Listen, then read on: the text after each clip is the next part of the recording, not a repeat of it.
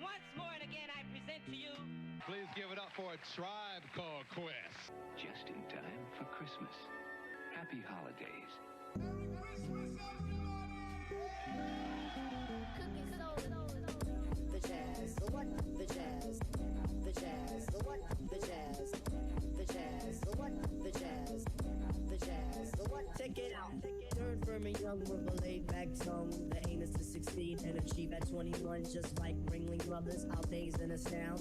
Captivate the mass cause the pros are profound. Do it for the strong, we do it for the meek. Moving in your booming and you're booming in your Jeep or your Honda or your Beamer or your Legend or your Benz. The rave of the town to your foes and your friends. So push it along, trails we blaze. Don't deserve the gall, don't deserve the praise. The tranquility will make you up all your fists. For we put hip-hop on a brand new twist. A brand new twist with a hoagie, a mystic. So low-key that you probably missed it. But yet it's so loud that it stands in the crowd. When the guy takes the beat, they bow. No doubt. So raise up, squire, adjust your attire. We have no time to wallow in the mire. If you're on a foreign path, then let me do the lead. Join in the essence of the cool out breed. You cool out to the music, cause it makes you feel serene. With the birds and the bees and all these groovy things. Like getting stomach aches when you gotta go to work. Or staring into space when you're feeling berserk. I don't really mind if it's over your head, cause the job of resurrectors is to wake up the dead. So pay attention, it's not hard to decipher. And after the horns, you can check out the cipher. The jazz, the what? The jazz, the jazz, the what? The jazz, the jazz, the what? The jazz, the jazz, the what? Check it out. Competition, them try to come sideways. But competition, them must come straight way. Competition, them try to come sideways. But competition, them must come straight way. How's about that? It seems like it's my turn again. All through the years, my mic has been my best friend. I know some brothers wonder, can Piper really kick it? Some even wanna diss me, but why sweat it? I'm all into my music, cause that's how I make tapes. Try to make hits like it could remix tapes. Me sweat another, I do my own thing. Strictly hardcore tracks, not a new jack swing. I grew up as a Christian, so to God I give thanks. Collect my bets, listen to Shabba Ranks. I sing and chat, I do all of it. It's 1991 and I refuse to come back. I take off my hat to other crews and tend to run, but the low end theory's here. It's time to wreck shop. I got Chip and Shot, so whom shall I fear? Stop, look, and listen, but please don't stare. The jazz, the what? The jazz, the jazz, the what? The jazz, the jazz, the what? The jazz, the jazz, the what? Check it out, check it out, check it out, check it out. I think I'm gonna give the money I save shopping here to the needy. Check it out, check it out, check it out. Thanks, Mom. I didn't say greedy. Oh my God. Check it out. All my peoples in Queens, you don't stop. Now all my peoples in Brooklyn, you don't stop. And all my peoples uptown, you don't stop. That includes the Bronx and Harlem, you don't stop. Now to that girl Ramel, you don't stop. I said because ladies first, you don't stop. And to the JBs, you don't stop. And De La Soul, you don't stop. And to my brand Nubians, you don't stop. And to my leaders of the new, you don't stop. And to my man Large Professor, you don't stop. Keep rock for the beat, you don't stop. Everybody in the place, you don't stop. You keep it on to the rhythm, you don't stop. And last but not least, on the short shot, this is Zulu Nation. Can you remember the gift you got last year? A lot of people can't. But here's one gift you'll remember for years.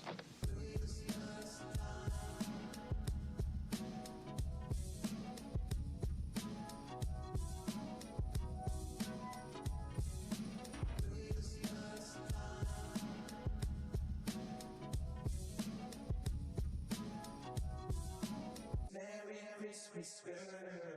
1988 senior year at Garvey High, where all the guys were corny, but the girls were mad fly. Lounging with the tipster, cooling with Shy, scoping out the honeys. They know who they are. I was the b-ball playing, fly rhyme saying, fly girl getting. Whenever was I sweating? Cause when it came to honeys, I would go on a stroke until I met my match. Her name was Flo. Yeah, I messed around with the one called Flo. All the troopers round the way used to call her a hoe. But deep down in my heart, I knew that Flo was good to go, cause I thought it was me, like Belle Biv DeVoe. But little did I know that she was playing with my mind. The only thing I've learned is good girls are hard to find. I feel like Heavy D, I need somebody for me. Not someone whose mind is blanket trying to juice me for my banks. Swinging with my main man Lucky behind my back. What type of crap is that? Yo, how's about a smack? Word life, I can't thought I was all that. When now it seems I've met my match. I was a stone cold lover. You couldn't tell me Jack. Settling down with one girl, wasn't trying to hear that. I had Tanya, Tamika, Sharon, Karen, Tina, Stacy, Julie, Tracy. Used to love them, leave them, skeeze them, tease them, find them, lose them, also abuse them. My whole attitude was new day, next hump. And believe it or not, they all got done. But here comes Flip with the crazy whip appeal, and I'm all too man, like Alexander O'Neal. Is this really love? Then again, how would I know? After all this time, trying to be a super hoe. She finally played me, but yo, I'd find another, cause I've got the crazy game, and yo, I'm smooth like butter. It's like butter. It's like butter, baby. It's like butter. It's like butter, baby. It's like butter. It's like butter, baby. It's like butter. It's like butter, baby. It's like butter. It's like butter, baby. It's like butter. Like the butter, baby. Not no parking, not no margarine, strictly butter. Strictly butter, baby. I remember when girls were goody two-shoes, but now they turn to freaks all of a sudden. We love you, Ease bye. off, ho, my name's Moon. Fight this, fight that. Where you going, where you want? These girls don't know me from Jack, yet I feel like the Mac. You didn't want me then, so yo, hun, don't want me now. Yeah, take the towel. Wipe off your brow and take the contact out your eye. You're far from looking fly. You're getting E for effort and T for nice try. And tell me what's the reason for dying your hip. Slum village roll still dangling in your ear. You barely have a nigga still sporting a rope. 4-finger ring just so Pfeiffer can scope. You looked in the mirror, didn't know what to do. Yesterday your eyes were brown, but today they are blue. Your whole appearance is a lie and it can never be true. And if you really like yourself, then you would try and be you. If your hair and eyes are real, I wouldn't have dissed you. But since it was bold, I had to dismiss you. But if you can't achieve it, then why not try and weave it? If you can't extend it, then you might as well suspend it. If you can't braid it, best thing to do is fade it. I asked you, did you hear? And you tell me, Diane, maybe if you and just you. Talk to you, maybe, but I can't stand no bionic lady trying hard to look fly. But yo, you're looking dumber. If I wanted someone, I would have swung with Jamie Summers. You wanna be treated right? See Father MC or check Ralph Tresvant for sensitivity. Cause I am not the one. I got more game than Parker Brothers. Fight dog is on the mic and I'm smooth like butter. Hi, this is Julie Brown with a Christmas Minute and a Half. You know, Christmas is a time of caring and loving, but they say if you can't love yourself, well, then you really can't love anybody else. And the best way to show that you really care about you is to spend most of your Christmas dollars on yourself.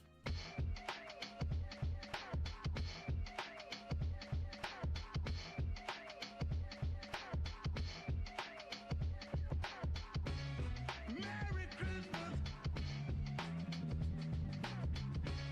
Merry Christmas.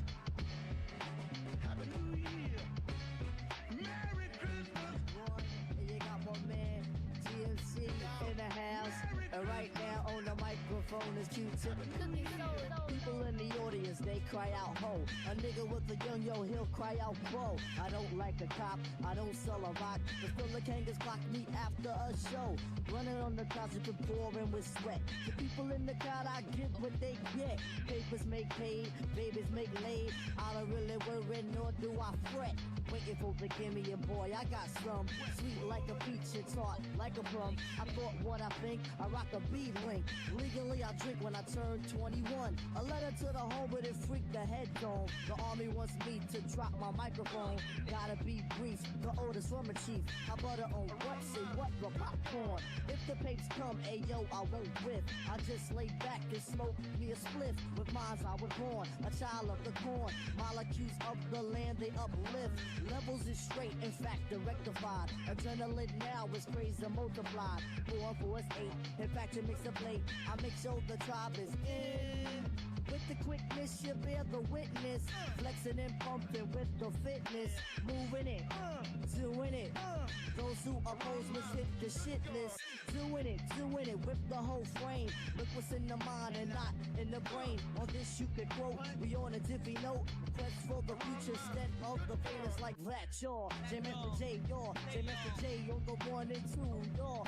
With my man Fife Dog to the left over there on the far corner. Merry Christmas. Merry Christmas. Happy New Year. Merry Christmas. Merry Christmas. Happy New Year.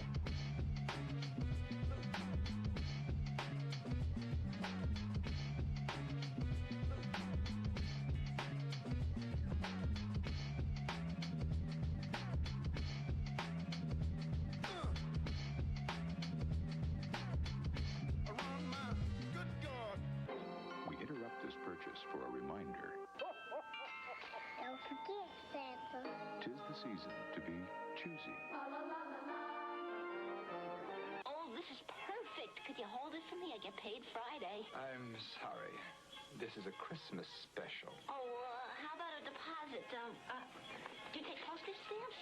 You take master charge, don't you? Master charge? Of course. You've just seen clout in action. Dashing through the snow in a one-horse open sleigh. O'er the fields we go, laughing all the way.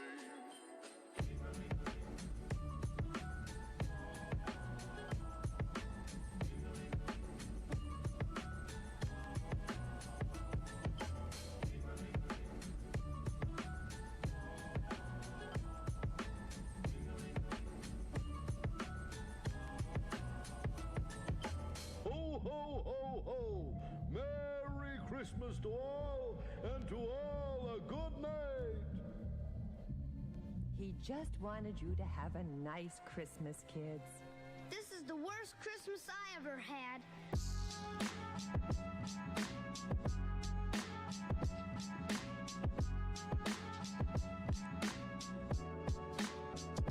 When folks say they want some raw hip-hop, it's who they quick to call Diggy Dog, cause my shit be Neanderthal. Some call it primitive, but then it's you were earlier time.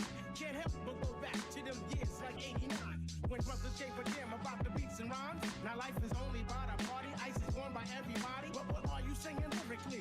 Come on, seriously. See, that's what's wrong with this motherfucking industry. MCs be listening to they A&R friends, but they ain't your friend. They ain't into setting no trend. It's all about them and how you can make them some ends. But fuck that, I'm here to make sure that skills transcend. Where there's a patent of pen, life gon' make him some yeah. With Mr. Fudge on his job, hot tech on the blend. Wifey holding me down, granny singing me hymns, urging me to praise God and keep my eyes on him. Just to look at Jack, seeing he's a minute to me. Simply put things in perspective on how to MC and being all I can be. Done deal, and that's real. Fight the baby face, I hip hop with the raw with the peel. I'm here to do what I can do, and then I'm done today. Yo, fuck that, this where the realness at. I know you fraud ass rappers can't attest to that. Yo, well fuck that, this where the realness at. Real rap ain't that you hate while the rest fake jack. Yo, fuck that, this where the realness at.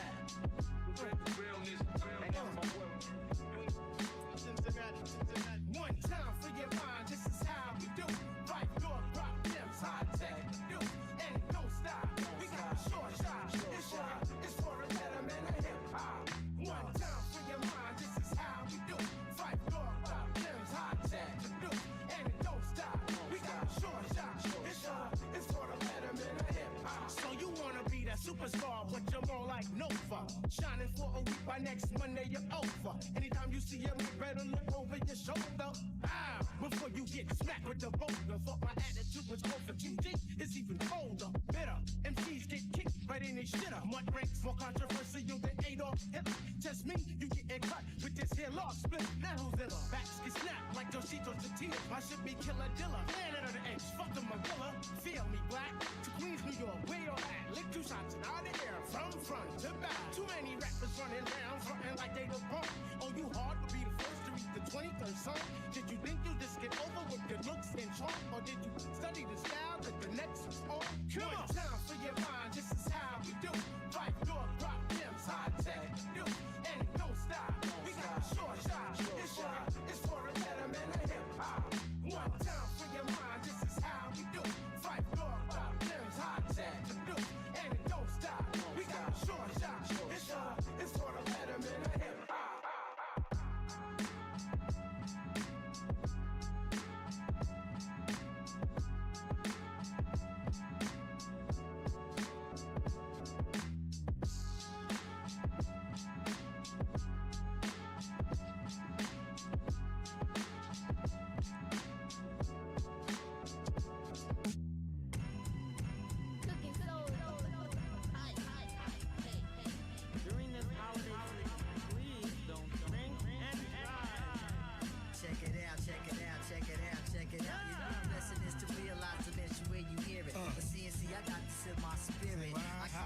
Foundation doesn't make a good home. That's why mine's built on chrome microphone. I'm about to do it to you readily, steadily, to domestically. Come on, it's the complete, come on, unique for rebreed that'll keep you broke down like a Ross 5-speed. So move, buddy. Hey, yo, I got to get this money in this land of dead and crummy. Ain't a damn thing funny. Hey, yo, shout out to Mob Deep, the Extra P, Busta Rhymes, Daylight, the JBs, and Don't Sleep. We got reality for the cabbage, staying sincere to this. So I know we gonna manage give me liberty and mass amounts of Swiss bank accounts. With the sustainer, it'll be real. So me and my peoples, we can sit down and mail like Rampage with that last Boy Scout appeal. I got that silk satin Manhattan intelligence feel that keeps everything on even kills.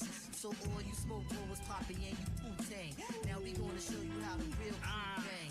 Put it on your neck just like my man Dex. Better yet, Elijah Warren. I got the magic wand cause you know my thing is born. Just like that, I got the consequence with the ill type rap and fight dog in the diggity. You kick the wiggity. Christmas time is here. It's a jolly good time of the year. People somehow know the Christmas spirit they show. Sleigh bells in the snow. Everywhere you go.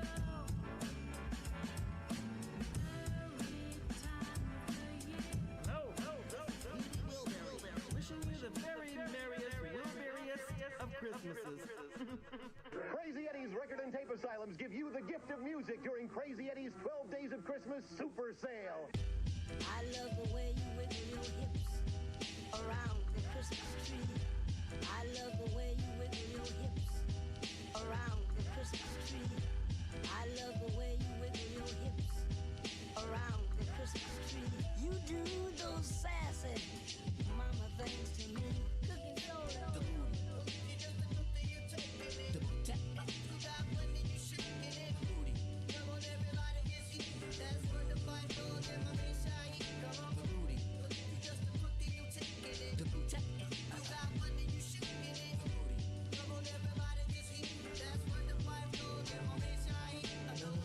Only y'all to keep my happy I cleaned up, but now I like getting flipping on brothers just like every Lou betting. Get off that and see what I'm saying. Born with this inside, you just can't get it. This is the legal pop and you have no weapon. Who was the naked brother who beat ass and stepping? Big the repressions and constantly be repping. When I was young, I stressed the couch, yo. Now I'm on Leatherman on the couch, yo. The black thing with knobs is called the back door. Can't we be cool instead of being foul, though? Ghetto town dreams of fast cars and fast dollars. Pressures of life sometimes make you holler. Scream all that devil shit and talk like a scholar. You done with the doorknob and why not, father? Pipe door, and a bite back in your top door. Getting it up, flick his paws. MC from now till I get around.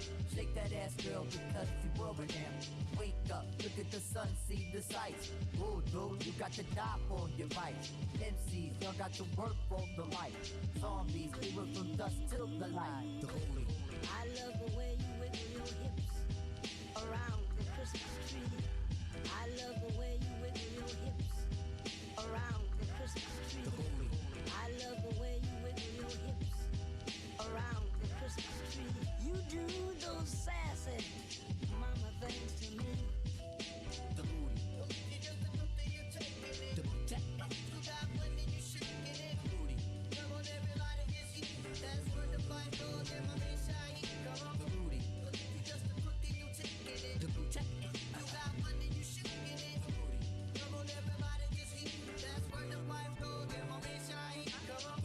The beat, yo, it's never the same.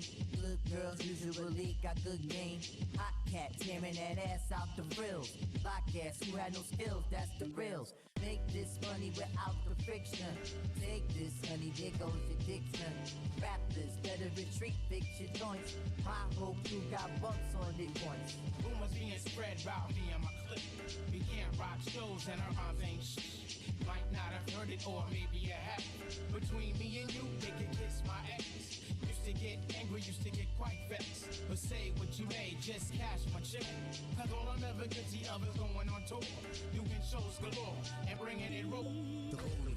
I love the way you wiggle your hips around the Christmas tree. I love the way you wiggle your hips around the Christmas tree. The holy.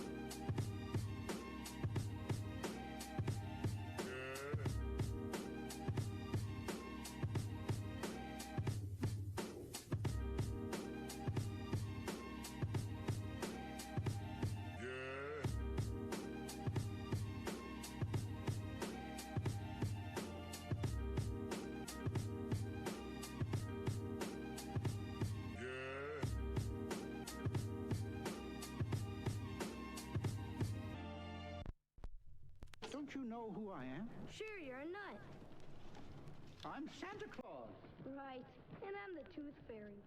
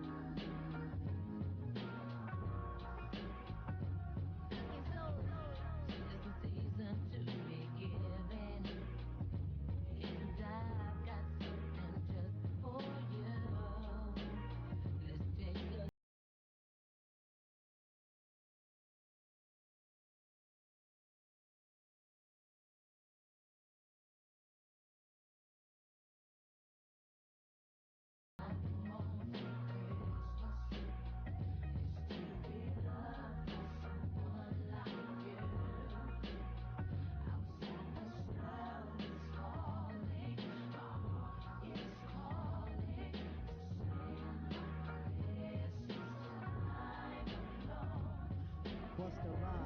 In effect. Shaheed is in effect. Fife Dog is in effect. Check it out and give me my spec. I'm moving, yes, I'm moving, cause my mouth is on the motor.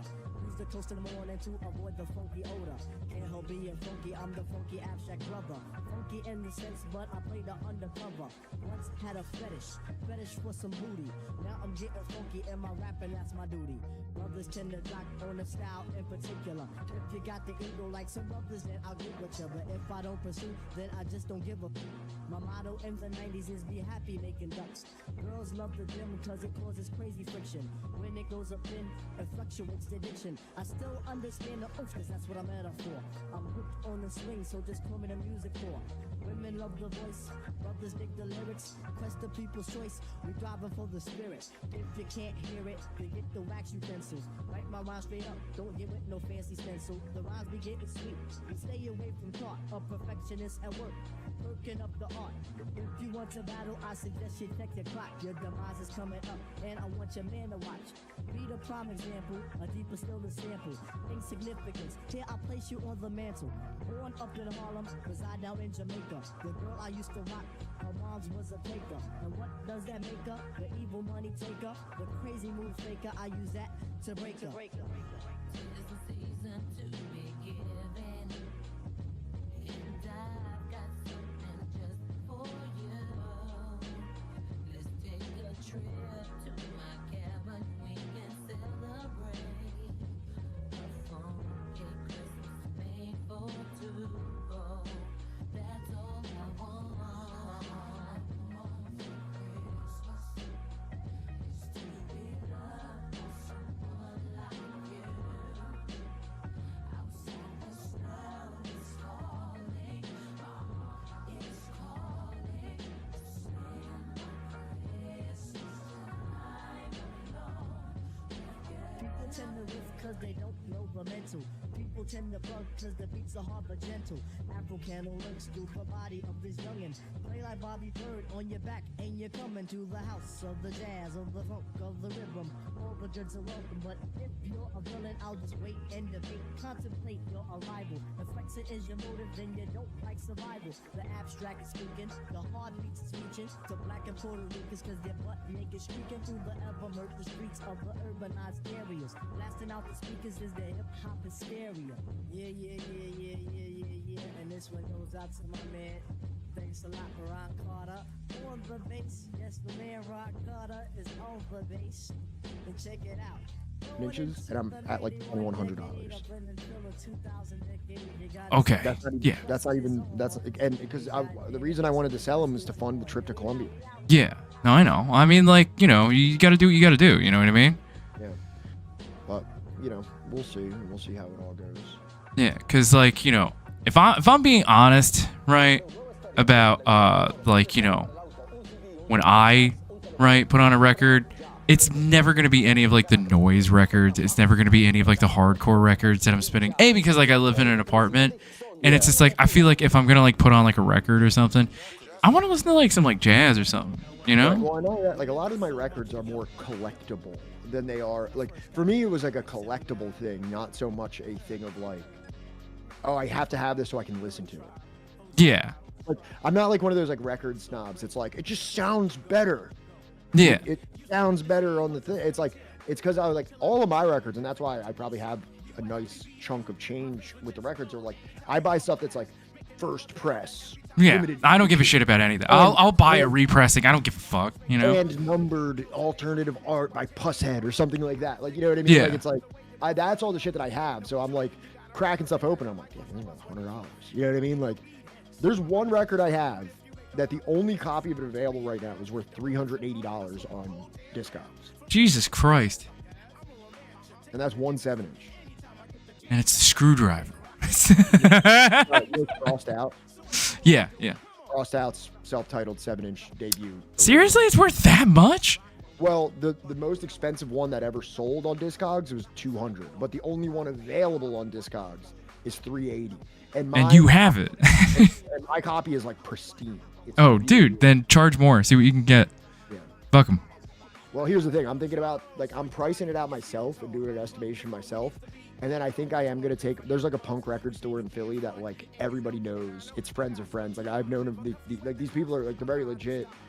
I'm going to go down there and be like, what will you give me? And if they offer me like 75, like between 65 and 75% of what it's worth, I'll probably just be like, have fun with it. You know what I mean? Like, but hey, what's up, everybody? We're talking about fucking records like a bunch of nerds. Jackadoon, subverting the holidays. FDR, Ninja Can, happy Festivus. Indeed. Hash Kush, Indeed. hey, what's good? What is good to you, Hash Kush? We've missed you. I know we've taken some time off. Frank. Kush Lord Papa Kush. Hey, Grom. How are you? Hello. What holidays do they? Sorry, I'm late. What holidays do they fucking celebrate in that pagan fucking village that you live in? Yeah, What holidays? Which holidays do they celebrate there? Because I know it ain't American Christmas. Well, it's Christmas on Sunday. I'm just kidding. You guys celebrate Christmas? And then what do y'all like? Burn a church? Yeah. on the 13th. Oh wait, no, not Amalek. What's the owl that like Alex Jones? Malak or something? Malak. What is that? I don't fucking know. Sorry, Grom. Go ahead. On the 13th, we celebrate Lucia.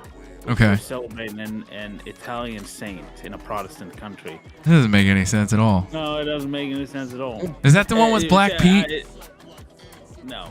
Oh. It's like a chick that got burnt alive. Oh, okay. And just some chick that your people burned alive. Yeah, that's a good way of phrasing it. Yeah. She was burned alive in Italy. So of course, the first Protestant country in Europe celebrates her on the 13th. Yeah. Sinchal says, do you burn a church? Why do you think there are churches to burn? Like, do you mean like, why do you think there are churches? Like, of course they're there to burn them every Christmas? Or I don't know. My brain's not making sense of that comment, Sinchal. Also, what's up, Ninja Can? What do they do? What do they do in French Canada for Christmas? What do they do in the occupied territory? And the occupied.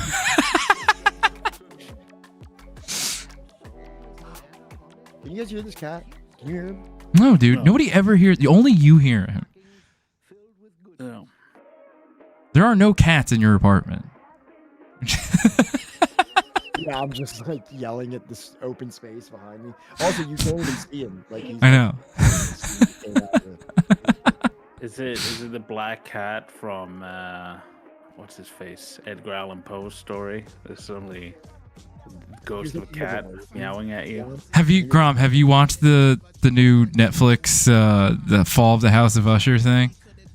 No, what's that? I don't have Netflix. I don't watch Right, well, TV. whatever. If you can pirate it, the Fall of the House of Usher. It was made by the guy of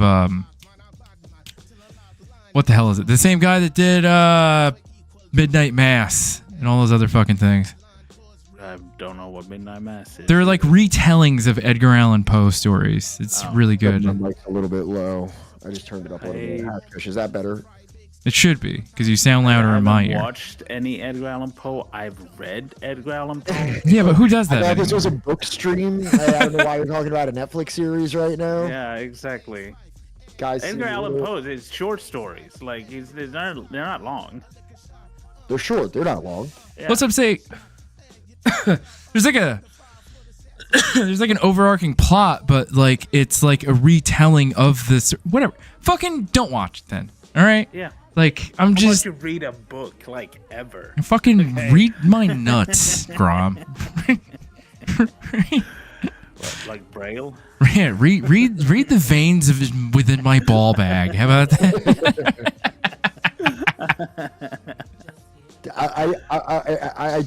I believe I'm right. I believe we've talked about scrotum fortune telling on this have we broadcast before, right? Like, no way. I mean, it's the fold's got to be unique, right? It's like a fingerprint. Yeah, like a lifeline. Like you're gonna be rich and successful one day. Well, I mean, like, so if you commit a crime, you not only have to like glove up your fingerprints, you're gonna have to glove up your nuts as well in case you leave an imprint somewhere. In case you leave an imprint of your nutsack somewhere. Also, imagine like getting like your nutsack read, and they're just like, "Hey, wait, hang on here a second. Yeah. No, this is your lower intestine. You need to go to a doctor. This is a serious hernia." Like, this is. By the way, random question: have any of you guys ever seen people put butter on their pizza crust? What? Well, the answer is yes. Garlic butter there's sometimes like a garlic butter glaze on pizza crust. I have seen this. Really? But only from like places like, okay, so you've never gotten like the dipping sauce from Little Caesars, the garlic sauce? I don't think I've ever even eaten Little Caesars before. What? I'm serious. I don't even. Remy did that. Look, fucking go Don't be fucking. Don't right do now. that, dude. We're from New Jersey. Like literally every single town in New Jersey, from Sussex County to fucking Cape May, literally has like 2 pizzerias. I'm from New Jersey, but I'm also from the struggle. Oh, fuck off! Come on, Yeah, dude. Like, I don't care. Like Little Caesar is goated. Okay. You got $5 hot and ready pizzas, and you're out and you're addicted to opiates in Lindenwold, New Jersey.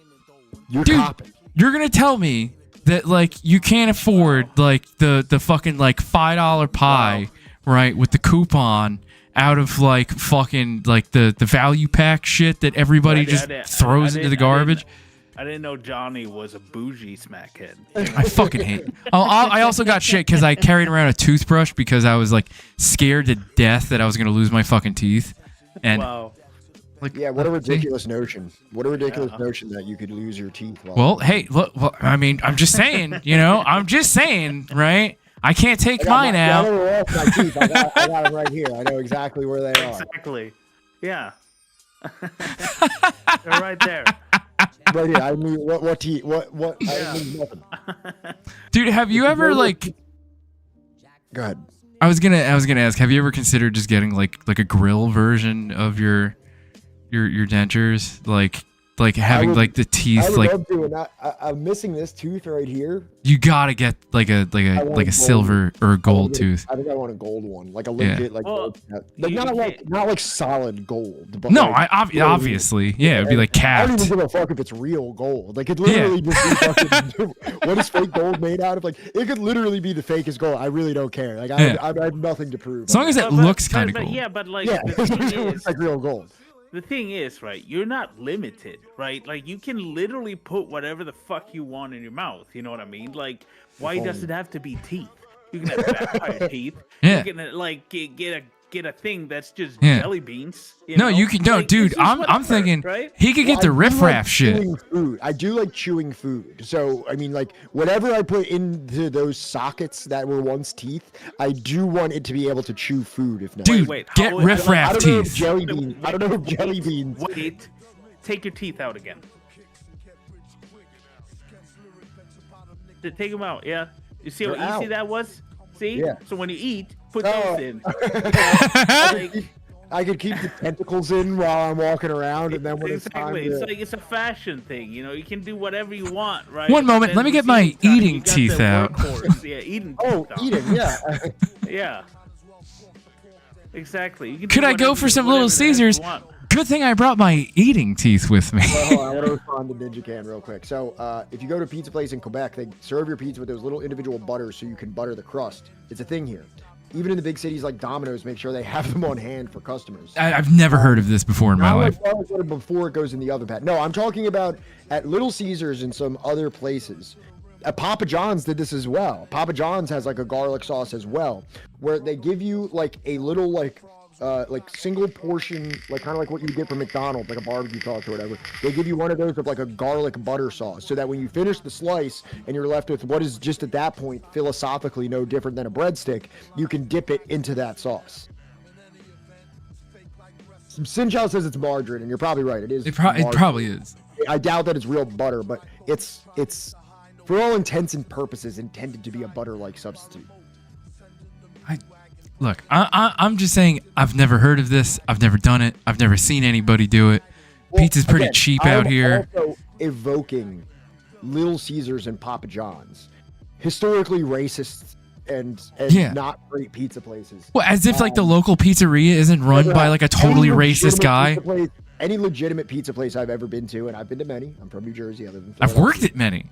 They do not give you butter. No, that doesn't actually happen. No, I've never once had a phone call be like, and the guy be like, "Hey, did you drop off the dipping butter with the pie?" No, what is this? You just forgot the butter. You just forgot the butter. You didn't give him the butter. It's for dipping. No butter. How are they supposed to eat the crust without dipping the crust in the butter?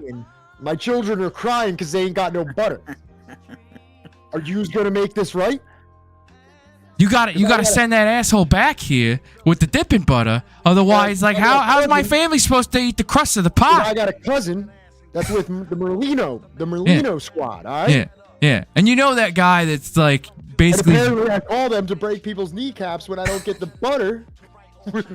Every guy I've ever known that owns and runs a pizzeria is like sweaty, dirty, addicted to painkillers. All right, like fucking actively. When I was a kid, the fucking pizza place, it was called. There was Larry's and there was Anthony's in my like hometown. Yeah, there was Larry's and there was Anthony's Pizza. Yeah, and Larry could like barely fit behind the counter. Yeah. Like it was a struggle for him to move himself throughout that he's got that like. You know the pizza is good. He's got that like every time he's talking to you, it's still there. It's a cornerstone of Glendora, New Jersey. It's a struggle for Larry to be able to get the words out to you about I'm pretty sure Larry's dead. I think his son runs it now.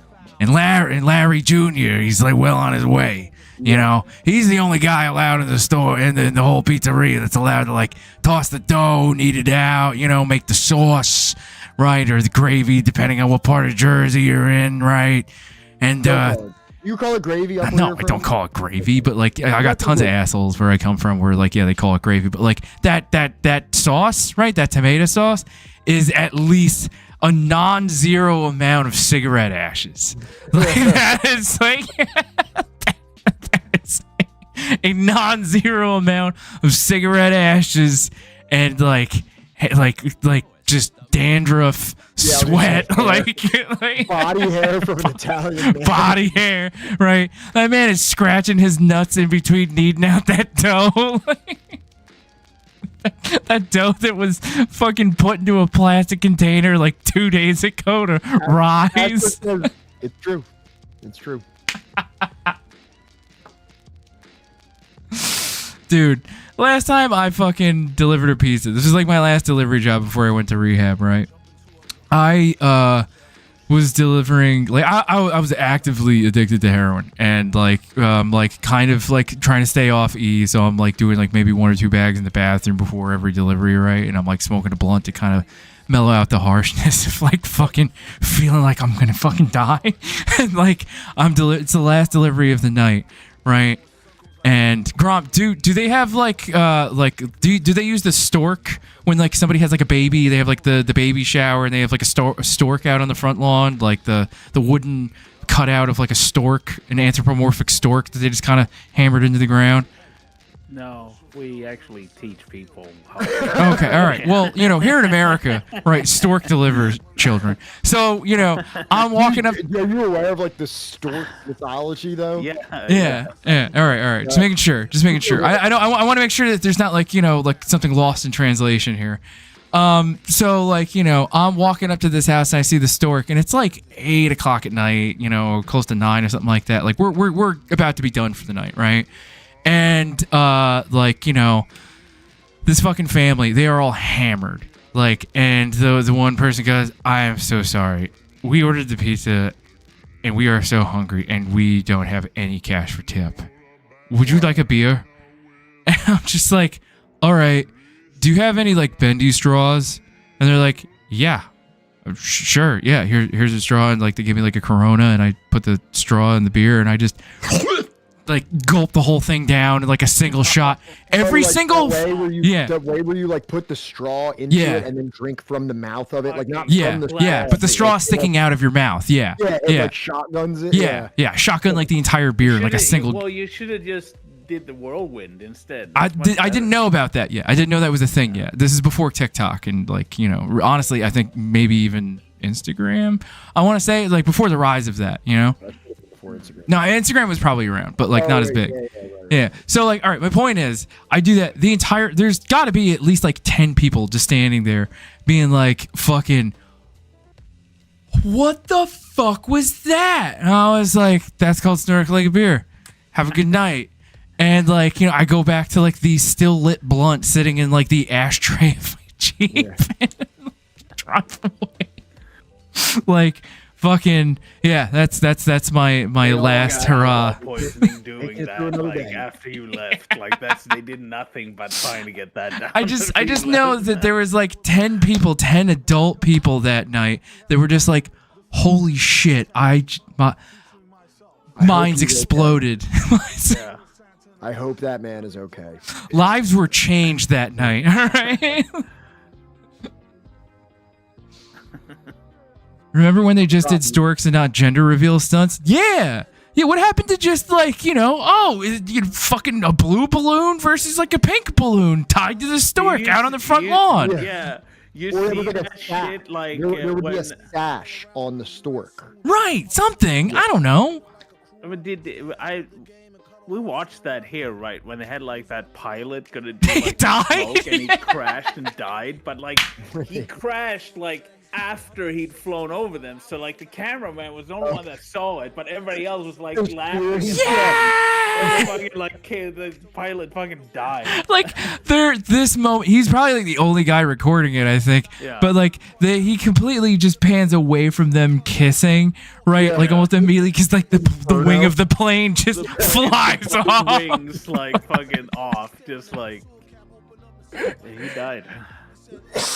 And like fucking, so that memory is, that memory is just forever. Like that man dying. Yeah, that's the circle. Oh yeah, no. I mean, like it's conceived, another one is taken. Like, would you tell that to your child? Like when they were old enough? It's like it would be impossible not to. Yeah. Like a man died.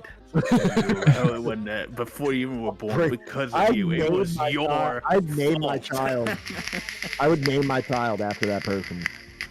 I feel like you would have to, right? No, come on. Nah, yeah, you would have to name it. No. And yeah, Ninja Cannon, how could it not go viral? Yeah. Like literally, no matter what event they were recording for that to happen. The point is that like it's a gender reveal, and like this is not even like the first time that somebody has fucking died from a gender reveal. A real dicey business. Dude, but why would you name it after? It's like you essentially got them killed doing something incredibly dumb, and you name your child after that. Not only is it like dumb, but it's like it really serves very little of a purpose. Like to be like that extreme with being like gender revealing. Yeah, I think that like, they just need to stop. Have a penis or not? You know, it's like or how about just not do it? Who gives a shit? Literally, who fucking cares? I feel like you have to be kind of weird. I feel like people that care about like, oh, is it a boy or a girl? Is it a boy or is it a girl? Right? Those people are fucking weird. All right. Who cares? Well, not only, it's not that they're weird, it's just that the father has lived through an intense amount of like, he knows about like, even if he doesn't know the terms, he understands patriarchy and misogyny and abuse and predation that exists in society, and he knows the things that he's likely done throughout his life. Yeah. So he has this like innate phobia of like, please don't let me be a girl. I can't handle it. Exactly. I mentally cannot handle bringing Well, the girl into a world Well, that I have well, also contributed to making an extremely Right. uncomfortable place for them. When None they of us say think it's you a can. boy, the first thought he gets is like, "Oh, thank God, nobody's gonna fuck my daughter." Yeah.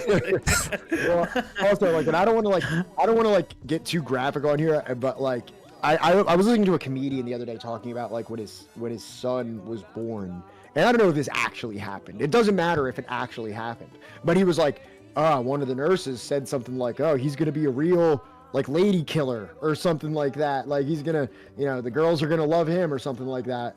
And it's just like, I started thinking about like what the opposite suggestion of that would be. Like if She's gonna get murdered by some fucking. Jesus Christ! Like it's like, She's gonna get hounded from the time that she is a child by men. Oh, she's gonna be objectified fucking constantly forever. And little known fact, that kid grew up to be John Wayne Gacy.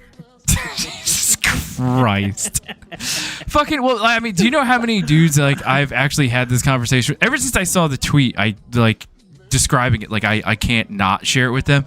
And I'm like, have you ever thought about how every woman, including your mom and your grandma, have just been like sexually harassed from the time that they are children by grown men and like little other little boys from like the time they were children, and they're just like, I don't want to think about that, man. And I'm just like, all right, well, it's in your head now, so talk to you later. Almost actually, I don't want to say if it's worse or not, but in my head, in my absolutely non-woman understanding of life, right? At least we're kind of starting to see that this wasn't a thing, or isn't so much a thing anymore. But for like the largest portion of like time, like a woman's entire chance at life was predicated on her marketability.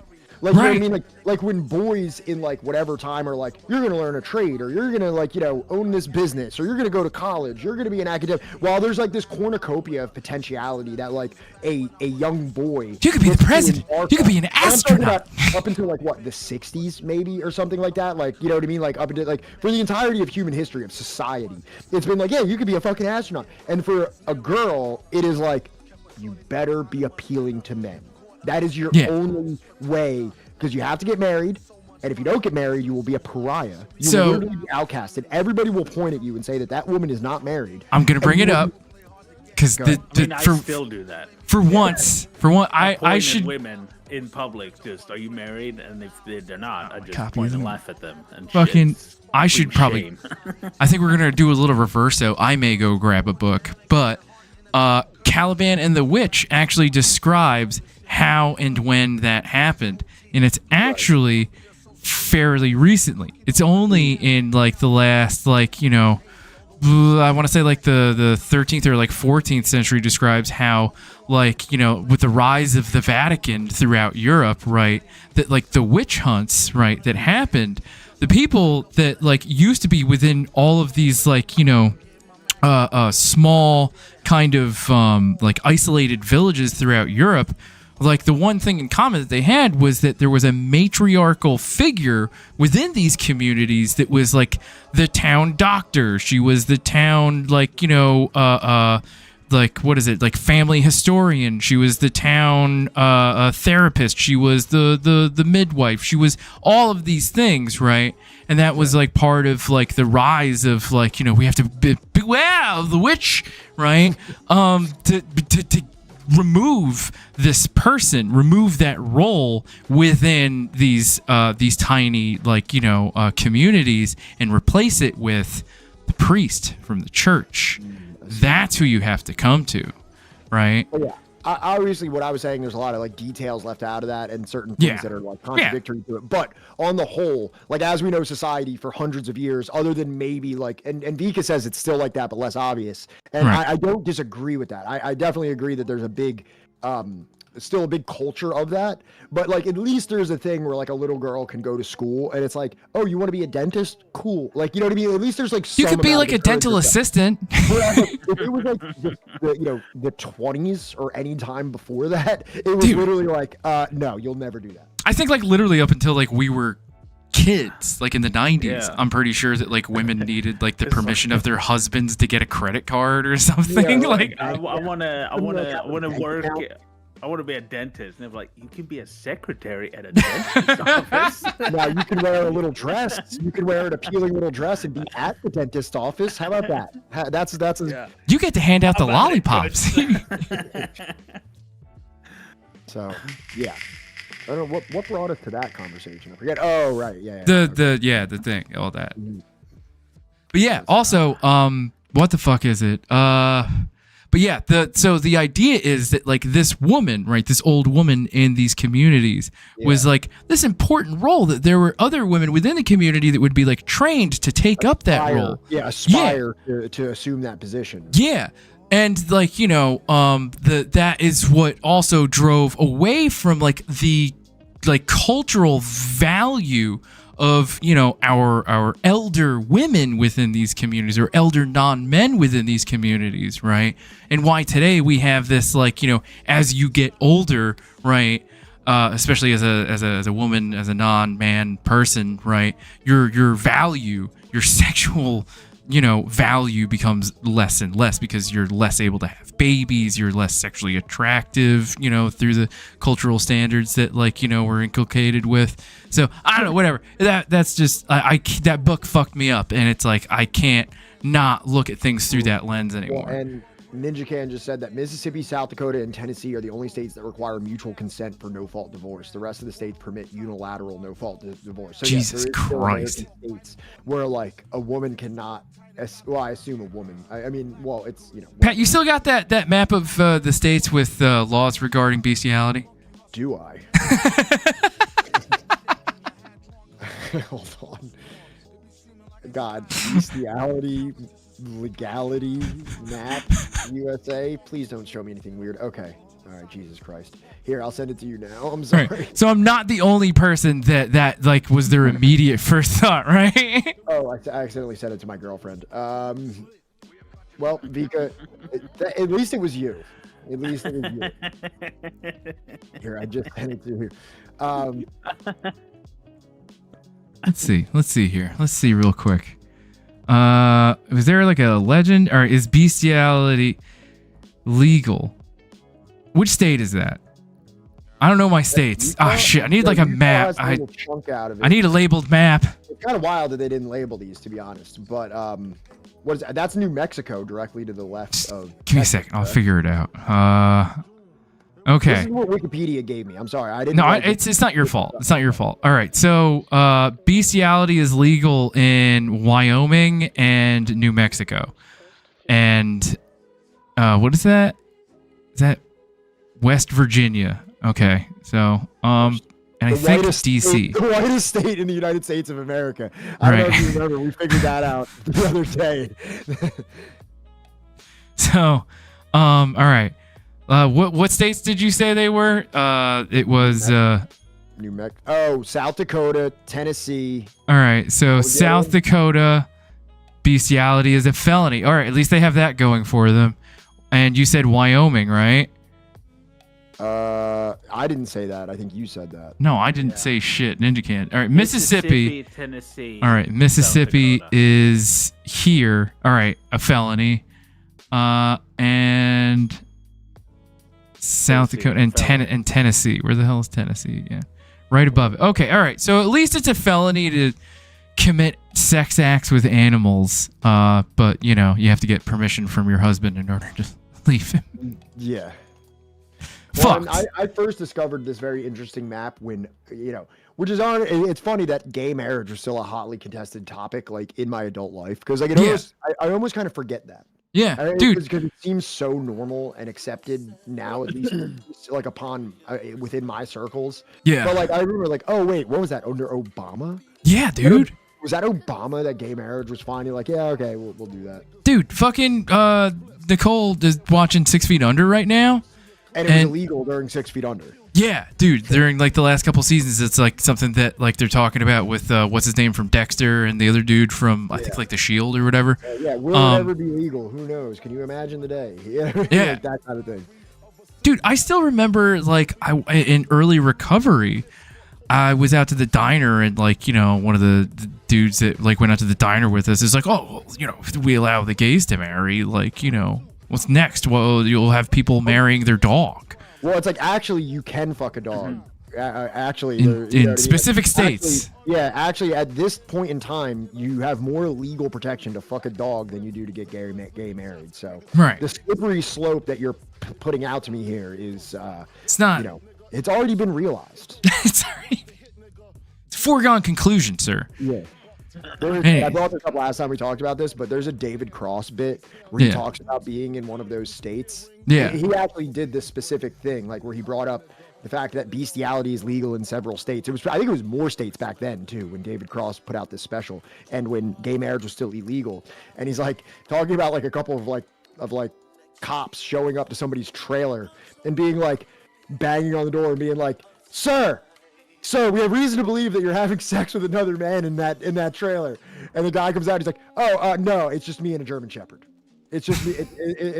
No. I can't believe. Yeah, I understand how you would think that this is some kind of a devious sexual act that somebody could be engaging in here, but nope, just me and my German Shepherd.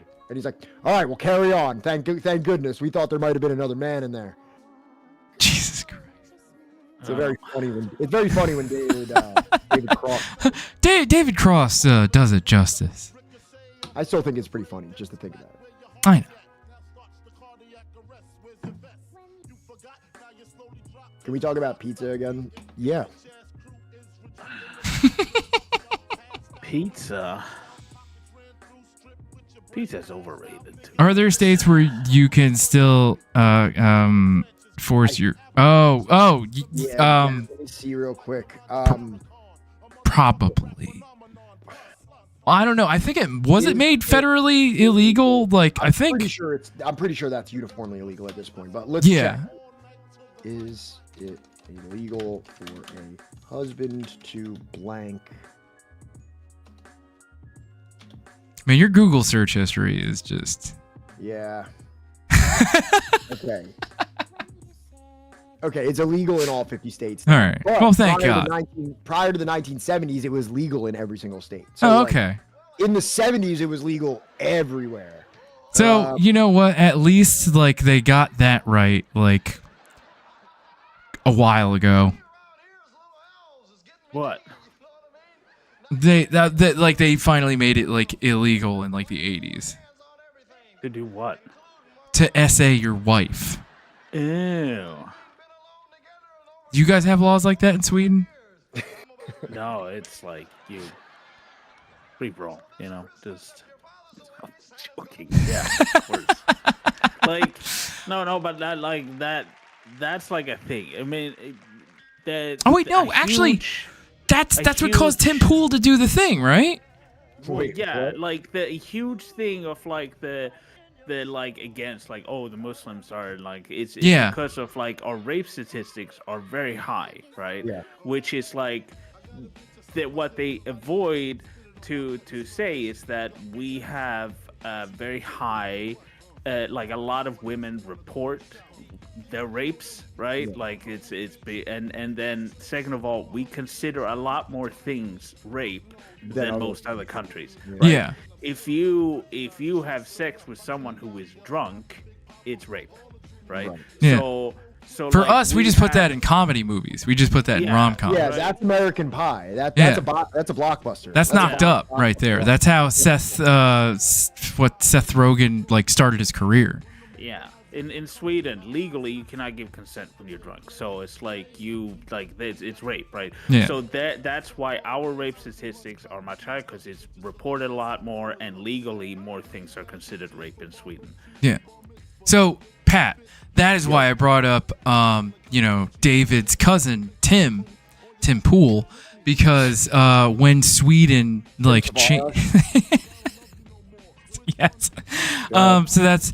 When Sweden changed their laws regarding that, like suddenly their statistics went through the fucking roof. Right, and they blamed it on immigrants, right? Yes, exactly. Jesus Christ, Vika. Huh? Vika made a joke saying overhead lighting is the R word. I don't know what that means. I'm not. Oh, God. Jesus Christ. What's wrong with you people?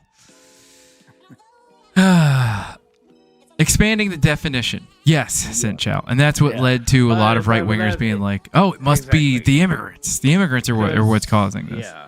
Because like, first of all, like, most people, again, people don't understand how statistics work, right? And like, the actual, like, you have to, like, people will, like, find statistics online and wave them around and stuff like that, but it's like, you have to know a lot more than what those says, right? Because, like, if especially when it comes to, like, rape statistics and so on, right? Because it's like you're assuming that everybody it's a legal term, right? And you're assuming that everybody goes by the same definition of that thing. While some countries, it's like, as you said, right? There are some countries where you're allowed to rape your partner, right? Like, which is where a lot of those instances happen, right? So in a country like that, rapes will probably be very low, right? Because there's no crime to report. Exactly. Right. Officially speaking, if they don't recognize that as a crime. Right. And then I imagine in Sweden there's a different taboo as well, or less of a taboo for even reporting it, which, like, you know what I mean, like a place like the United States, there still seems to be like and rape is very underreported, because despite what a lot of people think, because when people think about rape or sexual assault, they think about, like, the shady guy in the park, right? Yeah. Which is like a minuscule part of it. Right. Most rapes are done by people family or people you know, or just literally your own romantic or your partner. Your partner. Yeah. The most dangerous person in a woman's life is their partner. Yeah, it's just kind of like it's exactly like the whole, like, you know, what is it, like sex trafficking, like, you know, the predator. They think that Andrew Tate isn't a sex trafficker because a sex trafficker is literally somebody that has like a caravan of chained up women. Right. Something from The Wire or something like that. No, that they're like putting fentanyl on, like, you know, door handles, because that's how that works, and, like, you know, kidnapping them at gas stations at like 2:00 in the morning, right? Or that, like, you know, the groomer, right, is going to be like, you know, the drag queen at story hour at the local library, and not, like, you know, your weirdo fucking friend that, like, you know, isn't actually their uncle but gets called, like, you know, Uncle Handsy Petey, you know, like, fucking, that is the groomer that you are bringing into your fucking home. Right. Yeah. The one that knows a little bit too much about the story of Lot. You know what I mean? The story of what? The story of Lot in the Bible. I don't actually know that story, so I guess that bodes well for me. Just based on the context. Based on the context, I believe that's a good thing. Yeah. Ah, shit. Neurite says, I'm pretty sure tragically most women that's been a few relationship and have been pressured into it and allowed it but not wanting it, at least in many Western societies. I don't know about others. Yeah, no, I mean, I'm willing to bet money that, that, like, a lot of people don't even realize it, you know? Yeah. That was more of a joke on how much I hate overhead lighting, but I'm very stupid. I was not trying to make light of it. I know, V. I know. It's all right. You know, we've gone to darker places. We've done darker things here on this show. You have done darker things on this show. Like, you don't have to try anybody else in. You don't have to. You're the one that's mostly wildly inappropriate most of the time. Yeah. No, I have, you know, on occasion maybe crossed a couple lines. You know. Yeah. Me and Pat, we're civilized men. Okay? Yeah. Like, well, I definitely made my Malcolm sex joke that one time. Yeah. I have my demons. I have my demons as well. Yeah. Pat has nothing. I mean, Pat also, like, calls women females. Yeah. Pat has nothing but respect for femoids.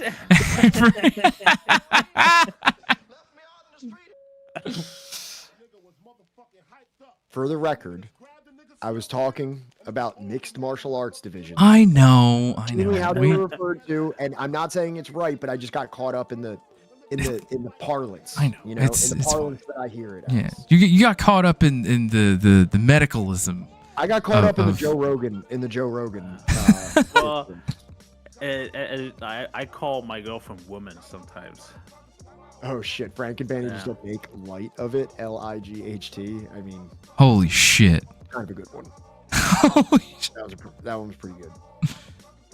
I mean, like, at least like you're not like saying things derogatory about like, your partner's Italian heritage. You know what I mean? Just screaming racial epithets at. Well, there was that. I saw this TikTok and like like they have a podcast too, and the whole thing, the only thing that like it's the dude that has like a generic American accent, basically making fun of his fiance who has a really deep Is this Bill Burr? accent. Is it Bill Burr? No, it's like this very kind of white bread white dude, right? Like just the most. It sounds like Bill plain Burr. white dude ever. No, Bill Burr's not a fucking plain white dude. Okay, no, I'm talking about like just default white guy, right? And he has like a Boston girlfriend, and he just keeps like having her say things and making fun of her. I love that. Yeah, that's fine. I'm fine with that kind of abuse. If David had more of a thick Boston accent, that's like all I would have him on. I would make him like a third host and just have him say things. I would like a podcast of it. Like I'll make fun of my girl. Like trust me, I bully my girlfriend too. Okay, like, like she. You didn't need to admit that on here. No, I'll admit it. No, but she always like because I mean she's from Macedonia, she's Balkan, right? Yeah. So she has like a few things like she says mountain, which I love. Yeah, no, that's like every person I've known with like a thick South American. Specifically, like accent for whatever reason says like mountain. Also, two-tone, tough Tony. What is your opinion on Colorado removing Trump from the ballot? Let me ask you this, two-tone, tough Tony, right?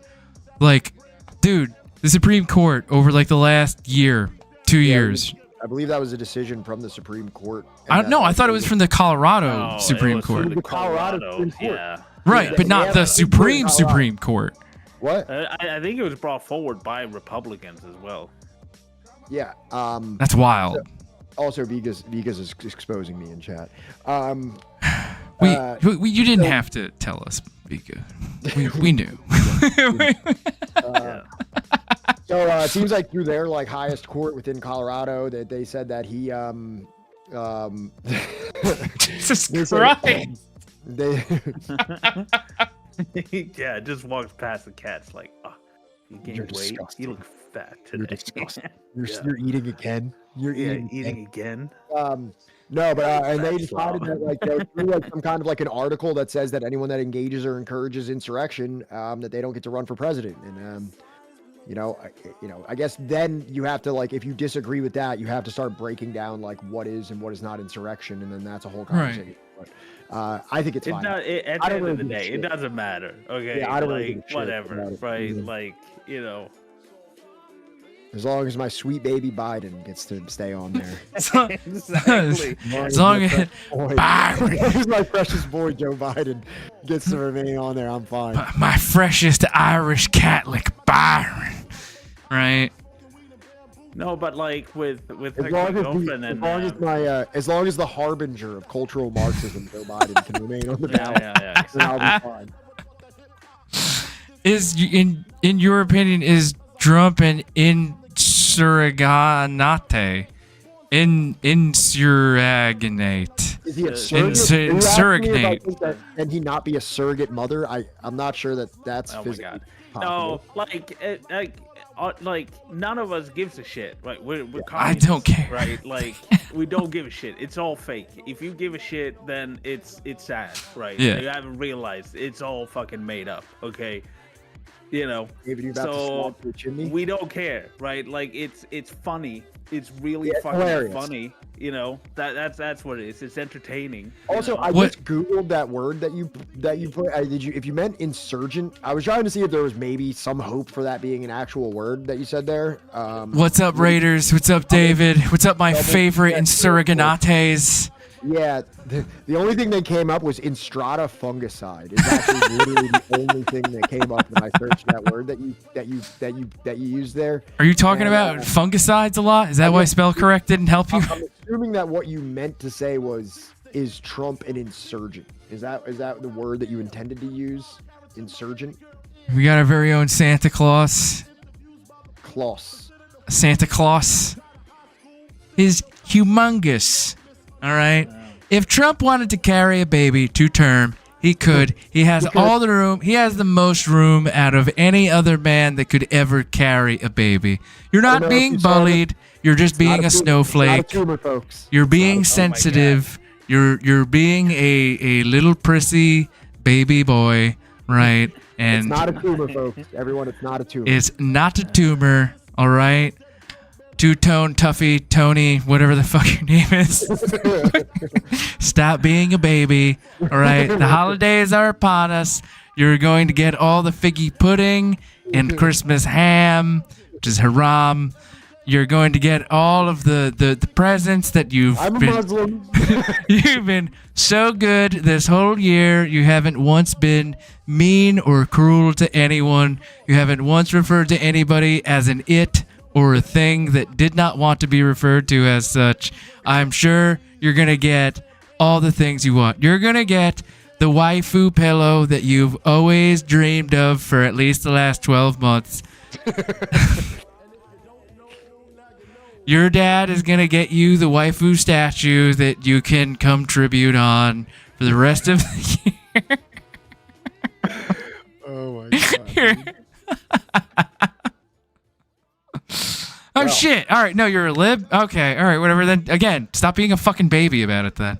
Yeah. Either way, tighten up. Keep your shit wired tight. Goosies. All right? No. Pat has sisters? Do you have brothers?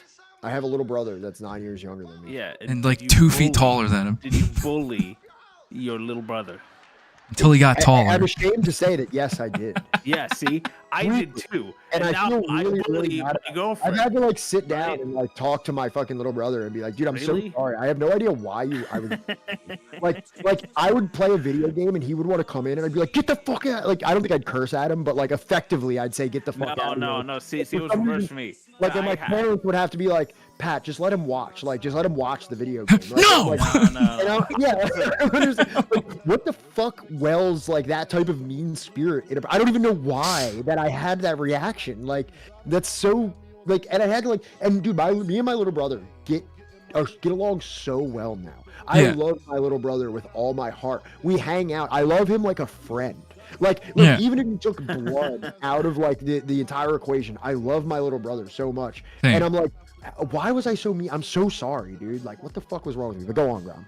No, for me, like my sister, she's like 2 years younger than me, and like I was the terror, okay? Because she was super grumpy all the time. She was always like, "Get the fuck away," like and stuff. And I was always like, "Yeah, that's fun. Like, I'll make her angry all the time." Let's get more of that. Let's get that reaction. Yeah, that makes me feel alive. Like once, like I think we were like fucking. I was like 16. She was like 14. I came home and I was like, "I love you," and she like, shut up. And she got so mad. She ended up like chasing me around the house with a knife. Jesus Christ. Yeah, that didn't happen between me and my siblings until like way later. Me and my little brother. No. And like the other day I realized, because it's like, you know, now I'm bullying my girlfriend. Yeah. So it's you know, you got like a weird Freudian thing going on there. For me, I always tease my girlfriend, but it's like, you know, like, dude, I'm a scutch. That's what my wife calls it, right? And like, I can't help it. There's just something about just kind of what. I think somebody gave a gifted sub to Timmy. Good. I hope they're listening to this totally uninterrupted. Thank you so much to anonymous gifter who gave Twat One Tough Tony a tier 1 sub. So thank you so much for supporting. 2 ton tough Tony. And no, Ree, you are not the only person to have been chased by their sibling with a fucking very sharp knife. Hopefully yours wasn't over. Whatever. I don't want to bring that up. My little brother is my best friend. Like, yeah, my wife is technically my best friend, but like out of like the people I'm blood related to, right? Like I could literally, even if I wasn't, like, he's just the funniest, like, talented. What? Can I give an interesting? Oh wait, Sam, did you give a sub too? I'm sorry if you did. I didn't see it. Did you give a sub to Tony? No, it was announced as an anonymous. Yeah, it said it was anonymous. So no, it's been subbed like way before. Oh, okay. Jeez. Well, I'm so sorry, Sam. We've been caught up in a lot of. We've been talking about bestiality. My bad, man. Yeah. I'm so sorry. We appreciate and love you so much. We love you, Sam. But what I was gonna say is, fuck. What was I gonna say? I was in the middle of talking about my siblings. Oh, but, no, I was gonna. You're in the middle. Okay, go ahead. I was just gonna say I went from literally when my younger siblings, because I'm the oldest of three, when my brother or sister were put in timeout, they would be crying. So I would literally go into timeout with them, pick them up, and then sing them to sleep. I was literally like this with my siblings, and it wasn't until my teenage years and other kids my age fuck that up. If like, you know, like I think solidarity between siblings always needs to be like, you know, fucking you gotta be tight. All you got is each other, you know? And I feel bad for people that don't have that. And I hate when that happens. I have that now. I mean, like, we're fucking adults. Like, I regret every horrible thing that I put my siblings through. I regret so much. But now, like, you know, my brother and my sister, like, those are the homies. Like, when shit hits the fan, like, those are the two people in this world that, like, you know, I got your six. Like, you know, like, I'm getting you to safety, right? Yeah. Like, I live and breathe for you, right? But yeah, my little brother and my little sister, coolest people ever. Am I allowed to share a little bit of like subversive history lore and trivia? Yeah. About how I met. We know how I met you, but can I share how I met your brother? Because it's kind of kind of interesting how that played out, right? Like, serendipitous. Yeah, it's kind of like a not so. So for all of you that know, for all you real subversive history heads out there, for all you guys that have been following this, you may know that in like the year 2012, Johnny and myself first made acquaintance in a substance abuse rehab facility. That's where this all started. The only reason that we're having this conversation today on this platform with like the 50 odd people and a guy from Sweden that are all here with a map of bestiality that is. Oh, right. I always forget to do this. They don't know what it is. All right. The only reason that we're at this moment is because Johnny and I met in Florida in a substance abuse rehab facility. Right. So we all know that. We know about that. I spent a couple extra times in the rehab facility than the time that I met Johnny. And I think it was my fourth time in rehab. I just so happened to be sitting outside one of the houses talking with some kid who's playing a guitar. He has a guitar that he's playing. I'm sitting there and he's like, da-da-da-da, like, you know what I mean? Yeah, you know, da-da-da. And I was like, what's your last name? And it's like, you know, I'm not going to say what it is. Thank obviously. you. Please don't do that.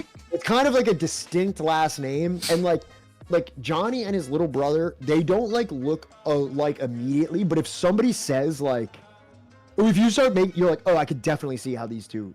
Dude, we even sound alike. Right. Like, yeah. So when he said the last name, something was I was like, damn, that's a familiar last name. Like, I think I like know somebody. Like, and then I was like, wait a minute. I was like, is your brother Johnny? And he's like, yeah. And I was like, holy shit, dude. Like, I was in here with your brother like fucking 3 years ago. Like, this is nuts. So I actually met not only Jonathan, but I also met his little brother in rehab. Yeah. Separate times that I intended. Like 3 or 4 years later. That's crazy. If that's not God at work, I don't know what is, man. That's like, God, brother. Yeah, that is what it is. And I've talked about this before, where it's just like, nah, homie, we were ordained by God. We have to be friends. I was like, wait, your name's dialectically? That's so weird. Yeah, little brother dialectically. Yeah, little bro dialectically. Yeah, Than, as he is also known. But yeah, no, like that for me was, I think, was like the biggest like thing that clicked for me, that I'm just like, nah, no, there's something special here, right? Like we are destined to be friends. Yeah. And just so everybody knows that there is like, an epidemic of substance abuse issues in the state of New Jersey. And, me, Johnny, and his little brother are all representative of that. Yeah, and the fact that you two met in a completely different state that neither of you two are actually even from, right, is the crazy thing. Yeah, in that state that none of us are from. Yeah. So that's wild to think about. Yep. Well, I mean, it does kind of make sense. Oh yeah, no, we're over a decade for me, Ree, and Pat, you're coming up on like a decade too, aren't you? I'll have a decade in April. Nice. So long as I don't, God willing. I haven't taken anything harder than a fucking Tylenol in like 12 years in March, Ree. I took what's that stuff called? Tramadol when I got all my teeth ripped out. Well, I don't think that counts, dude. I think that's just like, I had to take medication because, like, parts of my body were being removed. I don't think that counts. It's like, I never said it counts, but I have taken things harder than a Tylenol. Well, you, excuse me. Jesus your teeth are not a part of your body, okay? Oh, right, yeah. No, they're just bones. Right. Yeah, health insurance would cover it if they were actually part of your They're luxury bones. Yeah, it's there are other beings. It's a symbiotic relationship, Yeah, right. So two separate entities. God, it's so fucking hot in here. Fuck. All right, so Grom, right?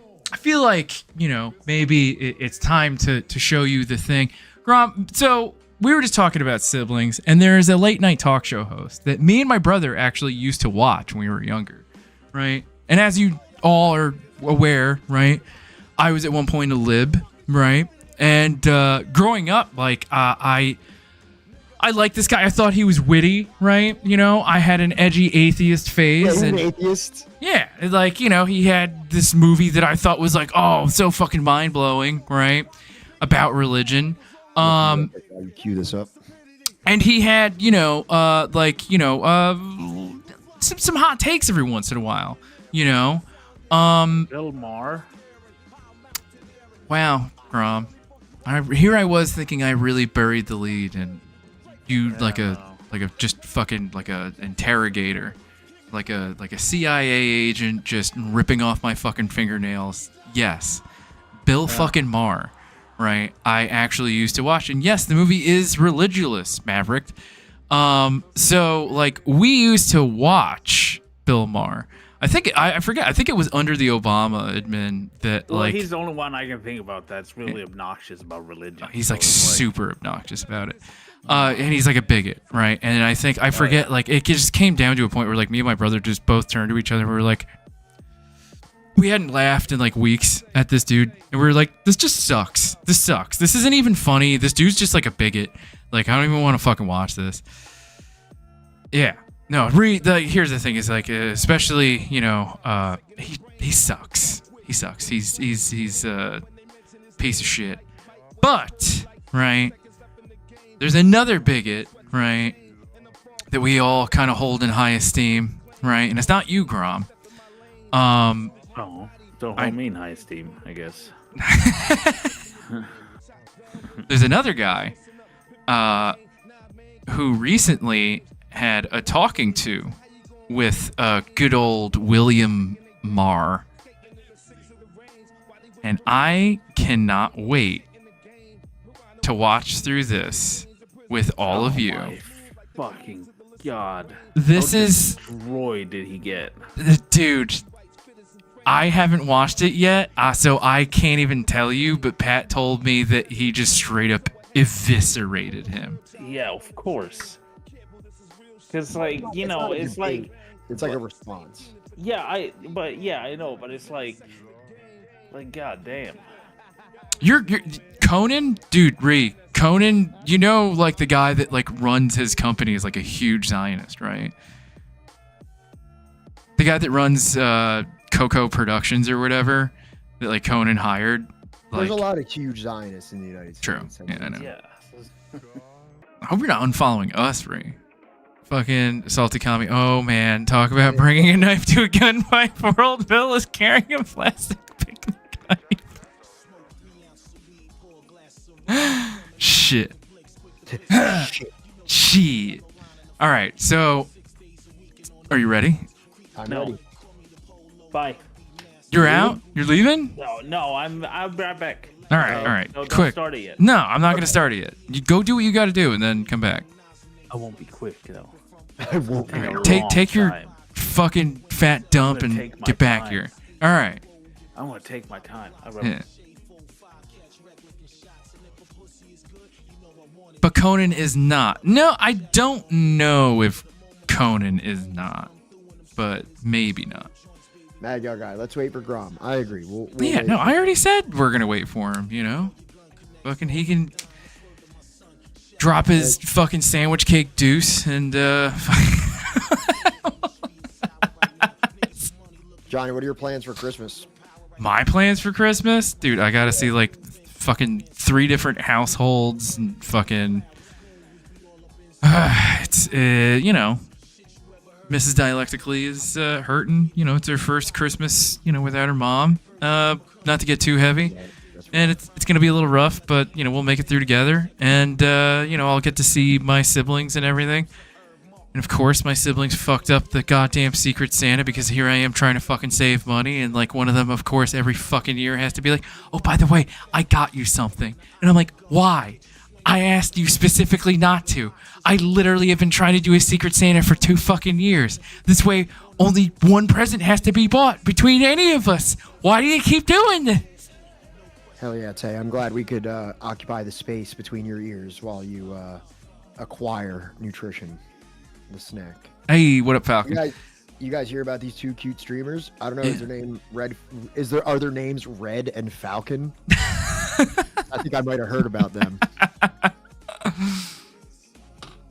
Yeah, you're an associate now, right? What's an associate? Like what we are. Because like, yeah, like I'm pretty sure that like Vic got enough raids that like they just made him affiliate. No, they're a team. They go by Subversive History. Thank you. Listen, if you love think you, homie. It's you know, this is just 2 cuties looking at each other. Okay. Just 2 kings. Just 2 handsome kings. Realize, recognize real guys or whatever.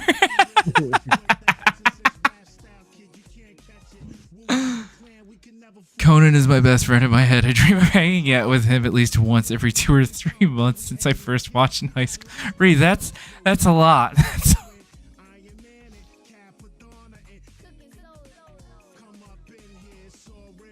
I used to try to make other realize things. I can't remember what they were. Me and my girlfriend used to do it all the time. I can't remember what the real guys recognize 5 guys. Oh my god, Johnny, the best line a Reaper could use is I saved hundreds on Christmas by switching to Islam. That's what I'm telling my family, like, this is the last year. That would be fucking awesome. Sorry. I mean, like, you guys can get me something. You buy everyone Qurans. You joke. All right. They're not that expensive, you know. I could acquire a 10-pack of Qurans pretty easily. A quick 10-pack. What is this? What is this? Is this like a drape or something? It's real. It's a prayer rug. And I brought a compass, and I'll let you know which way that you should be facing. So the interesting thing, this compass, right, has a little marker facing east, right, instead of north. Do they actually make those? I don't know, probably. I have the app on my phone.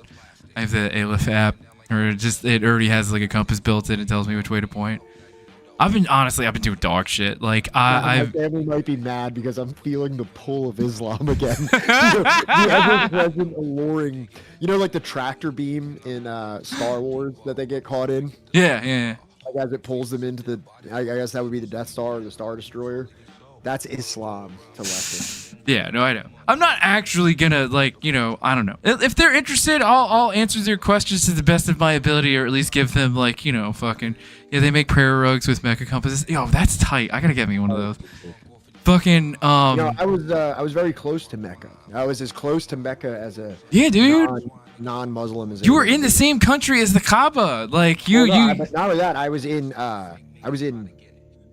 what's that place called? Jeddah. Dude, Jeddah is the place that you land to go to Mecca. It's Dude, the when place- I make Hajj, do you want to come with me? Are I'm not non-Muslims are non-Muslims No. allowed to come with it? No. God damn. No, I'm not allowed. I'm not allowed to go to Mecca. And Well, the I thing mean- was, like, even when I was in Saudi Arabia, I was Yeah. like, oh, well, I guess you could just like lie and like say, you know, and I was like, no, I can't do that. Like, you know what I mean? Like at first I was like, well, I could just say that I believe in it, and then I only thought about that for about 10 seconds. and I Yeah, was don't like, do "Ah, that. Don't do that. I'm not gonna be the one. That's really bad. That's really I got food. Okay. nice. Okay. What I you made a eating? sandwich. Look, I don't know if we can. Now- see it. I think. Now, I is think it a Vika- sandwich in the form of cake or? No. I think VK is the only one that would actually like this. What kind of cake is that? Yeah, what kind of cake is that? Not a cake. It's not a cake. It's a sandwich. Yeah. It's beet salad. I know they have that. She just made beet salad. She just made beet salad here. What do you got that on? Some pumpernickel or something? What are you eating that on? Yeah. And on with meatballs on it. It's really good. What the fuck? Beet salad. You're right. Like, Pat and Johnny, have you heard of probably the alright. golden age of Islam? They did some pretty What, amazing. you don't eat the things. beet salad when she makes beet salad? I did. I ate beet salad for 2 fucking weeks. You're right.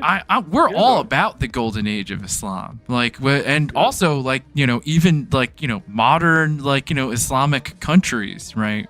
Like especially during the period of decolonialism, right? All right, Salamu alaikum. I need to work on my pronunciation because apparently I've been pronouncing it like wrong for a long time, and I've been pronouncing it like a fucking CIA agent. Why does the Palestinian guy always say Alan when I come in? I don't know. Maybe you remind him of a guy named Alan. Yeah. Thinks like, hey, that's my buddy Alan. Hey, Alan. Speak with Mushin. They take people every year and provide assistance. My mom is trying to get me to take my son. I want to go, but like, I want to go with like a homie because I'm like anxious about traveling alone, especially to like a foreign country where I am not fluent in the language at all. Oh, Alan also means hello. Okay. So is it like, so there's Alan, there's, salam alaikum, right? And then there's marhaba, unless like that's completely wrong, but I don't know. Maybe we need to, make a specific channel for me in the Discord. Be like, teach Johnny about Islam and how to speak Arabic. Marhaba means welcome. Okay. All right. That's not what the Busu app that Grom told me to get onto told me. So. Well, Okay. I don't know how good it is in Arabic. It's good in Russian. Well, you fucked me, Grom. You've ruined me. You've ruined me. I will never financially recover from the investment I made in that translation app. All right, let's get this underway. Marhaba is another greeting, not welcome. All right, so now we've got disagreements, linguistic disagreements in chat. Let's keep this moving along.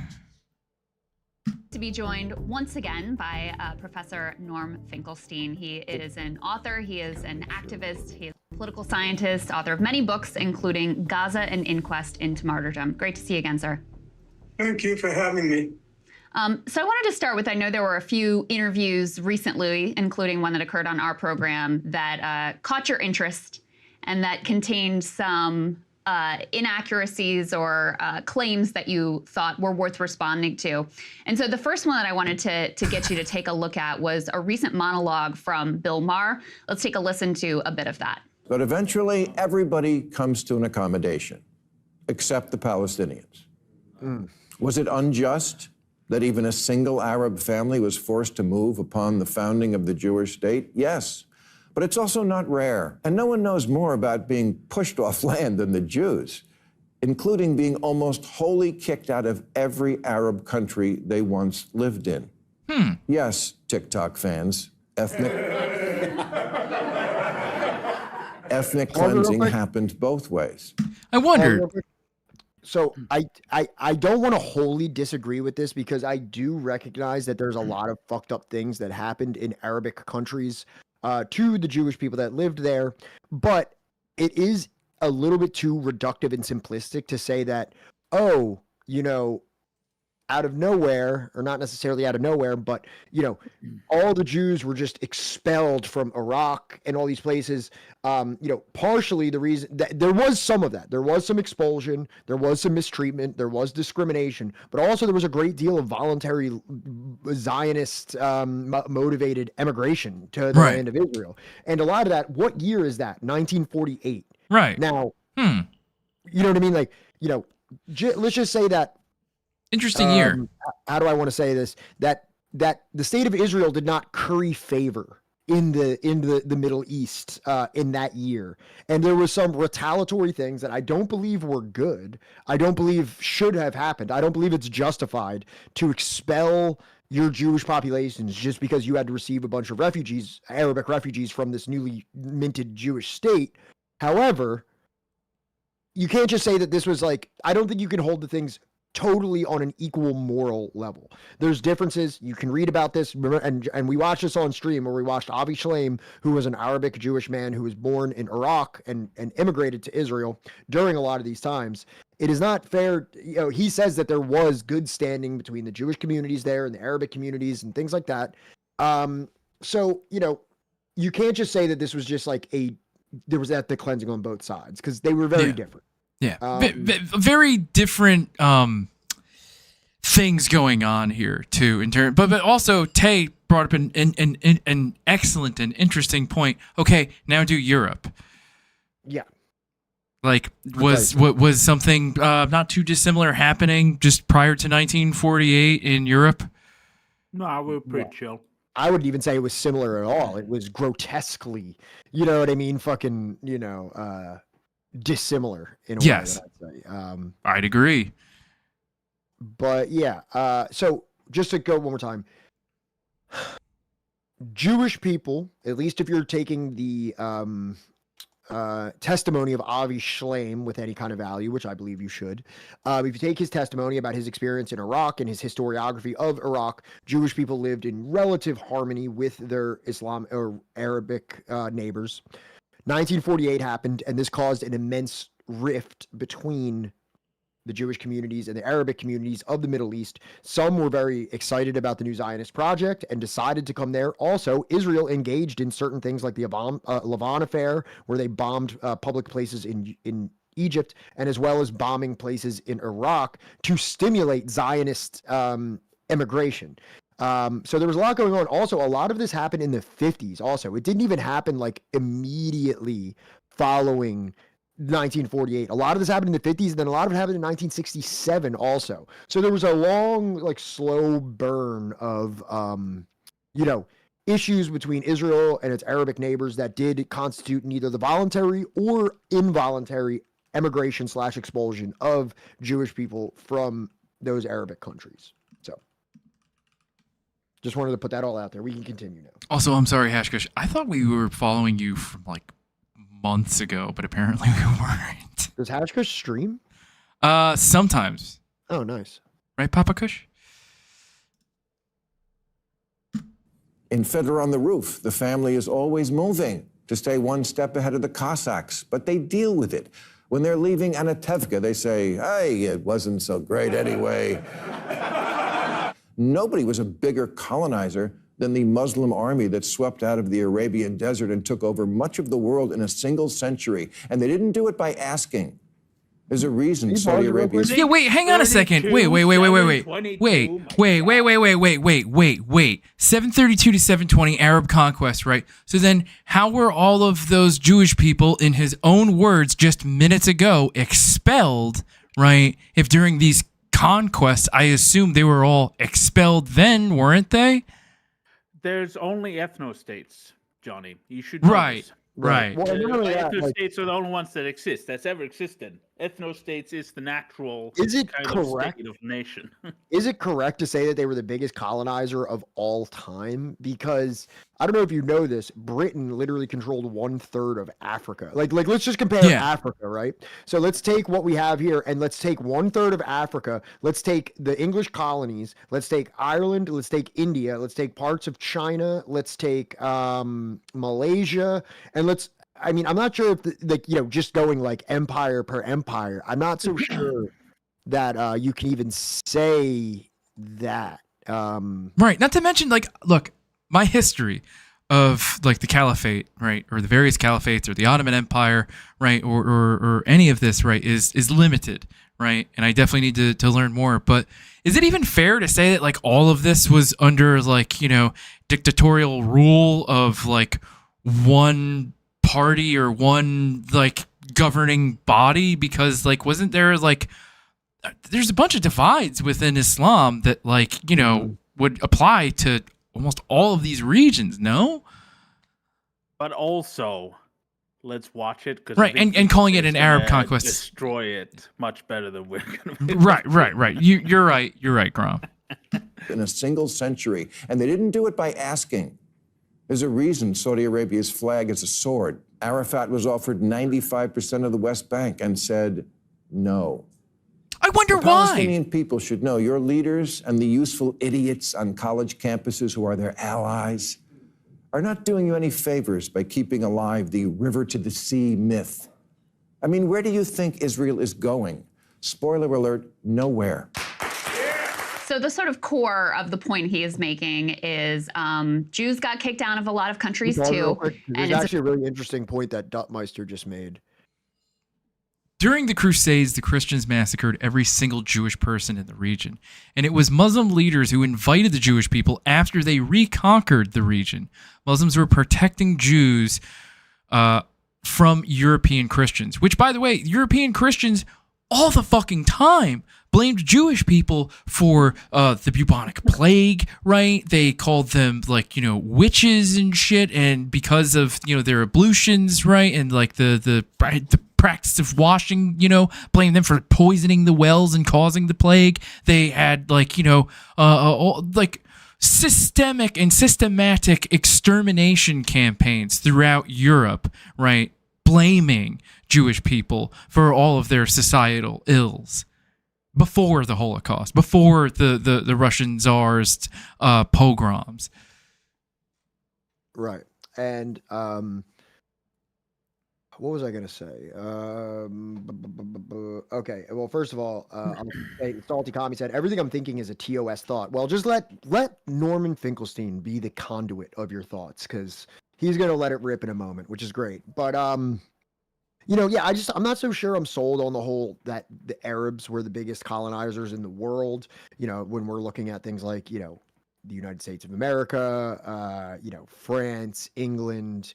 I mean, I think there might be some stiff competition for that. Also, I hate to say this, and I don't like being an apologetic for like, colonialism or imperialism, but you can't say that expansionism and colonialism of the 6th and 7th century is comparable to that of the 1500s. It's the same reason why the state of Israel is such a grotesque thing in 1948. Now, do I think Spanish colonization of the 1500s is grotesque and condemnable? I do.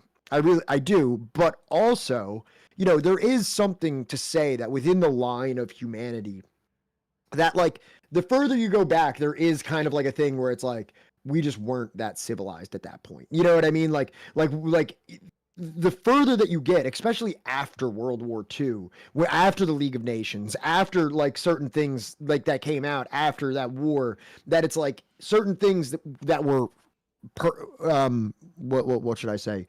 Absolutely commonplace and accepted 100 years prior are even like the most like grotesque imperial power still have to like put a little bit of like, put a wig on it. They still got to put a wig look on at what we do to this very fucking day with like all of Central and South America, America's backyard, and like, ham fisting through fucking trade deals that are of unequal exchange, like NAFTA and whatever the hell it's named now, right?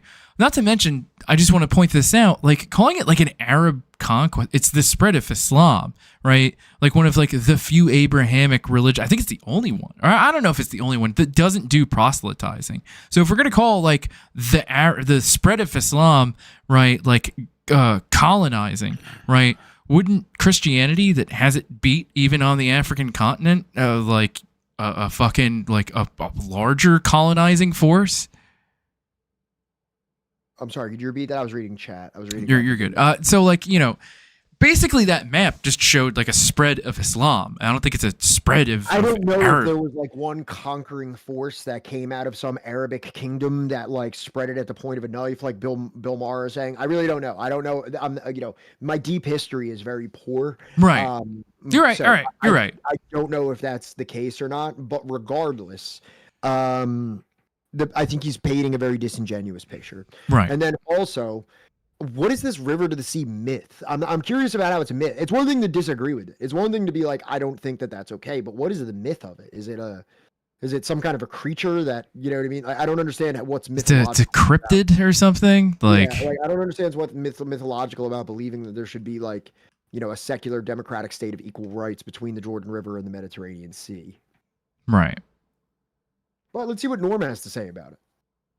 Effectively time for Palestinians to get over it and move on?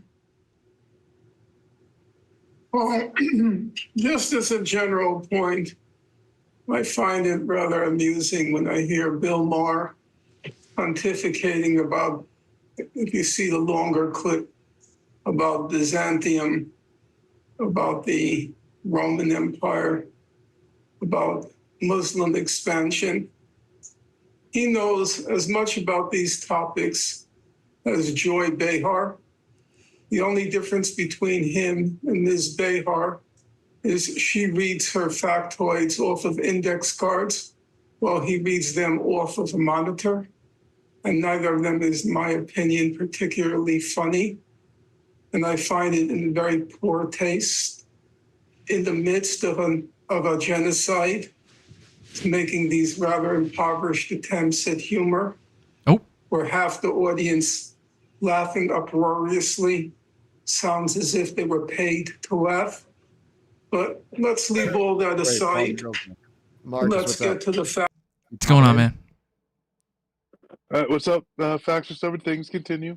Okay. All right. Let's go. We can continue. Actual matters. Here are the facts. The Palestinians on the Zionist project, I'm not going to go through the whole history, I promise you, listeners. The Zionist project begins roughly at the end of the 19th century. Their aim was to establish a Jewish state in Palestine. Palestine was not empty. It became obvious to the indigenous population that the realization of the Zionist enterprise to create a Jewish state would at minimum reduce them to second-class citizens in their own place of birth, or at worst, result in their expulsion. And the Zionist movement coined a locution they called a transfer. They didn't want to use the vulgar, gross term expulsion, so they called it the transfer. And as Israel's leading historian, who, by the way, at this point is extremely right-wing, his name is Benny Morris, and you'll see him in all the right-wing talk shows like Coleman Hughes and others. Benny Morris said, and now I'm quoting him, the idea of transfer or expulsion, the idea of transfer was inbuilt and inevitable in Zionism, okay? Now, it happens I wrote my doctoral dissertation on Zionism. I know about the subject, but I never belabored the terminology because sometimes I think it obfuscates the critical facts rather than enlightening them. Sort of like nowadays when Palestinian supporters talk about settler colonialism. I don't find this kind of terminology enlightening. I think it obscures more than it enlightens. But as a factual matter, as Benny Morris said, the idea of transfer or expulsion was inbuilt and inevitable in Zionism. Okay? And so the indigenous population of Palestine, the Arab, later they came to define themselves as Palestinian, but the Arab Palestinian population of Palestine naturally revolted against that prospect. In fact, Benny Morris writes, remember, he's now a right-wing historian, but Benny Morris writes that the driving force, the motor force of opposition to Zionism was the prospect that the indigenous population was going to be expelled if this idea were realized. Now, skipping far ahead and not to tilt the scale in my direction, but just to bring us to an end before this one question consumes your whole program. Come 1948, a war breaks out. I'm not going to talk about who's right and who's wrong in the course of the war, but now, as David Ben-Gurion, the first prime minister of the state of Israel, said, he quoted the famous French expression, which is still quoted, when in war, do as in war.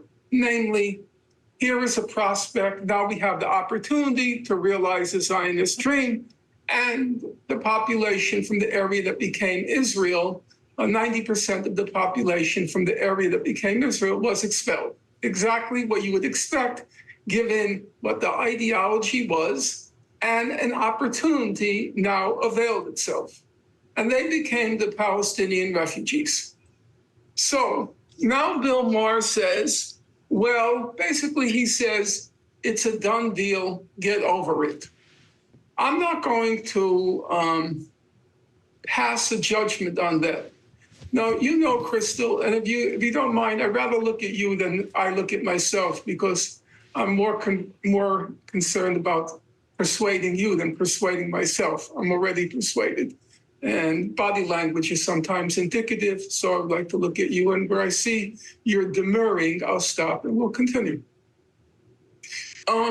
So he says, basically, get over it. Now, you know, Crystal, let's say you were fired from a job wrongly. What do you expect your friends to do? Do you expect them to support you? Or do you expect them to say, Crystal, get over it? I would hope they would support me. Exactly. So there is an obligation, a kind of moral obligation among those not directly the victim to support those to the extent they're able to rectify a wrong. That's, to me, a moral responsibility. And then you might come to the conclusion, you know what, this is going nowhere. And I hope this person understands it's going nowhere and move on, okay? The fact of the matter is, and I have to tell you, I watched the Bill Maher segment this morning, and several times I had to just, take a breath, because he's such an ignorant sack of shit. Norm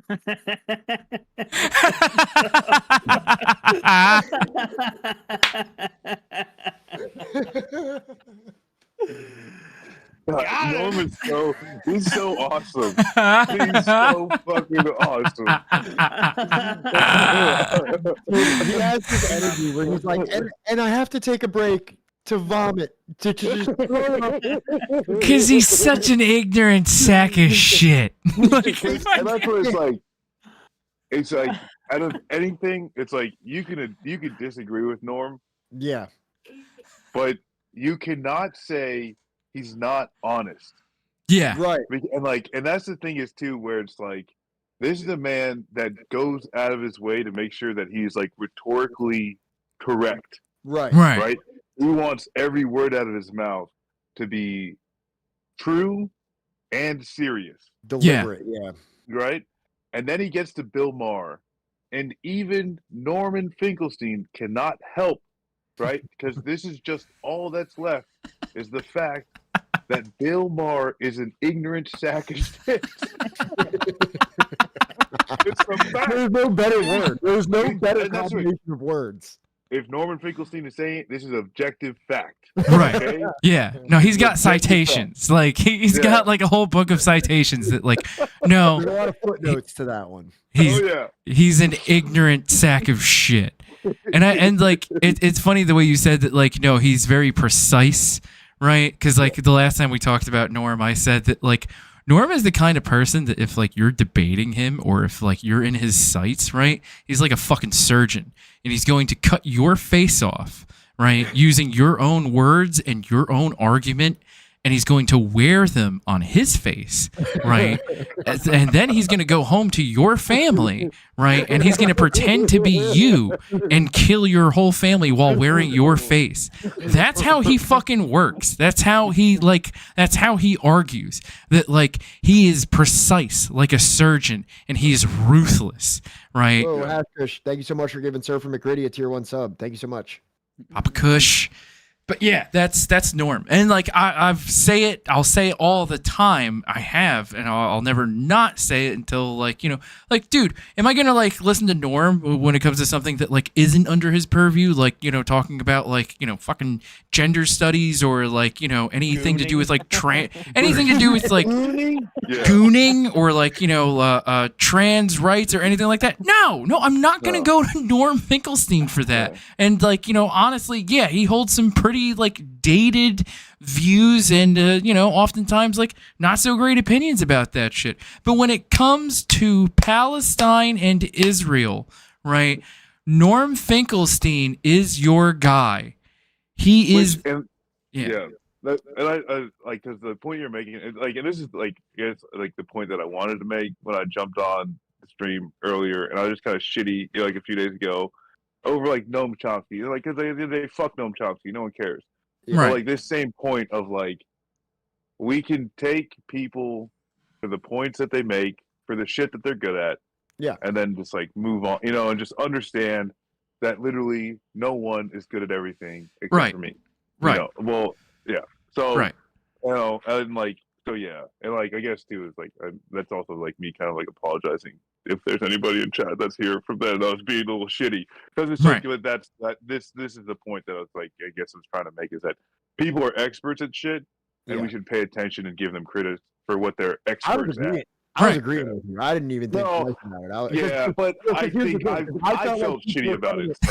So you were almost coming to my defense because I brought him up, and then people in chat were kind of being like, "Oh, you know, you just admitted to Chomsky, or so you just revealed your deep dark." You know what I mean? Like, you kind of came in. I was like kind of behind you, like, I felt like the way that I said it, though. I don't disagree with the point. I feel like the way that I said it, I was coming off as like a shitty piece of shit. Yeah. Not an ignorant piece of shit or ignorant sack of shit like Bill Maher. Yeah. But that's different than Bill Maher. Yeah. Like, you know, I disagree with, like, you know, Marx, and Duttmeister may disagree with me on this, that, like, you know, Poland, you know, I don't know. I just disagree. All right. I just disagree. Hold on. I just want to point something out here. So everybody, you know, you just heard Norm Finkelstein talking shit on Benny Morris, right? Yeah. Not only Norm Finkelstein, not only Avi Schleim, not only Elon Pape. Well, actually, those are the only three that I know of, right? Those are the only three that I'll be using this example. So subtract that not only from the last one there on Elon. Right. But three of my favorite historians on Israel-Palestine, all of which have public feuds with Benny Morris post-2000, all three of those people cite his work, his writings from the 80s and the 90s prior to his like detrimental turn into like conservative Zionism in the 21st century. Right. Norm Finkelstein, in his book that I'm reading right now, the Gaza in Quest to Its Martyrdom book, cites Benny Morris in several parts of the book. Right. Well, I mean, like, it's even like Elon Pape, right? During that one interview when we were going over the ethnic cleansing of Palestine, he even said, he like laughs to the interview, and he's like, I don't know where he comes up with these things. Like, I don't know where he gets this stuff from. And he quotes him in the book. He quotes him in the ethnic cleansing of Palestine. So and here's my thing. Here's another thing for you real quick, because we brought up Chomsky, right? We all love Michael Parenti, right? Everybody in chat, I'm assuming, right, has some amount of love, right, for Michael Parenti. Michael Parenti, in like one of the very first books that we ever read on this channel, Inventing Reality, the book that we all know, like, fucking Chomsky ripped off, Chomsky ripped off Parenti with manufacturing consent, his book Inventing Reality. In Inventing Reality, right, Michael Parenti quotes Noam Chomsky. Yeah. But also, here's my thing. This is the last point that we'll make on Benny Morris and everything like that. So Benny Morris gets a lot of praise, and I think a lot of people take his opinions on other historians as like sacrosanct, like the things that he says about Ilan Pappé and things like that. But let's take it like this. So 4 historians that are relatively well known about the Israel-Palestine conflict: Ilan Pappé, Norm Finkelstein, Avi Shlaim, Benny Morris. Benny Morris talks shit about all 3 of those other people. Right. All 3 of those people talk shit about Benny Morris post 2000, year 2000. Right. So it's like there's 4 people. One of them goes to battle with 3 of them, and the other 3 agree with themselves, show respects to each other, and then single him out as the dude that's full of shit. Right. When you're looking at that, just like the relevant historians, keep that in mind of where the uniformity is. Right. And just off of my democratic values, you know what I'm saying? That's just democracy. That's just democracy. That's just democracy. It just nauseates me when I'm listening to this. He hasn't a clue what the history is. He really doesn't know anything.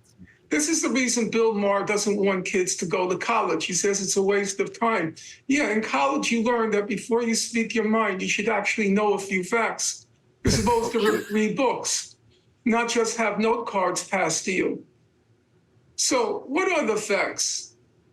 And I'm perfectly willing now to say to Bill Maher to his face, if you disagree with me, have me on your program. Pull up, Pull up. Let's fucking go. This is the thing where I see you later, surfer. Once you see it, you can't unsee it. Where so much of I'm outside, any type of like left critique, it is leveled at commie cum dumpster 69 on Twitter. Right. They always take, oh shit, well, commie cum dumpster 69 said there's going to be re-education camps. And so now that's what the left is. That's and like we can only take that down.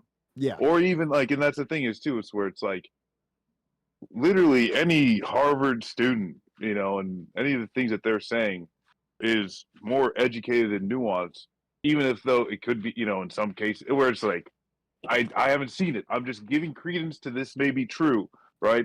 There may be maybe some misguided terminology or whatever. Right. That person is still way more educated over what is factually true about this issue, right?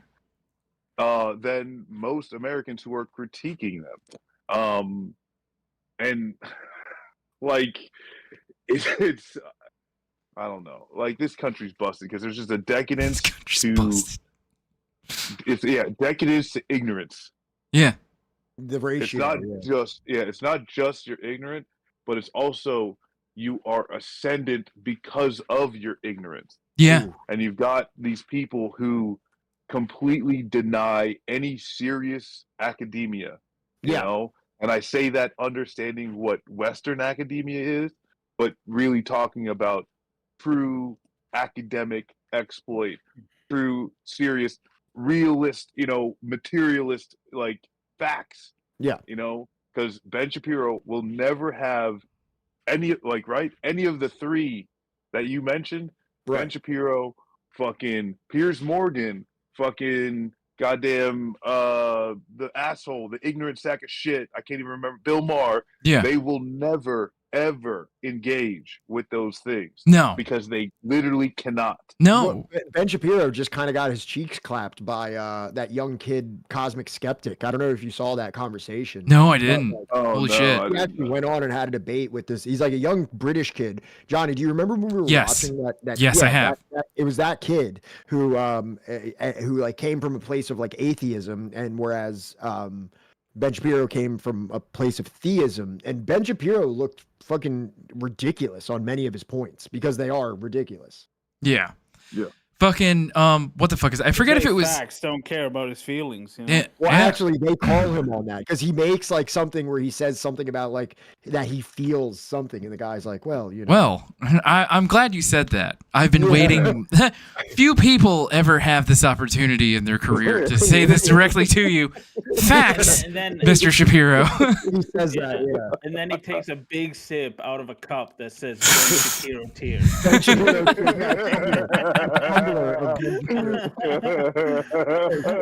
Hashkish, thank you so much for God, it was very, very urban gifted sub recipient. Thank you so much, Hashkish. We appreciate you so much. Fucking what a the cup of the wetness. You know, that Ben Shapiro, it doesn't exist. Wet as Shapiro tears. Fuck. I forget if it was like Cushbomb from Chapo or if it was Adam H. Johnson from Citations Needed that I remember hearing talking about how like the great bourgeois project of getting the proletariat to be proud of being ignorant, right? Yeah. Was like the hardest hurdle for them to get, and they've accomplished it in They got spades. it. You know, They got it. Yeah. like, and it took decades. Do your own research. You know. Yeah. Because that's the thing too, where it's like because it's a like praise of ignorance and faux intelligentsia. Yeah. Because like the amount of motherfuckers that have like Marcus Aurelius as their like Oh my fucking God. Twitter profile picture. Yeah. Right? Oh, And, love like, I'm a stoic. I'm into stoicism. yeah. So it's like it's not just like a praise of ignorance, but it's also like a replacement. And it's like a faux intellectualism that also comes along with it. Right. Yeah. You know, that it's not that they like believe that they're ignorant, they believe that they've achieved a higher knowledge without engaging with institutions of knowledge at all. Right. Right. I will hit play on this. Yeah, go ahead and play it. program, and we'll go through it step by step. Already as early as 1976. Now, if I'm not mistaken, you were probably born around that time. A little bit later, but yes. Okay, later. So before you were born. You were probably born around 1976, right? Crystal ball. Wait, did he say 80? Did he say 86 or 76? 76. Oh, damn, How old are you? Fucking hell. My eyes aren't what they used to be. How old are you? You know, when Nixon was coming into office. You remember that? You were right about the time you were coming of age. Collateral damage. Fucking collateral damage. Oh my god. And I'd like you to sort of let that sink in. You're an adult woman already. You have children. I'm talking about before you were born. Already in 1976, the Palestine Liberation Organization, which at that point was a representative organization of the Palestinian people, was supporting two states on the June 1967 border. They were supporting the compromise. They were already giving up. Before you were born, the representative organization of the Palestinians, universally recognized, the PLO, they already were ready to compromise. They gave up, and I hope this will sink into the minds of your listeners. It's impossible that they will sink into the mind of Bill Maher because there isn't a mind. There's a blank space that's filled in with desperate attempts of being clever and funny for his paid listeners. But for everybody else, before you were born, the Palestinians had already compromised. They had already moved on. They had given up on 80% of Palestine, the area that became the state of Israel. And they had resigned themselves, reconciled themselves to the prospect of a state just on the West Bank, including East Jerusalem and the Gaza Strip. But the whole area that became Israel, before you were born, they had acquiesced in that reality. Now, there is a question about the fate and future of the Palestinian refugees, those who were expelled. And I will grant, because I am an old-fashioned believer in truth, and as a radical, I like to quote the better part of the radical tradition that says the truth is revolutionary. Namely, there is no contradiction between the truth and having revolutionary or radical aspirations. So I'm not afraid of the truth. It's not like truth is the enemy of revolution, or truth is the enemy of a radical transformation of our society and our world. So it is true that this refugee question has been a gray area. But if you look at all the negotiations, and I've studied it very closely, in all the negotiations, it was clear that the Palestinians were willing to, or the representative organizations, were willing to make drastic, colossal compromises on the question of the return of the Palestinian refugees. So any honest reckoning of the factual record will show you that the Palestinians had already compromised, had already given up the aspirations of one state from the river to the sea. Now, you all notice that if the there were light any of truth is. Pause it real quick. You all notice that the light of truth literally started shining down on Norm Finkelstein. Yeah, man. Heaven shining down upon him. Christ, whatever being that you, whatever omnipotent being that you may seek guidance from, just shone down upon him. Yeah, what he was saying. Well it's like, said. this motherfucker's spitting, right? He's levitating. You can't see it, but he's actually levitating as he says. Yeah. There's the light is actually emanating from him. It's not coming into the room. It's coming from Norm. Yeah. Doubts. Just let me give you a few examples. So in the 1980s, we're now going ahead. Okay, we're going from 1976 to in the early 1980s. Time is linear. The Palestinians were making Maybe it a very little bit clear they closer were to when you were born. It turns out, like, how old is she, Sam? 1981, actually. Sam was right on the money. She's actually born within 2 weeks of our esteemed associate, mod, and friend, Strin Sam. Yeah, so I think Norm was a little off. Norm was. What a year that was for the world. Which I mean, so 76 to 81. Dude, when you're almost 80 years old, 76 to 81, that's like being like, 2018, 2023. Exactly. Fucking, my wife showed me some shit that like blew my fucking mind, and I don't like it. And it's like there's an equal amount of time from like 1937 to like 1981, right? From like what is it, like the 90s to like now? It's like the same amount of time. So this is for us, what do we call it? Millennials. This is for us millennials, right?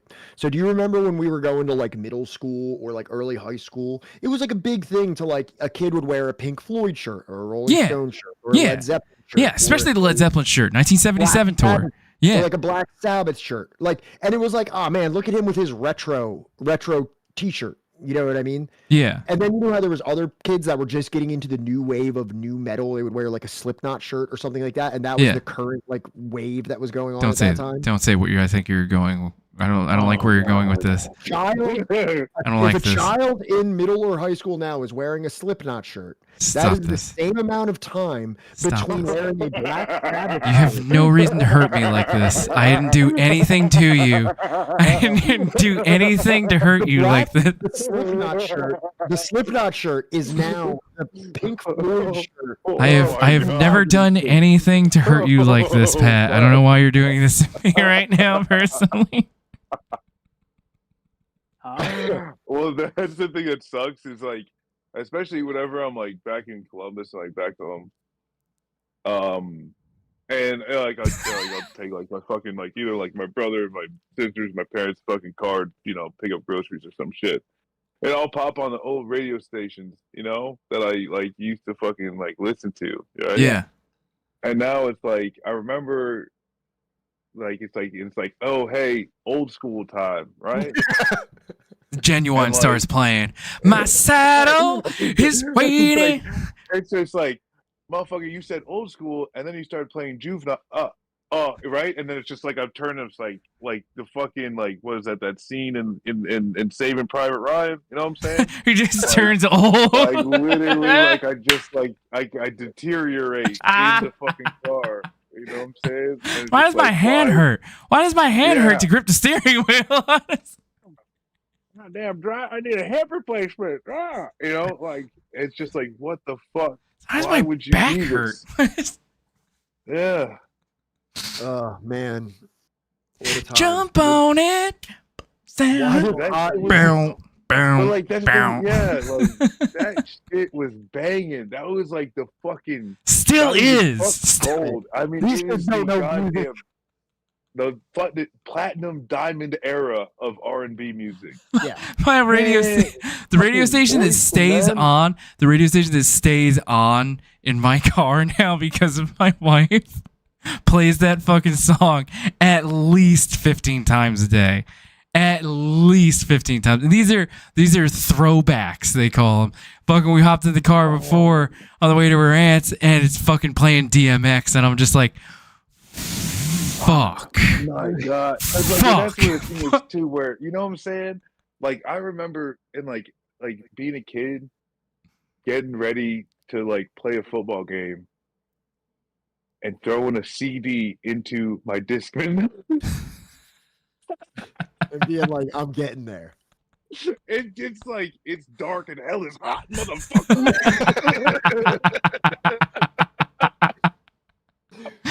That fucking meme was like, what's his name? Fucking God. saying like, welcome to hell, motherfucker. Oh my God. God damn it, Norm. All right, let's keep going.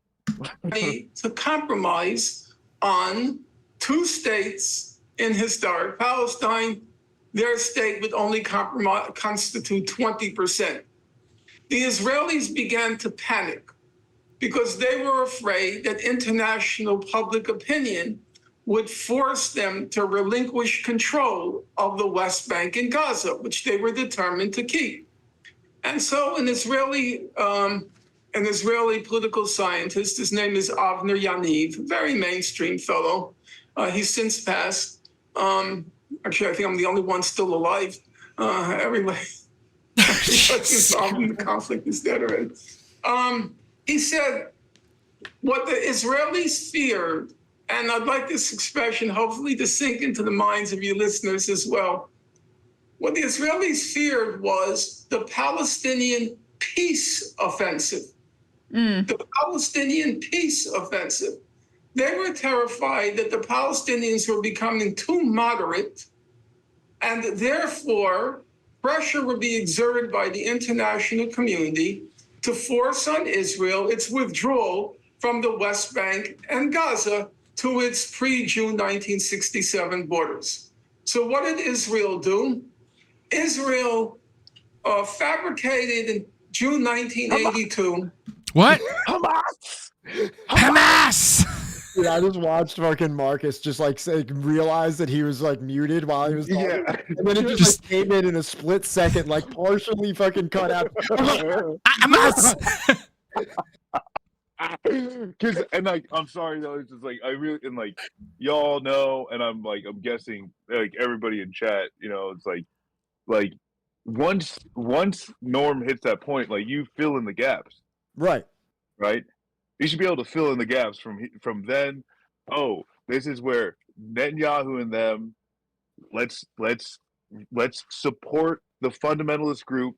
Yeah. Stop talking with any like religious organization in These Gaza. academics, all split it these up. academics in the PLO, these secular academics. Right. You know what I'm saying? Like, it's just crazy because it's like as soon as he says that, and it's just like, oh, then now we're here. Like, boom, Right. boom, boom, boom, boom, right? And I'm also, sorry.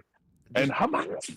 Not Okay, only yeah. the creation of Hamas, not necessarily the creation, but the support of Hamas, but also during Yes. Hamas's existence, there's been a number of times where Hamas has adopted like a more moderate type of path that would have been a more moderate path than you would expect from the public image of Hamas. Yeah. And every time that happens, Israel reacts in a way that betrays the fact that they do not want a peaceful, coherent Palestinian organization. They cannot have that because then they could not. They can the ethnic cleansing, the genocide, the apartheid, the occupation cannot exist without there being this Hamas boogeyman that is intransigent and incorrigible and violent and fanatic. And you know what I mean? Like, that needs to be cultivated to continue the settlements, the expulsions, and the occupation. So if you read the book Gaza: An Inquest into Its Martyrdom, this is gone over very well in the first chapter. Yeah. And it seems to just keep happening. They keep just going in, like their Palestinians naturally, like through their leadership, go to this. I know that Hamas is not secular, but almost to this like very like secular, very willing to like come to the table, have like reasonable agreements, right? And every time Israel is just like, why did they keep doing this? What happened to like the frothing at the mouth, like raving Islamists, the boogeyman that like we wanted? What? Yeah. Why? What must be recognized is that prior to Operation Cast Lead, which was one of the biggest military excursions in Gaza that occurred in the year 2009, there was a ceasefire that was going on between Hamas and Israel. This ceasefire was broken several times by Islamic splinter groups that were not necessarily Hamas. And that's the other thing. You have to understand the Gaza Strip is not merely just an army of Hamas. There's a lot of things going on there. When you occupy people and when you place people under these living conditions, radical groups will come about. And Hamas did, and you can look at this right on the Wikipedia page. This isn't like, esoteric information. Hamas tried painstakingly to rein these other groups in and punish them severely because they were doing their utmost to maintain the ceasefire that they had with Israel. And then Israel formally, and it's pretty widely recognized by academic sources, that Israel broke this because they went and said Hamas was digging a tunnel, in that place that's supposed to be their own state. They were digging a terror tunnel, and then 6 people were murdered because of that, and that ended the ceasefire and caused Cast Lead. So that's just one example. You can also see the study that I've shared a couple times. I'll bring it up right now because I just love bringing this up. Johnny, would you mind just reading like a couple of these real quick? This is from the United States Department, the Institute of Peace, in a report called "Ideological Rigidity and Political Flexibility." One moment. And this one is a Western institution that came out with this. And if you follow the channel a lot and you're here a lot, Johnny, I just put it in the chat so that anybody else can have it too. If you want to just pull this up real quick, there's just a couple lines that I think is just really important for everyone to know. And again, this is not from, this is not the Journal of Palestine Studies. Not that I think that they aren't I think what you're trying to say, Pat, is that like this institution has nothing to gain and everything to lose by publishing a report like just this. Go down to the part that says summary. Editor's note, summary. Okay, just read the first line. The first line says, although peaceful coexistence between Israel and Hamas is clearly not possible under the formulations that comprise Hamas's 1988 charter. Hamas has, in practice, moved well beyond its charter. Indeed, Hamas has been carefully and consciously adjusting its political program for years and has sent repeated signals that it may be ready to begin a process of coexisting with Israel. Now, does that sound consistent with what you hear on the mainstream media or from fucking no, Destiny? 100%. No, I thought that, yeah, obviously, this is just one of the Western agency, like every liberal arts college in the United States now, that has now come under the control of, and I'm sorry to do this on your stream, Johnny, and correct you, but the pronunciation is Hamas. Hamas. Johnny, can you read the second line now, please? Hamas. As evidenced by numerous statements, Hamas is not just hostile to Jewish people. I don't know why they always got to do that, because of religion. Rather, Hamas's view towards Israel is based on a fundamental belief that Israel has occupied land that is inherently Palestinian and Islamic. Now, does that sound contrary or consistent to what you typically hear on the mainstream media, mouthpieces for Israel, someone like Destiny, other streamers like that? Does this sound consistent to what they're saying about this rabid Palestinian monster that just wants to devour Jewish people and eradicate Israel and genocide, that doesn't want to recognize them, has no possibility for diplomacy or anything like that? Now, am I saying that Hamas is a perfectly passive, non-radical institution? No, obviously. Sounds like you're Hamas. Also, sounds like it. Sounds like you love them, actually. But the thing is, sounds like you're a Hamas lover. This is an organization that is forged within the crucible of Israeli oppression. You can call it apartheid, you can call it a genocide, you call it an ethnic cleansing. There's a lot of ways that you can describe it, and I'm not really here to parse through each of your fucking definitions of those. But we can all agree that this is an extremely repressive fucking situation that they exist in. And is there fucking quote unquote terrorism or radical responses to that? Yes. Yes, there is.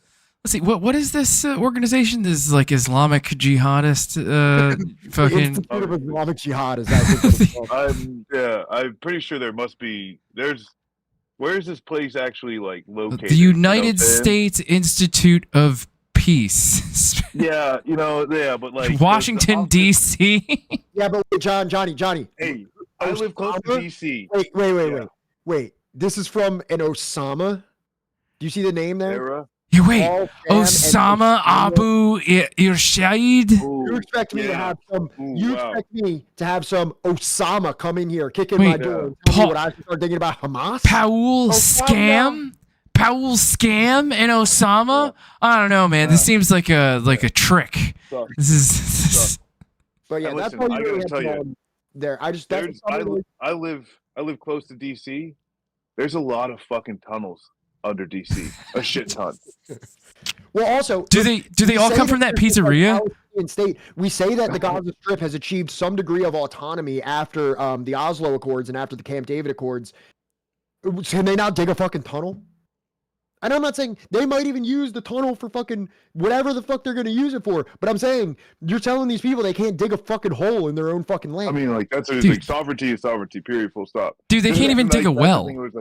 It's like what they. You can't have your own aquifers. You can't have building materials. You can't have any kind of weaponry for a standing military. You don't control your airspace. You don't control your borders. You don't control your fucking waterways. Like what state is this? This is not a state by any fucking means. Yeah, and that's like literally the official point. And this is like something that's like come out and like Pat, I wish I was able to like regurgitate shit as well as you were. But like this has been a consistent thing. And even to the point of like, oh, when in wartime, do is war, right? Yeah. Where they know, they are aware of the political reality and the like the kind of like seasons of political reality, right? And the actions, the official narratives, right?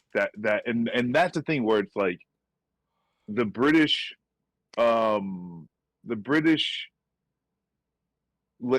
damn it, the Israeli ambassador for Britain, for UK. Right. Yeah. And when she said, hey, no, there's no fucking two-state solution. Absolutely not. Right? Those are exact words. Absolutely not.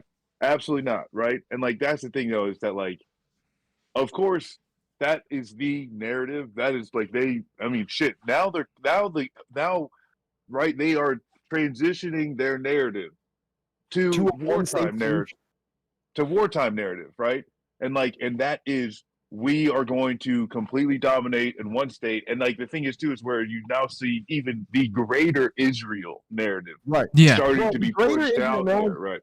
But just for the record, the greater Israel narrative has been fundamental to the Likud party since their party charter in 1977. Everybody likes to talk about fucking charters. Everybody likes to talk about fucking charters when it comes to Hamas. The Likud party, who is the party of Netanyahu, said in its 1977 charter that from the Mediterranean to the Jordan, there will only be Israeli sovereignty. Which, you know what that means? That means from the river to the sea. You know that implicitly genocidal fucking claim that everybody hates so much? No, they're pushing also this like out way far. Like that's the thing too. It's like where like even like the full, like at least the full progression of greater Israel for like the most insane Zionists, like in like the party and like the full coalition. Like Syria, and it's like all the way into Egypt, right? Yeah, exactly. It's into Egypt. It is Jordan, Lebanon, Syria, Iraq, Egypt, like it's fucking like Iraq. It's like so fucking far. It's like, dog, like what the fuck is going on here?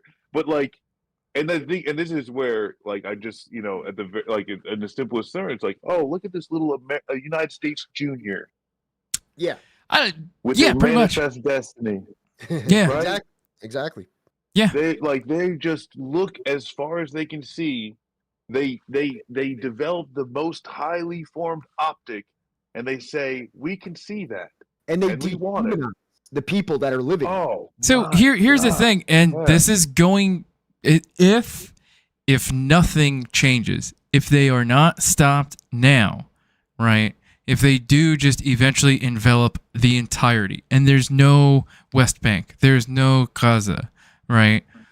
It will go further. It will go into Syria. It will spill over into Egypt. It will spill over into Jordan. It will spill over into Lebanon. It will go into fucking Iraq.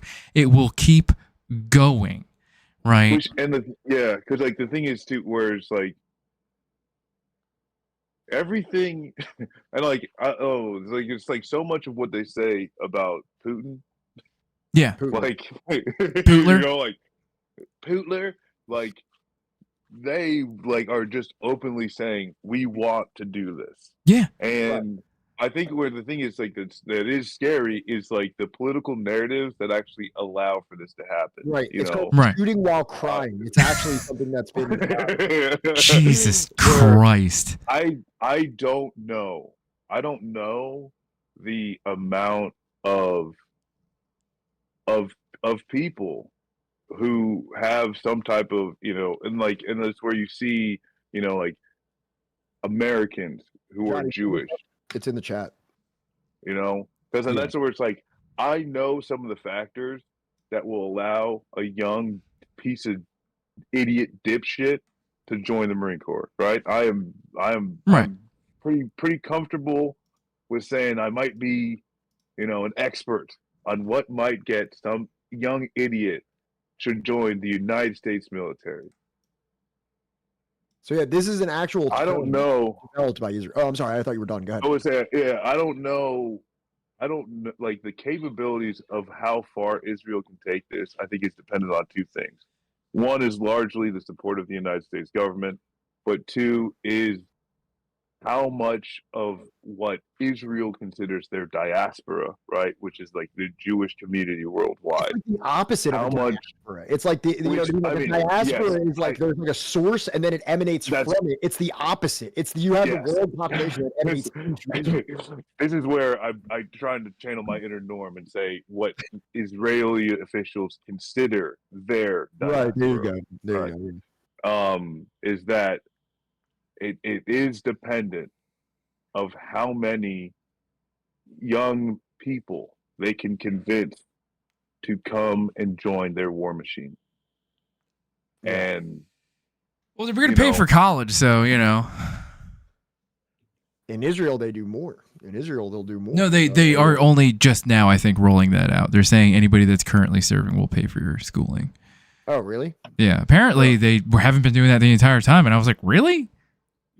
Which I mean, though, that's the thing is like if you're a fucking, I don't know, because like it's like that's where it's like if you're some like American Jew just hopped up on fucking violence and fucking patriots bullshit, like I think it just you'd go be a settler. You know what I'm saying? Go have fucking Ben give you hand you an AR-15 when they move you into fucking some settlement and like Yeah. Well, I mean, like that's the thing though, is that like at least here in this country, we are, especially little boys, are pumped, just pumped, filled to the brim, right? Till it's coming out of our fucking eyeballs that like the coolest thing, the most like fetishized thing in our minds is fighting in a just war, you know, is fighting in the good war, right? And like, you know, for the last 20 odd years, right, it's been like, you know, the swarthy hordes of, you know, Arab Muslims, you know, subverting and terrorizing the world, right? So of course, like some fucking shitheel from fucking like, you know, wherever America, right? Especially like, you know, if he's from like a more, and that's not to say that there isn't anti-Semitism within America, but like, you know, for them to see like, you know, this thing that they're told from the time that they are a child is like their true homeland or whatever fucking spectrum of affiliation with Israel that they're raised on, right?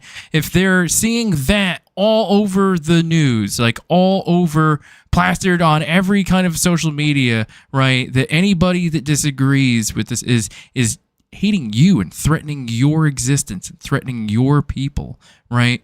You know, and this is a person like we were just talking about before. We have reached an impasse, right, within American culture where like the intellectual, right, is castigated. The intellectual, to be an intellectual is bad, right? And you need to find some alternative, right?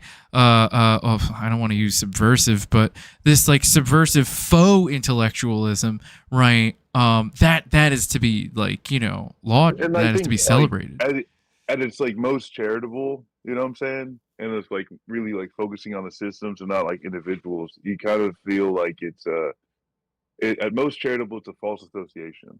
And I think all of us can see like we're like dog whistles, right?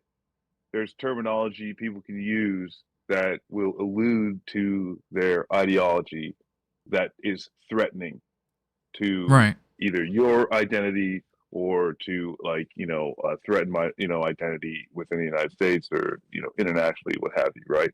Yeah. So I think, you know, like at its most charitable is like you've got a bunch of people who have a false association with terminology, you know, of saying free Palestine with kill Jews, right? Right. And like if you just have enough people saying that, like, they're saying that they want to gas the Jews at every Palestinian protest, it doesn't matter if no one's saying it, right? Yeah. Like they'll just like. I want people to be saying when you like I want people to say if you hear people saying illegals, they are racist. Right. I want people to say that, right? And that's because it's a dog whistle, right? It is alluding to an ideology that is dehumanizing. And like that's the problem is that people are inundated with these lies that saying free Palestine is a dog whistle to kill Jews, which it's not, which it simply is not. And like that's you know, it's like at that point, that's like the most charitable fucking thing. But and then you get like simply there's just so much evil, right? So much just outright dehumanization to where babies just born are just seen as future terrorists. Dude, fucking right here in America, dude, the landlord fucking murdered a 6-year-old boy, right? And I see your comment, Reed, saying that I don't see it. I do not see Jewish people being personally, individually facing any kind of anti-Semitic hate. I see politicians and celebs being dicks and saying rotten shit, but no one knows you're Jewish unless you say something or wear a Star of David or something. But I see us hijabis bearing the brunt, or I'm bearing the I'm assuming you mean brunt of the hate because we're obviously Muslim. But that's the thing, is that, like, you know, that Norm Finkelstein has even said it himself, right? That, like, fucking Joe Biden's son married a Jewish woman.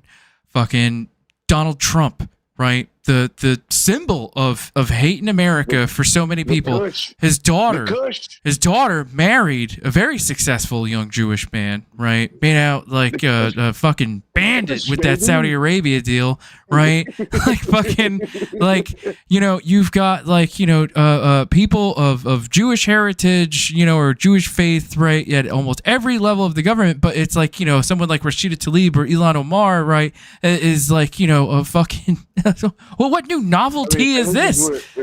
Right. Yeah. And this is where I can't start fucking listing off some shit, because now you're talking about Chuck Schumer, who is the head of the Senate majority of the Democrats, proud, and, like, you know, he says proud fucking Zionist.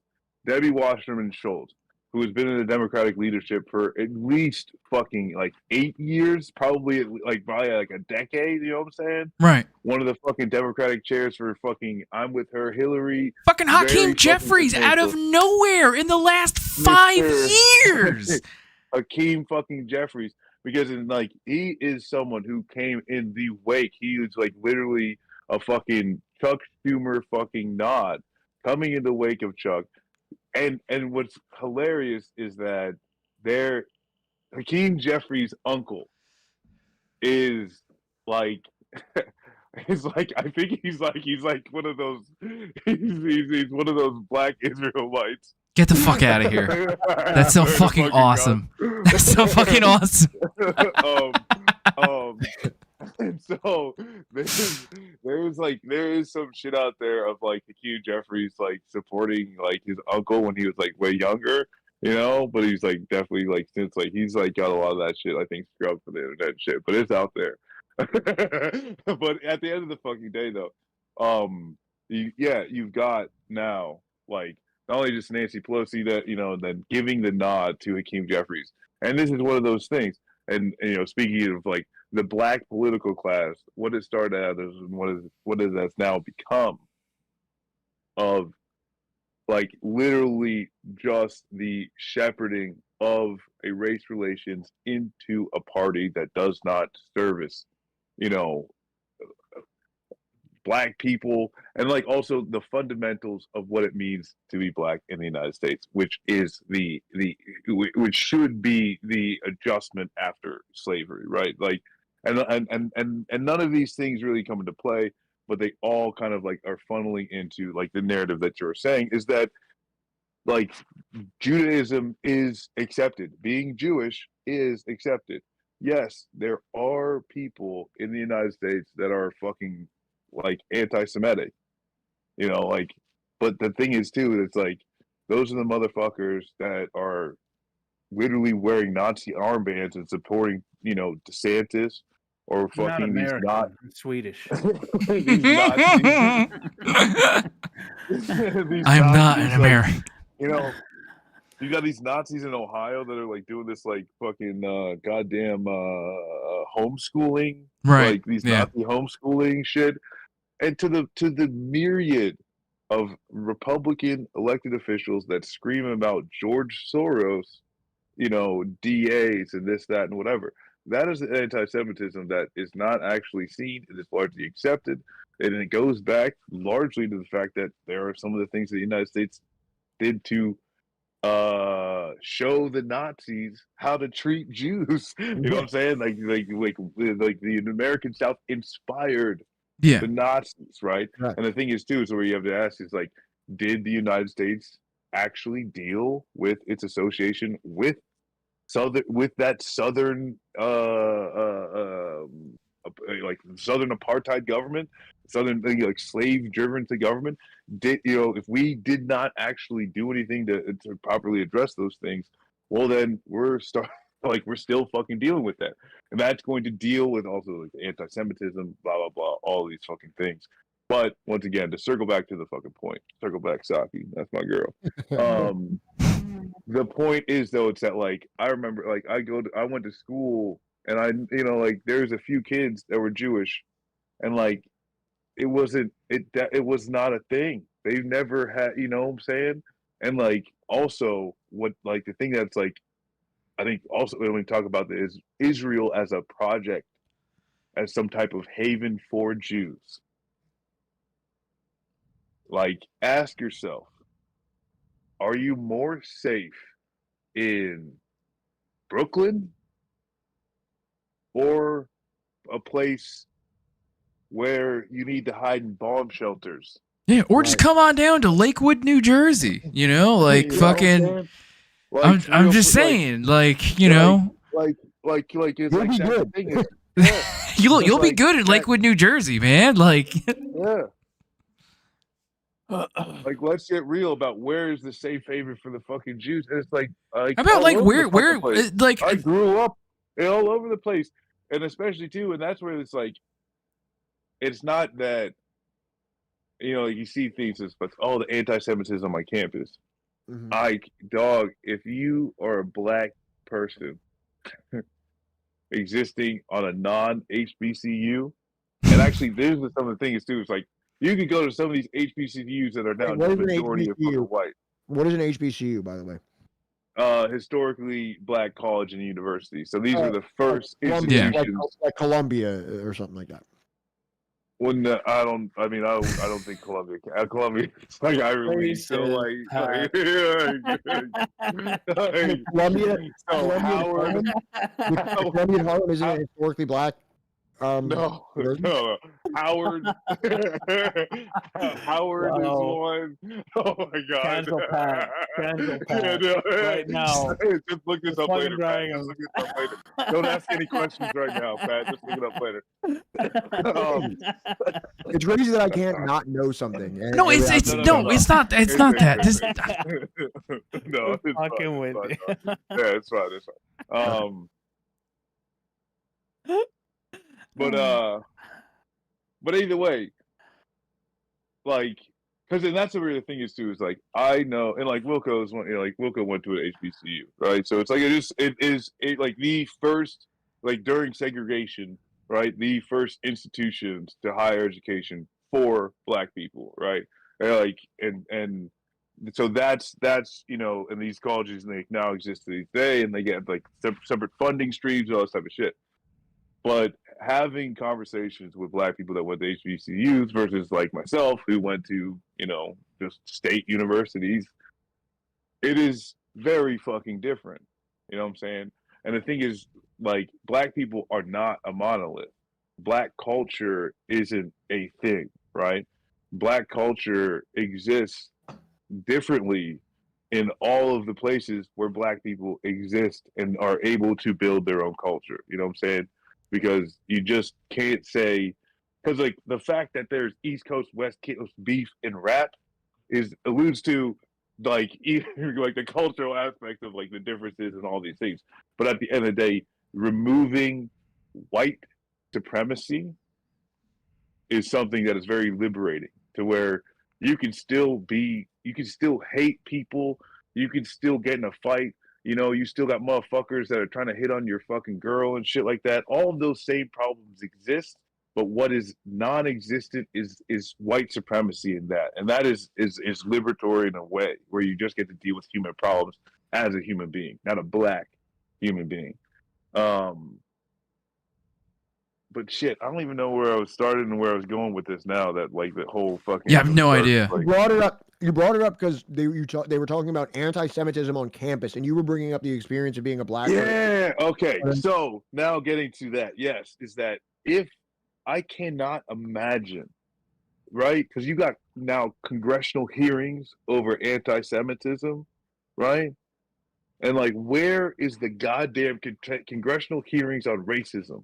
Where, like, if I mean, has there ever been? Cannot imagine. Has there ever been? Fucking imagine having major organizations actually collecting all of the fucking data of motherfuckers being racist on college campuses. Has there ever That been data, yeah, being then pushed up to Congress, and then Congress holding fucking hearings over that shit. That is just something that, like, Has that ever to happened? the point, I guess, to the point that originally, yeah, now it's like, whereas being Jewish, it is, you know, like, it's not that there's not anti-Semitism, but like you're safe in the United States, yeah, like relative to any other minority, being Jewish is you're safe. It's fine, you know, it's fine. But you brought that up, and it made me think that's never happened before. Like, there's never been a congressional hearing on racism on campus, has there? I mean, not since I've been paying attention to Congress religiously since Religiously, you say? 2017, 2018, and this is Black Lives Matter, right? Right. No, there's no,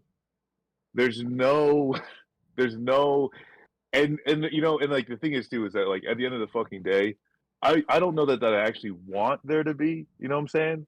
Like, I want there to be, you know, hearings over housing and landlords being fucking scummy pieces of shit and fucking banking and capital, you know, like, I don't necessarily want that, you know what I'm saying? But at the end of the fucking day, like, to the point of, like, listen, yeah, and like to the fact, hey, you've got Joe Biden's son and fucking Trump's daughter, you know, marrying Jews, and like institutionally, right, there is a way to redress. Could you imagine know, them marrying a black person? What it would be like in the public discourse?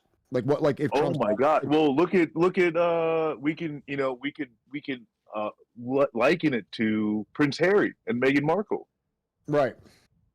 Yeah. You know, crazy. Like that. You know, we can't, you know, do the one for one. You know, but like at the end of the day, that's something that, you know. Look at the UK and Meghan Markle, and you can see, you know. Oh, we all saw what it really is. We all saw what happened. England brought out they spared no expense bringing out the classic trademark English racism for. Which Spice Girl? I mean, that's no, she was an it is. actress, right? What are we talking about? When Boris Johnson though was like, listen, when we said no immigrants, we meant those fucking Slavs from Ukraine too. I was like, oh shit. Like, it's like that's that synthesized, you know what I'm saying? Butcher's apron, you know, stud never set racism shit. Like wow. Yeah. Hey, Gail. Dummeister says there was a black president. Get over it. But like a while back, and Maverick, thank you so much for gifting Dr. Maggot a gifted sub there. Thank you so much, Maverick. We appreciate the support. Reese said, you know, after that, right, I do not see a single person say shit about the store selling Hanukkah stuff, but a grocery store saying they sell halal meat should be boycotted, right? Like that, that's the other thing is that, like, as far as like, what the hell is it? Like percentages of the population, there's like, I think what, equal, if not like more, Muslims in America than Jewish people, but like, you know, we make sure that, like, you know, everything's kosher, but like halal options are like limited as fuck, right? And like, you know, like I was talking about before, like and this isn't to feed into some weird anti-Semitic argument, but like, you know, we have whole townships across, like, you know, the country, like in New York and in New Jersey, where it's just like there are Jewish police officers instead of, you know, non-Jewish police officers, and there's, you know, accommodations made for the faith. Can you imagine if we had like a city, right? I think there's the one in like Michigan or whatever that they try to say that like, oh, it's like, you know, it's like living under Sharia law there or something, but it's not actually. There's no there's no fucking Muslim police officers, like, you know, making sure that, like, you know, women have their heads covered or anything fucking Jewish like that. Town that's like completely fucking Jewish. Yeah, Lakewood, New Jersey. Yeah, it's in New Jersey. Oh damn! I'll take you there. Come to New Jersey, Grom. And Come that's to- and For reasons. because Okay. and like you know like you know that's like it's kind of this fucking thing where I'm definitely not giving it to the United States military. I just want to say that up front. However, hand it to him. However, you know, there's been changes. This is like within the recent years, like probably like since I've like got out of the military. So not like I've not something. I think only like 2017 was the first time they allowed like a Sikh to continue to wear his turban while in active duty, right? Yeah. So with Sikhs and turbans, more recently with black people and hair. Oh yeah, I forgot about that one. There've been a lot more it's kind of like I want to say this and framing it correctly, right? They have been more understanding of basic humanity. And yeah, but the response to it, right? Like that's what that actual like beating heart of like American racism is like the fact of just acceptance to people who are literally serving in the military. Like you have this vehemently like hatred response, you know what I'm saying? Because like it's like it's like, oh hey, this cop wants to observe their religious faith in some objectively minor way while they're going about their work life. Right.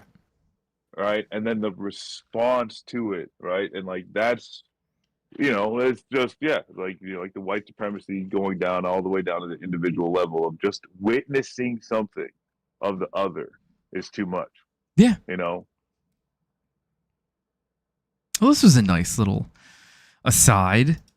Yeah, it was a good convo. Yeah. Well, you gotta add in, you know what I'm saying? You gotta, transform the you gotta transform the content.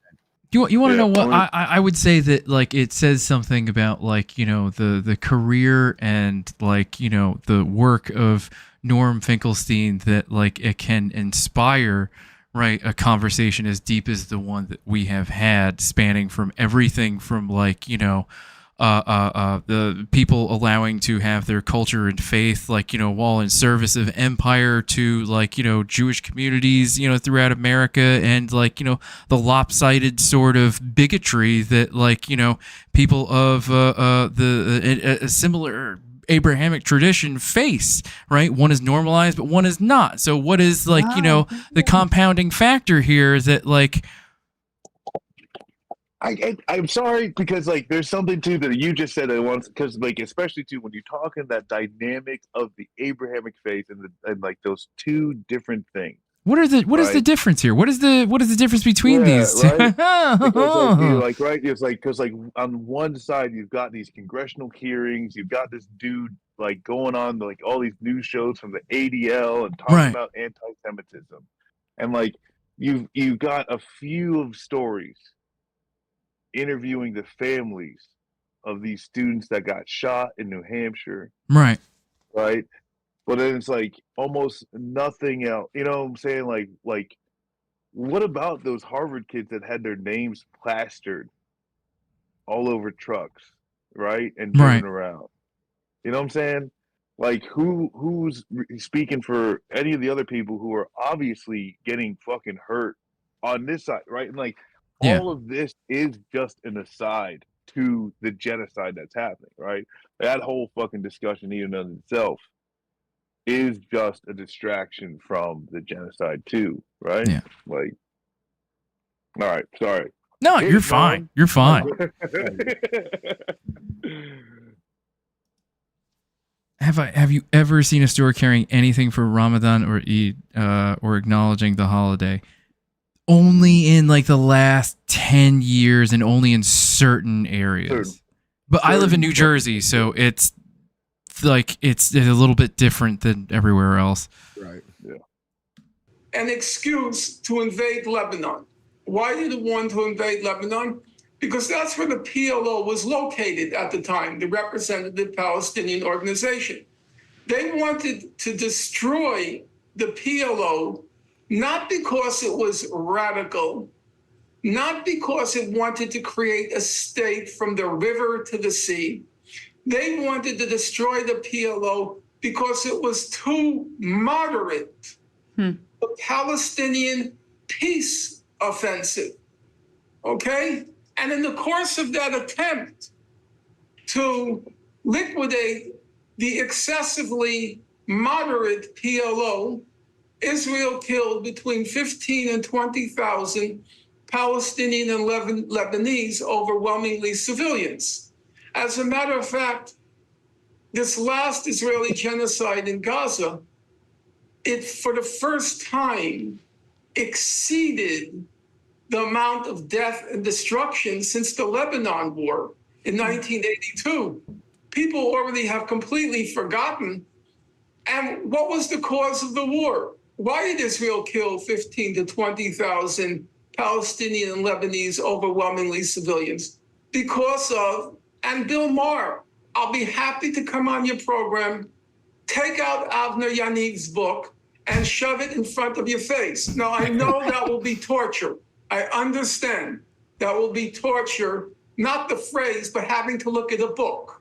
Having to look at a book. Maybe you think you're protected under the Eighth Amendment against cruel and unusual punishment. Okay, we'll go through that in court. But yes, the Palestinian peace offensive. Now, come 1987. So, sorry, just Norm, the small misunderstanding is that with that's more of the cruel and unusual punishment as an administration of the state. So the things that Norm is saying, while torturous, while potentially cruel and unusual to Bill Maher, not illegal through the Constitution. Okay, sorry. Thank you, Attorney Marcus. I just want to protect my boy. You know what I'm saying? He's clear. Morbin, attorney at law. No, with Norm and his destruction and torture of Bill Maher. It is allowed. Legal. It's not like Guantanamo Bay, right? It's actually legal. Yeah. The Palestinians, absolutely despairing of ever ending this occupation of their lands, they went into a civil revolt. It was called the Intifada. Okay?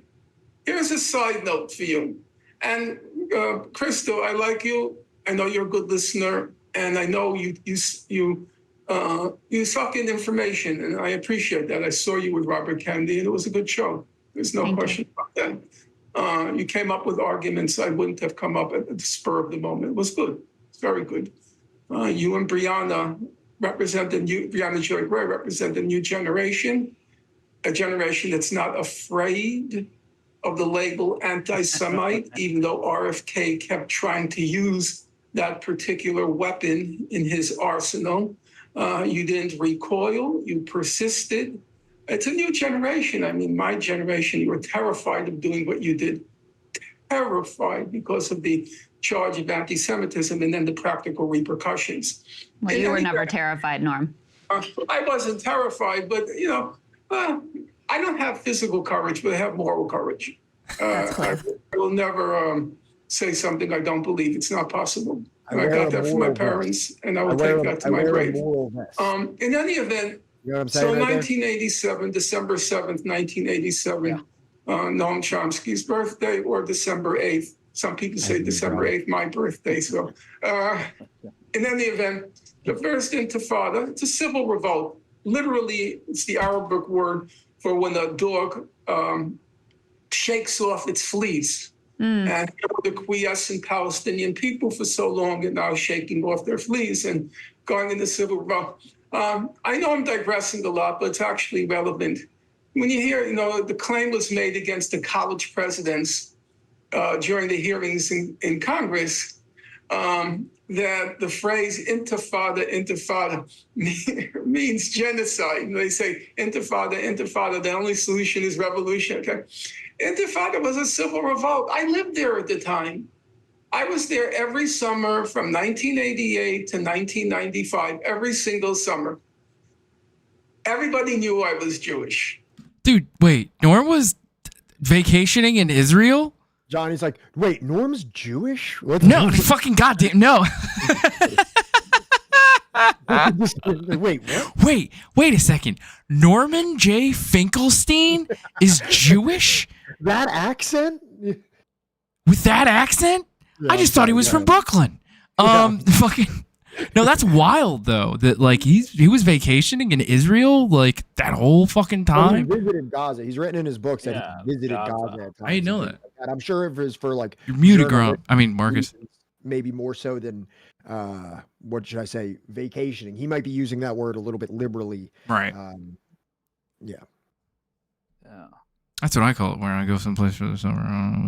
Pay last. Everybody knew I was Jewish. And the only ones I fear, I'm not trying to make jokes. I mean, I have a sense of humor, but as Ecclesiastes says, there's a time and place for everything. Now is not the time for humor. The only one I was afraid of was the Israeli army. It was very scary. You know, they were killing with abandon during that civil revolt. There were times when I was in my apartment at night, because I live with Palestinian families in Beit Sahor, which is right outside Bethlehem, and in Fawar refugee camp, right outside Fawar refugee camp. Okay, all right. So that took a turn. It's not like he was just staying at like some fucking like beach resort that used to be like a small town, right, forever until it was massacred, right? And they were buried in the parking lot. He was staying with a Palestinian family or multiple Palestinian families, it seems. So, okay. Like it seems like it's like Norm. It was like a debate lord contrarian, but he found the third rail. Yeah. And his whole life has been dedicated to that third rail. Yeah. Like, he could have very easily just stayed at, like, you know, a little resort spot that, like I said, you know, has a grisly history of, you know, extermination and mass graves. But instead, he decided to stay with people, with Palestinian people. Well, that's the thing. Like, I think, like, it might be good to interrogate the timing of these things. Yeah. As far as, like, when is, like, literally his, like, first fucking dissertation on the history of, like, Israel-Palestine, like, when he's going through fucking school and shit. And then the beginning of that pushback, and then him fucking like going and like possibly going there because of his like academic work. Well, not even that. If I could be mistaken on the years, I don't remember them precisely, but I know he has talked about him being like a Maoist. 78 may have been during a time while he was still a Maoist. Oh my God, everyone was a Maoist in the 70s. Our king was a Maoist in the 70s. So. Yeah, Van Jones was a third world Maoist. Yeah. Fucking God, that asshole. Yeah, I will never, ever let him live that down. I will never, ever. I've read more than a couple stories by several former Zionists who were radicalized by visiting a Palestinian on the side of the Palestinians. How does he get there when Israel controls the region? Well, Duttmeister, I mean, there are Palestinian families, like, even living outside of, like, the Gaza Strip and, the West Bank, right? There are Palestinians living within Israel. Yeah. We talked, it might have been a day or two ago, about how, like, you know, that boilerplate documentary that I watched on the underground hip hop of Palestine and the history of it, that, like, you know, two of the guys, right, that are big names in the like, you know, sort of not revival, but like the growth of underground Palestinian hip hop and techno are Arab Palestinians that grew up, you know, within, like, you know, or not within, like, the West Bank and not within Gaza, but, like, don't speak Arabic. They speak, you know, they were raised speaking Hebrew, right, and have Israeli passports. So, right, like, it's a complicated issue. Indeed. Well, and that's like part of the current like official, and this is like even something that's like outwardly official of the Project of Israel is to have a politically dominant Yeah. Jewish, majority. Yeah. And that is effectively done through apartheid state and a concentration camp. Right. But like that it also allows for, and this is what a lot of the, genocide defenders will Yeah. talk about is if Israel wasn't a part, or, if Israel is doing genocide, why are there, such and such many Right. Arab Israelis, right? Right. And they are talking to people who, based off of the differences in the political reality, have a difference of acceptance under the state, based off maybe even having like an Israeli passport to like then, or even having to like fucking exist under certain different, like illegal like apartheid conditions. But that's the thing too, is like those conditions are expanding. You know Yeah. what I'm saying? Like the rights of Arab Israelis are no longer expanding; they Right. are constricting. Yeah. As well as like obviously West Yeah. Bank and Gaza. Those conditions are Because we've also seen plenty of videos where, like, they Right. erect like new fencing and like they're no longer allowed to cross through certain territories. But go on, Pat. I do want to also point something out too, is that so there's a classification issue between what Israel is and what Palestine is and what all of this actually is, right? Because there's differences here, and Israel straddles the line between all of this, right? Yeah. You can either annex something or you can occupy it. And an Right. occupation is by definition in international law temporary. It Right. cannot exist ongoing, because if it's ongoing, it is an annexation. If it is never meant to be anything other than temporary, it's an annexation. Right. If it is temporary, it's an occupation, and there should be a conceivable end to it. For Israel, with the West Bank, for example, Their option is to say. For Israel, as we can see, what is the West Bank to Israel? Is the West Bank annexed or is it occupied? And it's like, how can you say that Israel doesn't have a apartheid system because of the second-class citizenship that exists in the occupied West Bank? Because it doesn't seem like with their continued settlement process that they're actually making any kind of earnest effort to end the occupation of West Bank. It's actually quite the opposite. They're attempting to settle it more and more and advance settlements more and more, which means that it is an annexation, which means that those Palestinians that live there are not separate individuals that live in an occupied territory. Those are, by quasi-legal definition, members of the state of Israel that do not enjoy the same political or social rights as Israelis. Yeah, and that's where like a lot of people have made it, make the argument where there is, regardless of what you want, one state solution, two state solution, there is one state. Yeah, there is one nation state, and then there is territory that you have to deal with the material reality of the people existing to reckon with what is happening there, right? Right. And like you said, right, it's like, is it the occupation? Is this, annexation? Is this an apartheid system? Right? I think all these questions have been sufficiently answered. Mm-hmm. These are the things that these like ardent defenders of Israel and all this type of shit, and like they don't want to deal with, like, is that the facts say this has not been a temporary thing. You go to from the rhetoric, and like this is the thing is too, it's like so many people just straight up ignore what the officials, the top officials, right, from Netanyahu to Herzog, Ben Gvir, the fucking Gallant, the defense minister, all of them. Now you got these different, the ambassadors, now the spokespeople, like all of them are saying There is no two, two state. Right. We're gonna kill all of them.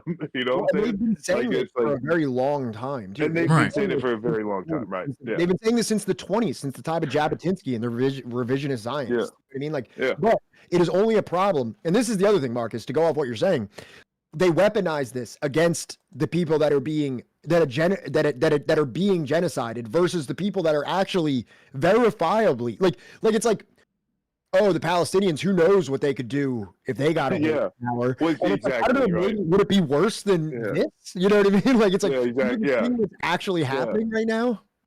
And that's the thing is we've got examples of this, right? Because and like you said, right? It's because it's like, hey, like, look at all these Israeli officials say that they want to genocide all Palestinians, and then like the response is, well, wouldn't you want to because of Hamas?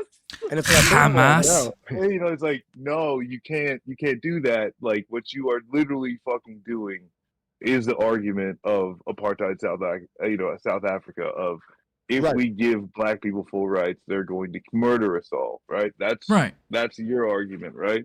And regardless of what some people fucking want, that didn't happen, okay? And the same arguments were leveled against goddamn fucking Irish, you know what I'm saying? Before the Good Friday Agreement. Like, we have very popular historic examples, and I mean, fucking hell, the term apartheid, you know what I'm saying? It comes from South Africa, and South Africa has expelled all the Israeli officials from their country.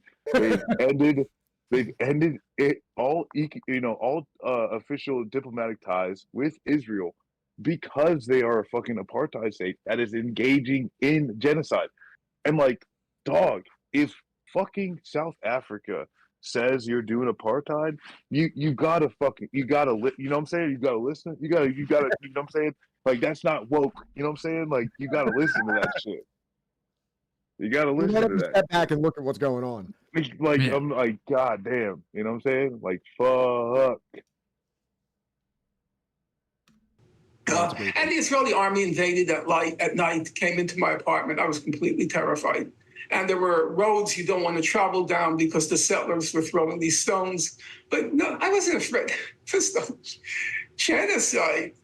The people were so wonderful, so forthcoming, so generous. Even Hamas members, though I have to admit, there was some concern with Hamas at the time when they found out I was Jewish.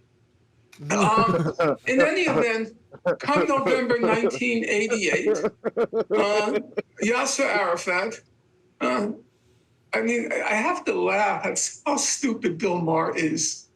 Really, he's Joy Behar. He's Joy Behar without the drag. November 1988, Arafat formally, I should say, because I use these terms like everybody knows, the head of the PLO at the time, Yasser Arafat, he formally declares a Palestinian state, calls for a Palestinian state on the June 1967 border, a two-state solution. That's just a commonplace piece of knowledge.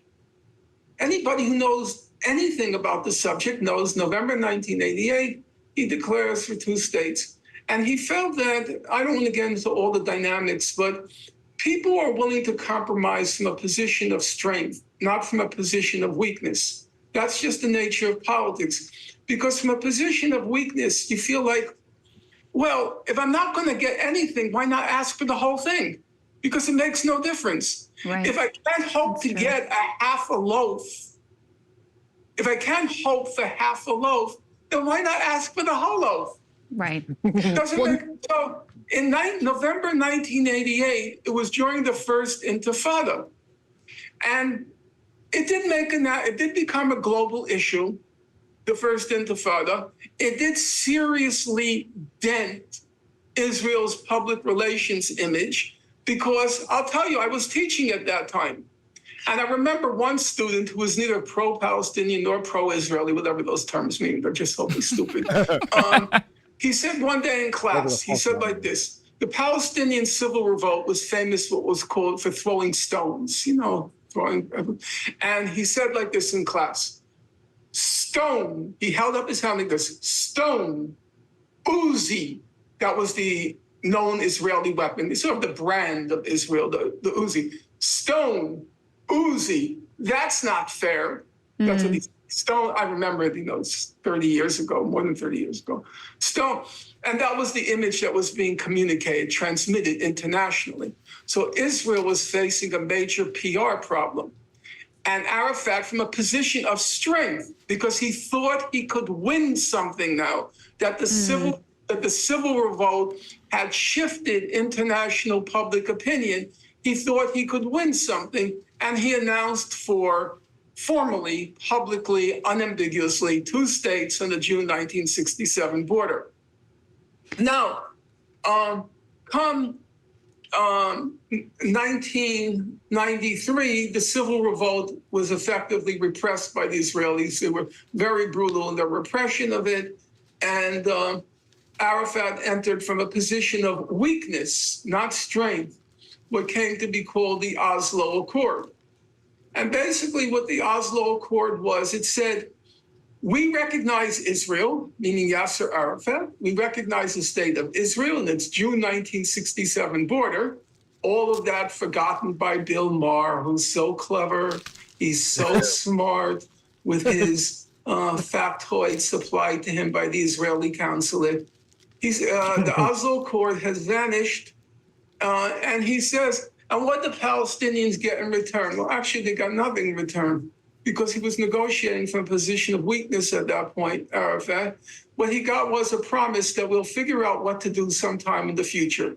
It was supposed to be 5 years, what was called the interim period. The 5 years passed, they got nothing. I've already gone through in a previous show what happened in 2000, where Hillary Clinton's imagination got carried away. So I'm not going to, not that she's ever been very, well, yeah, at a certain point in her life, she was actually decent. But her memory is now very selective to the extent that it ever makes any connection with reality. But the bottom line from the period afterwards, now, we have a very simple way of testing who is and who isn't, or which side is and which side isn't, willing to compromise on this question. I would say we have an unequivocal record. And the record is this. And I would hope your viewers who have an interest in the subject would simply go and check out what I have to say. Every year for about 2 decades, about 2 decades, maybe a little more, every year, let's just check. If you'll allow me. He pulls out like a Rolodex. I have it. Okay. No, actually, it's from 1997. So, if I can ask you in my book, Gaza, An Inquest into Its Martyrdom, turn to page 28. Okay. Okay. He's literally going full. 2 Corinthians. He's literally going full fucking like college professor. Turn your textbook to page 278. I'm really ashamed of myself that I don't have the copy on my desk. It's upstairs because I was reading it while I You was should be ashamed of yourself, honestly. Jesus. Pat, you literally, this is the moment that you're supposed to say, I've got the book. Well, hold on, Here, let me hang get on it. a second. I gotta go to the You shelf. think I can't get it? Yeah, You're no, not- you kind of do. You would You're not just getting have it. if you had You're it. not getting it. You're not getting it. Are you getting it? No, I have it. in there. I have 2 copies. I have it in real and I have it on Kindle. Okay, I So can what open you up the say? Kindle right now, So but I'll what go you get say? the goddamn book. So Sitting here arguing instead of getting the book. I don't know what the fuck he's doing. You think you're not doing it, so maybe he doesn't even have the book. Or if he doesn't even have it. I don't think he has it. No, he's literally. He He just ran walked away. away. He's No, grabbing. he ran away. No. He's come back. He just ran away. He Period. just abandoned his home, everything. He just got in the car and started driving. All right. All right, I'll rewind it so you know exactly what page you told her to turn to. Yeah, let's take a look here. 28. 2 Corinthians. Okay. Martyrdom. Turn to page 28. Did she have a Okay. book or is she pretending? Now, No, she has it right there.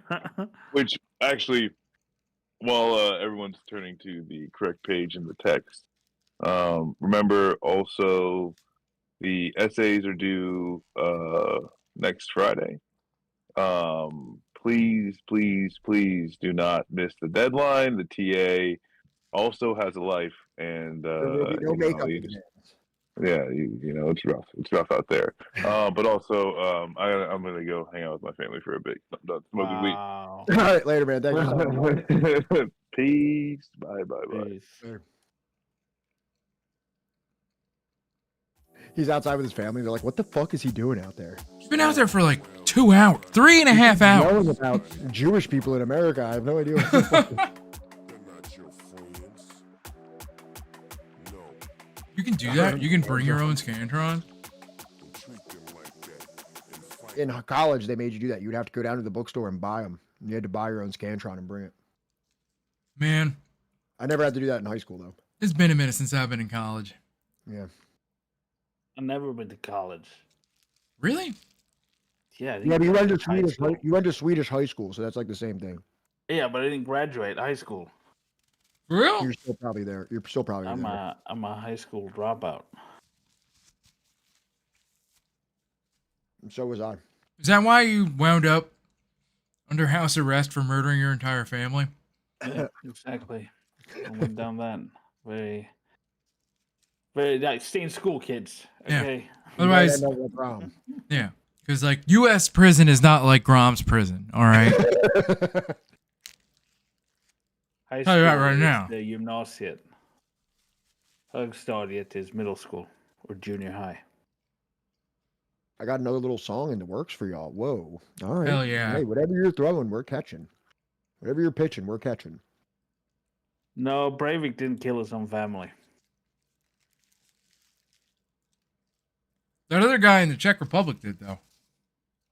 Anyways, we'll talk about that later. The United Nations General Assembly, based on international law, can I look at you again? I find it troubling looking at myself because it becomes a distraction. Thank you. Every year, Look in my eyes when I do the United this. Nations I need General you to be Assembly, looking it's at- make eye contrived contact with me a while I do this. resolution, terms for resolving the conflict, as the title of the resolution says, peaceful resolution of the question of Palestine. And its resolution is based on international law. Now, international law recognizes the state of Israel. That's not a quarrel in international law. It's a member state of the United Nations. As a member state of the United Nations, it has the same rights and duties, rights and obligations as any other state. So the General Assembly contrives a resolution based on all the elements of international law. I would stress that the International Court of Justice itself in 2004, July 2004, it made a determination on all the critical questions bearing on the question of Palestine. So this resolution is a synthesis of the opinion of the General Assembly on the one hand, and the International Court of Justice on the other hand, okay? The supreme political body in the world and the supreme legal body in the world, all right? Supreme and most representative. So if you look at the voting record, I know, Bill Maher, this is going to be very painful. I recognize it's a printed document and having to go through. Oh, Pat, I have a good idea. You should have like thrown an account for all the books that you want for us to buy for you, but don't use Throne because there's like 50% markup. Oh, okay. Hear that, Pat? Hey, I could do that. I could do that. I mean, what should I use then? I don't know. I guess like an Amazon wish list or something. I don't know. Yeah, but then we have to use the dastardly Amazon. True. You could use like an Abe Books account where you're buying used books, right? And you can send or have like a link to like your kind of like wish list of stuff. I don't know. Ask a Zoomer. If we have any resident Zoomers in chat, please be accounted. I think Abe Books is good. We'll get to the bottom of that. Tay says Books might have the feature. What I'm saying. Printed document. I just bought 3 books on Israel Palestine. I bought The Iron Cage by Avi Shlaim, and I bought 2 Edward Said books because I don't have enough. I have Edward Said books, but on Orientalism, not on Israel Palestine. So I bought his memoir, and then I bought the other one that's on the Palestinian Palestine question or whatever it's called because I wanted to read that. So I just bought a couple. If anybody wants to get me a copy of Righteous Victims by Benny Morris, that's something I'm looking for if you want to hook me up. May constitute torment and torture for you. But if you go through the printed document, I have here the lineup of how did the world vote on this compromise resolution based on international law. Because Bill Maher says the Palestinians don't want to compromise. The Palestinians are so stubborn in trying to return to the past. And why can't they just get over it? Okay? They want from the river to the sea. They want to return to the status quo ante 1947. Well, this resolution calls for 2 states on the June 1967 border in accordance with international law and all the other aspects of international law. Time doesn't allow me to go through each one, though if you ask me, I'm happy to go through it. So let's look at the voting record. 1997. So the record is the number of states who voted for it, those who abstained, and those. I just want to say, I mean, like, I do love the idea of the book PO Box thing, but like, to be honest, everybody, you know, if the best way that you could support us right now is, you know, gifting sub, gifting bits, doing like the tips on Stream Elements or subscribing to the Patreon. I'm right now in the process of selling my entire collectible record collection to fund my trip to Colombia that I've been talking about in February or March. So, you know, I by no means have like a ton of disposable income for this. So if anybody is interested in supporting me, while I love books, I have plenty of books. I'm already drowning in more books than I can read presently. And as or much you as want to buy some records, apparently. And as much as I would fucking love more books, if you are interested in like directly supporting us, you know, maybe consider gifting some subs, gifting some bits, doing the Stream Elements tip, or subscribing to the Patreon, because that's all a lot of money that I'm going to be trying to use to make this Colombia trip everything that I hope that it can be. Oh, Dotmeister, thank you so much for the 1,000 bits. That's super, super, super appreciated. And like I said, I would always love a new book. Whoa, Maverick, thank you for the 400 bits. I would always love a new book. I am a bibliophile. I am sexually aroused by books. But what really is important right now is trying to make sure that this trip happens so I can stream from Colombia. I can make produced content from Colombia. I can do podcasts about the things in Colombia. You know, and we can really kick this kind of subversive history thing into another level with doing our investigative journalism from abroad that we've always wanted to do. So that would be greatly appreciated. Also, we got a hype train. Should we put on a song? Hell yeah, dude. Wait, it's Friday, right? It do be Friday.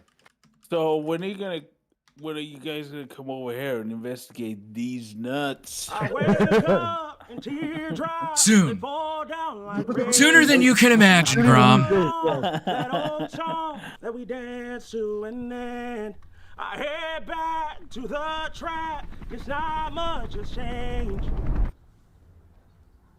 I've been hurt and fucked up too many years ago. These fans, thank you so much for your subscription. So Grom, are we gonna like stay on your couch or what? Huh? Are we gonna stay on your couch? Fuck no. Now I'm flexing in a red. They hating on me too. And every sleepless night led me to where I am. Bitches that broke my heart, they became hoes that scam. Show me a better way. Sing it, Grom. Belt it. I'll quit this game. This much I know it's true. Oh, Baldwin's Ghost is continuing to gift sub. They got from Maverick and Dutmeister just hooking us up. Blueberry Girl with the gifted sub. Thank you so much. Thank you so much. Thank you so much. Oh shit, Maverick just pitched out another 3 gifted subs, bringing us to level 3 hype train. Hell yeah. Cinnamon Challenge has subscribed. They've been subscribed for 10 months. Wow, guys, thank you so much. You guys are some fucking. We appreciate you so much. Thank you so much. And I promise that What am I getting for Christmas? Jeez. Rob, what you have to do is you have to go and stream, and you have to. This is my voice. I made up this Colombian thing where I care about indigenous people so I can get money from them. Right? Like, you need to figure out where you're going to exploit the people for the money. All right, let me unmute myself.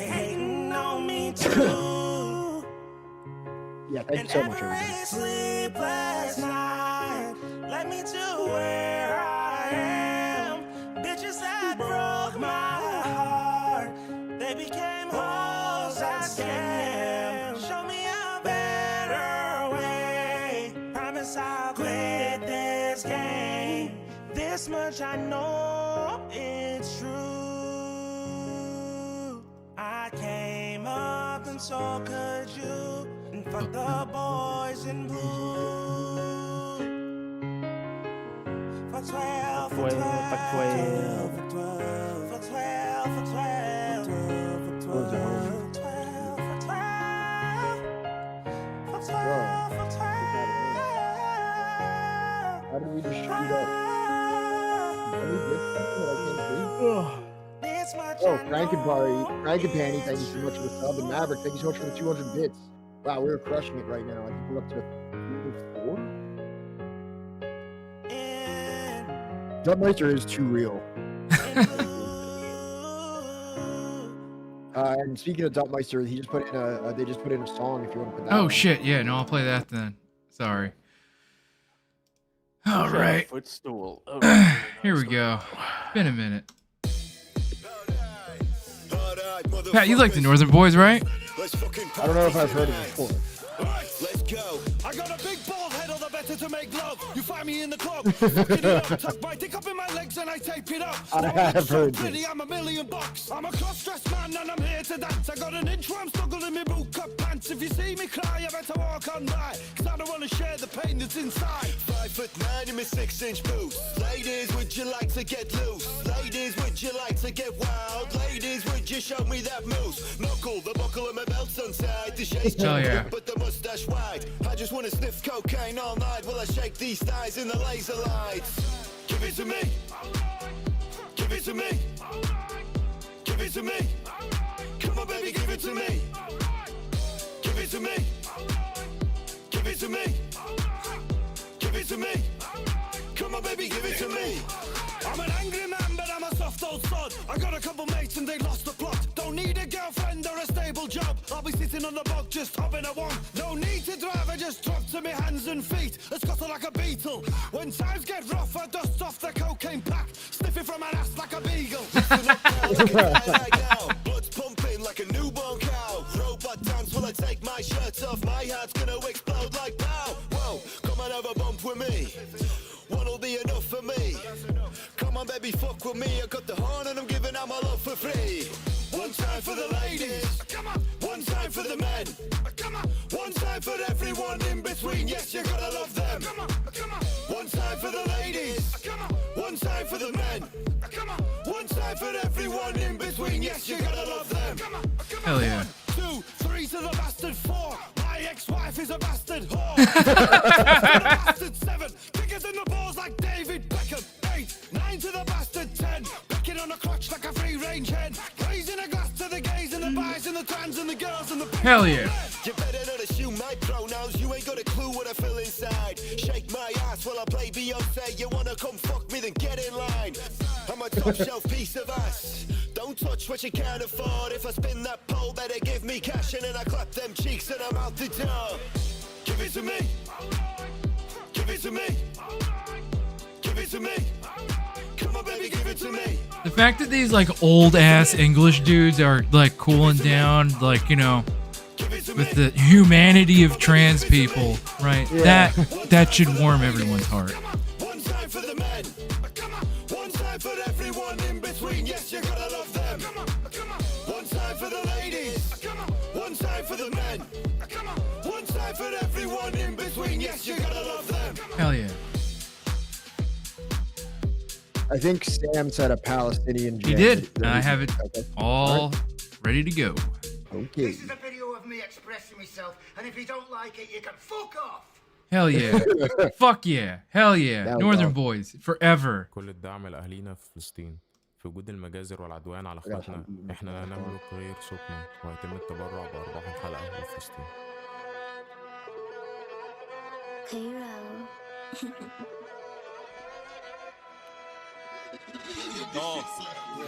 شمال يمين شوم إسرائيل، شمال يمين شوم إسرائيل، شمال يمين 1 minute left on the hype train, everybody. يمين شوم إسرائيل. من قلب القاهرة بنحيي المقاومة، بنحيي المقاومة. Hell yeah. Sam, this is fucking tight. I love this. في غزة ما بتتسابش بدمك، وعدة الرجعة وفي ميعادها، وعدك انت يوفي بعدها. انا ابن ارضي وانت ابن توها، واسأل كتابك بيحكي عنها. تعيش تموت على ارضي مرقد، نعيش نموت وامك تتعقد، نعيش ندوم ما نخونش المبدأ، نعيش نموت دايما في السكتة. شمال يمين شوم اسرائيل، شمال يمين شوم اسرائيل، شمال يمين شوم اسرائيل، يمين شمال صم الاحتلال، يمين شمال صم الاحتلال، يمين شمال صم الاحتلال، يمين شمال صم الاحتلال، يمين شمال صم الاحتلال. امتى يا عرب هنكون احرار؟ فوق سلمان مش هنلبس نقاب، انهي دين بيموت اطفال، شهدائنا في الجنه قتلاهم في النار. ياللي قتلتوا السلام، ثقه في الله بتقوي الايمان، لا تكفي دموع ولا رفع اعلام. فينك يا غيره وفين الجهاد؟ عشنا وشفنا في العرب نفاق، وعد الاخره بيقرب وجاي. كلم الشجره نكلم سباع، خلف الجدار في يهودي جبان. شمال يمين شم اسرائيل، شمال يمين شم اسرائيل، يمين شمال شم الاحتلال، يمين شمال شم الاحتلال، شمال يمين شم اسرائيل، شمال يمين شم اسرائيل.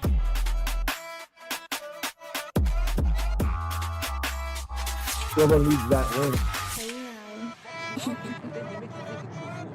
Look at Israel as Superman when they're really homelanded. Wallahi.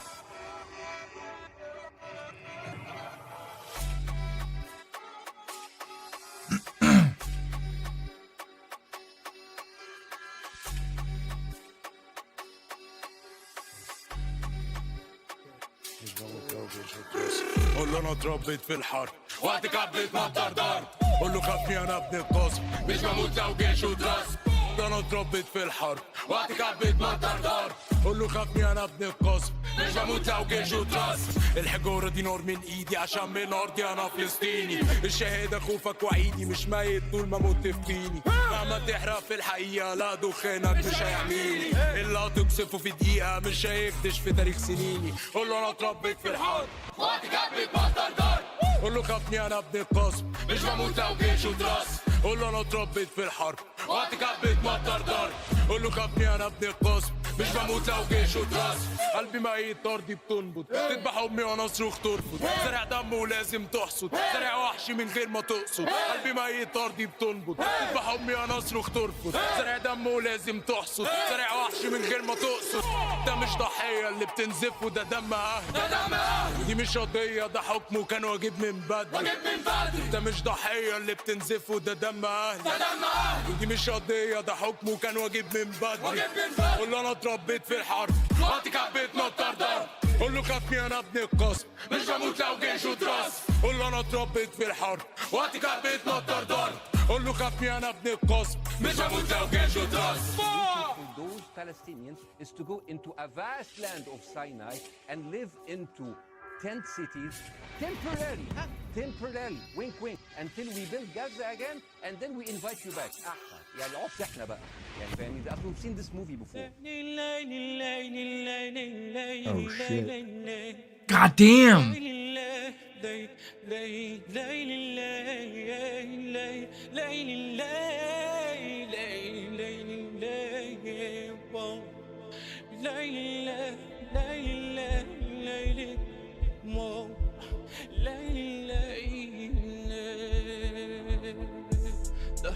بحري من الدم في حلمي اتردم. طب أطفالنا This dude's fucking me up right now. Dude. شايلتوها الذنب، شايلتوها الذنب. بدافع على بلدي نلاقي مدافع ما بتسمي كلها مخازن وانا سلاحي في جنبي في طبيعي نتشاهد انا واهلي اسف يا ابني شايلتك نفسك بدري اسف يا ابني كان نفسي ابني لك قلبي بس الموت اخدني وانا البلدي ولما تكبر هتفهمني وانت واقف لي بلدك جيش بس والله ربك ما ناسيك بني لك في الجنة بيت تجري وتلعب فيه روحك ساكنة الأرض والقدس مأوى ليك وعندك كتير في ظهرك اخواتك موجودين اخواتك موجودين اخواتك موجودين اخواتك موجودين اخواتك موجودين اخواتك موجودين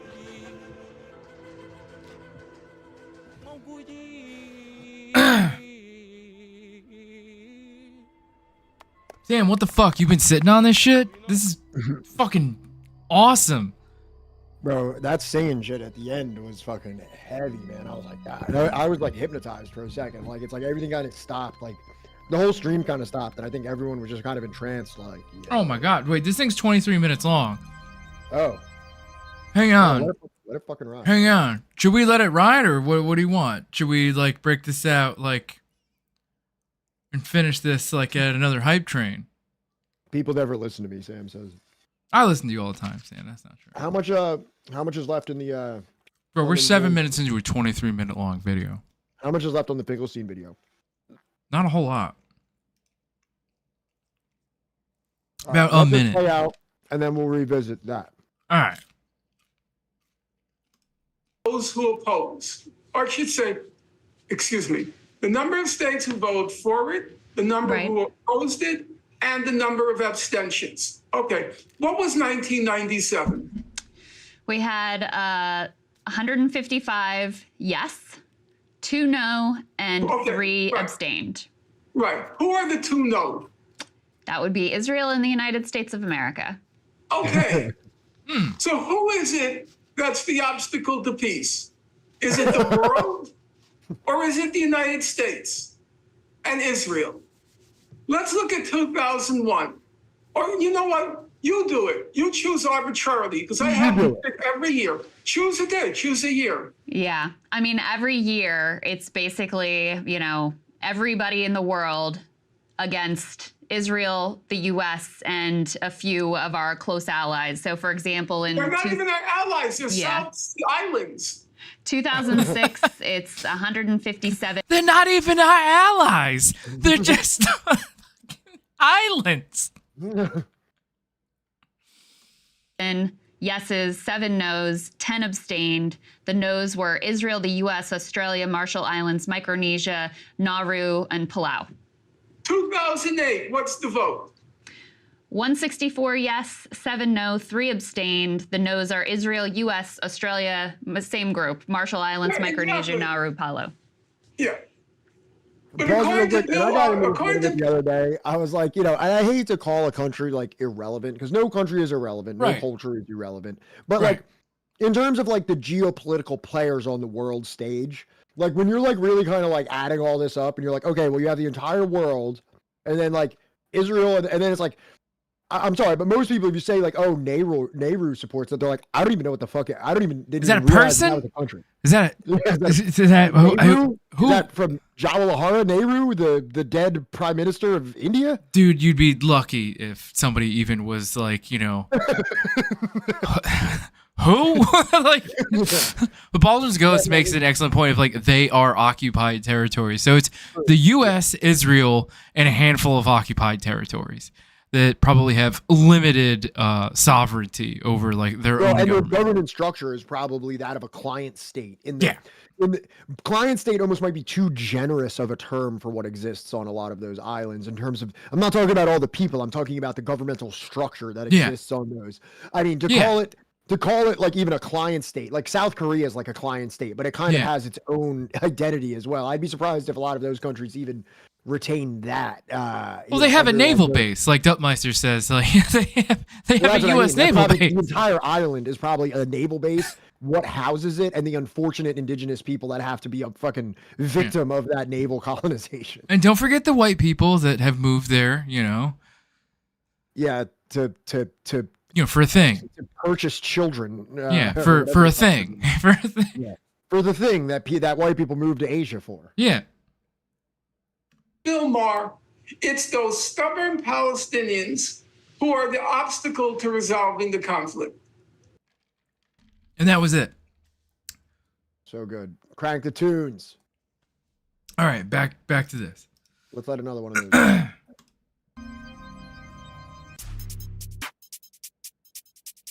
You see that dude? He's just kind of like, all right, you ready?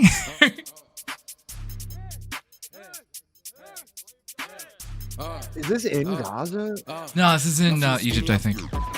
بفيك ناكلك لحمة مفيش كلام بيمرجحنا من الدماغ بتسوحنا بلدنا نبرطع فيها نعلي صوت والأرض نبنيها نحطه فيك لو شفناك فيها شباب أمريكا الكل هريها سقطنا فيك وجوز الشحبة الأرض أرض اسمع سحبة قلوبكم مرضى قلوب جحبة المحنة لو يوم تلمحنا ومصيرها تنضف عنية ونعبها لكم غرية تسمع صراخ أمريكانية من الأراضي المصرية مش زيك ناخد المرجع لا اسم احنا اتربنا بنهين في الخصم اللعب كبير وكبير الاسم احنا فلسطين بالروح والجسم عين الشمس تطفي النار لا بيحمينا الليل ونهار ما نخاف من عرس يكون غدار لو كانوا تعبين نعزف مزمار يعمل معاك الجلاشه قافل عليكوا بكماشه ألست ميري انا وباشا اموت وما ارفعش قماشه بفك روحي المربوطه يا خصمي يا ابن المربوطه في كل حته دي محطوطه دي زي بلدك مشطوبه اخدنا من خيرها نصيبكم مخافش لو موت في ايدكم داعمكم مين يصبح سككم اهين وهين سيد سككم اخدنا من خيرها نصيبكم مخافش لو موت في ايدكم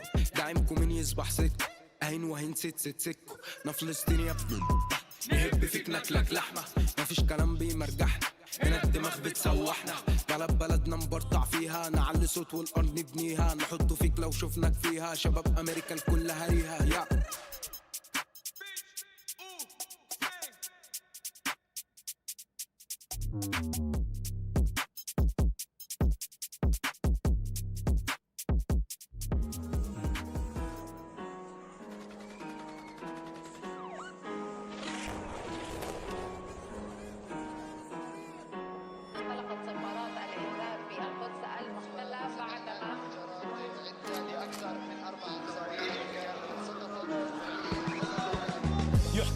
في دولة بنت زون تدعى ما تتسمى هعمر بس سنش جاي هضرب فيكوا رتاتاتاتا موت هنحارب حتى بالحجارة لحد ما هنموت ضيفناكوا مرة بس وقت الحرب حان مفهومش راجل بالسلاح انتم حبة دبان انا جاي ابيد فيكوا زي ما بتعملوا في غزة هنفتح الحدود بصوتنا وبرحمة غزة طفل منا ضد جيش لوحده بس يكسب تتهدوا بالحجارة وهو وصل دبابة يثبت اقل جندي منا خد منكم 6 في سينا والله لو فتحوا الحدود لنفجر المدينة نرجع للحدوتة خلاص بجد ابدا احكيها مش مهم قافية المهم تركز فيها شوية منبوذين صهاينة احتلوا اراضينا والعرب عملوا طرش لحد ما بدأوا يبيدوا فينا ما تستخسرش صوتك يا اسطى الناس هناك بتموت دول مش دولة دول يهود وهفضل اقول لاخر نفس القدس لفلسطين هندعس فيكوا واحد وهتبقى وشوشكوا تين ما تستخسرش صوتك يا اسطى الناس هناك بتموت مش دولة دول يهود وهفضل اقول لاخر نفس القدس لفلسطين هندعس فيكوا واحد وهتبقى وشوشكوا تين الله اكبر يرسل جندة من السماء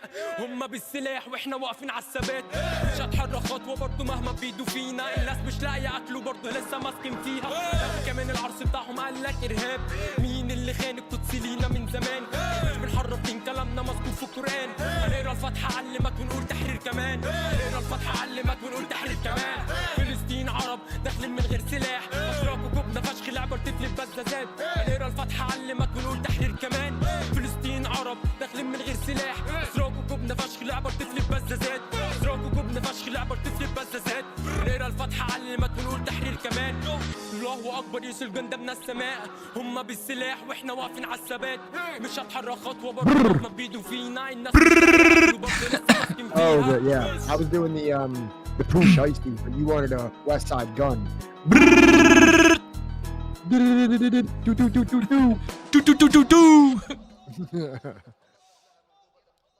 There we go. Sorry about that. I've been listening to too much Pooh Shiesty lately. I was like, oh, you want a brr, big brr. Brr. So I do be fucking with Pooh Shiesty also. اسمه أرض كنعان يا زميلي. هنا أرض كنعان. Regardless احنا فين. This is a message for all the Arabs in the world. In case you don't know it, you have to know it right now. ما اسمهاش تل أبيب، أصل المحتل غريب، لم ولن يعيش في يافا ولا في جلباب أبيه، الشيخ مونس أولى بيه. دي مش تل أبيب وده مش تل أبيك، دي الخريطة وده التاريخ. هناك تلاقي بير السبع وده الخليل، ودي غزة أهلا بيك في فلسطين. أنا من أريحة شرق القدس بيت المؤمنين، النصرة بلد العذراء دي نابلس ودي جنين. ربك موجود صمد شاهد على اللي حصل من نقب لحدود صفد، شمال جنوب وسط واحنا مش قليلين، ده وهم حطوه في راسك. ربك موجود صمد رملة في بيت جبريل، فجأة منفجرين. اهلا بيك في فلسطين ارض كل العالمين، بيت شمس المؤمنين بكل لغات اهل الارض زي ما قال تميم. بها الزنج والافرنج والقفشاك والصقلاب والبشناق والتتار واهل الله والهلاك والفقراء والملاك، فيها كل من وطئ الثرى. بفبرك التاريخ يا ريته كان قرا، يا ريته ساكن في الجغرافيا، لا ده بيته كان بره. رميته مقبره تدفنوا فيها انتوا اعتديتوا كم مره، بيته من ورا انتوا حقيقه مزوره. مش اشكالون دي عسقلان ودي بيسان، الحدوته من زمان من عند نوح وسام لابراهيم عليه السلام، دي حكايه الانسان. لساني عربي كان عاني غرضي انساني، اسف اني بغني واخواتي بتعاني ضد ركوب الموجه، بس دي اقل حاجه قدامي ان انشر لاولاد جيلي وعي ولو في اغاني. الخريطه اللي في زماني كي ووردز للحقيقه والمعاني، ومش هداري لا معاني، مش هداري لا معاني.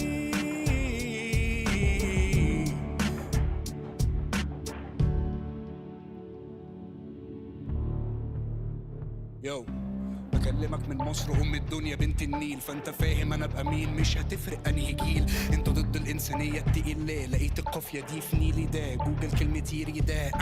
وبرغم الدمار الورد يعيش الوقت يعيد، جوجل عبد وهاب مسيري وادوارد سعيد. في حاجه اسمها مقاومه وحاجه اسمها ارهاب، في فرق ما بين صهيوني غير يهودي ابن كتاب. الارض ارض الله اساسها الجيره والسلام، وفي كره وفي دناوة وفي غيرة وفي انتقام. الأرض أرض الله أساسها الجيرة والسلام. Holy shit!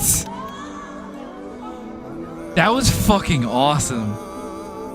Is that the end of it, or is there more? No, dude, we're like barely halfway. Yeah, we're a little over halfway. I was gonna say, I know it's long as shit. بيفعل ويقول ده قدر وبيحصل، بس لازم نقول، بس لازم نفوق، لازم ندوس ايد واحدة بنكون ونسمع الكون، ندعي البلد ده يروح، والشجر ذنبه ازاي فيها وقت والناس دي بتموت.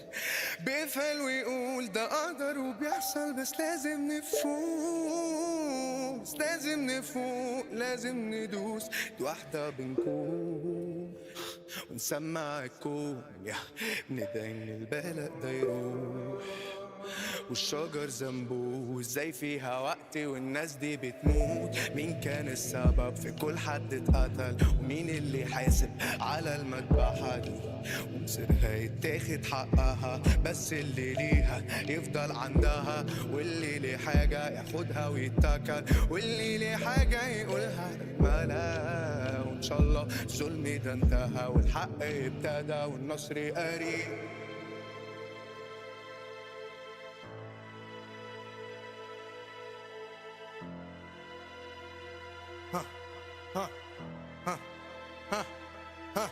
I بقفل المداخل داخل وفي دي سلاحي وثابت هنتبارز عارف انك تكسب هاجس ضاري في ظهره وساند على الحارس قالب على قلوبنا تلاقي ولساني سلاحي وقاتل وعلى حق بس احنا نفوق كل العرب عامله بتزوم كله تأيد ضد مجهول وكل الكلام ده هو مكتوب كل البلاء ده هو هيزول والتريق غلوه مش هياخدوه غلوه كانهم مجوش وكل مين اللي حق ياخدوه طب ساكت ليه ومتحرك دول هدوا البيت انت بتتفرج تقدر تواجه ولا بتتهرب 73 هتتسنطر احنا كعرب مش بنقرب ساكت ليه ومتحرك هاتوا البيت وانت بتتفرج تقدر تواجه ولا بتتهرب 73 هتتسنطر احنا كعرب مش بنقرب ولا Holy shit.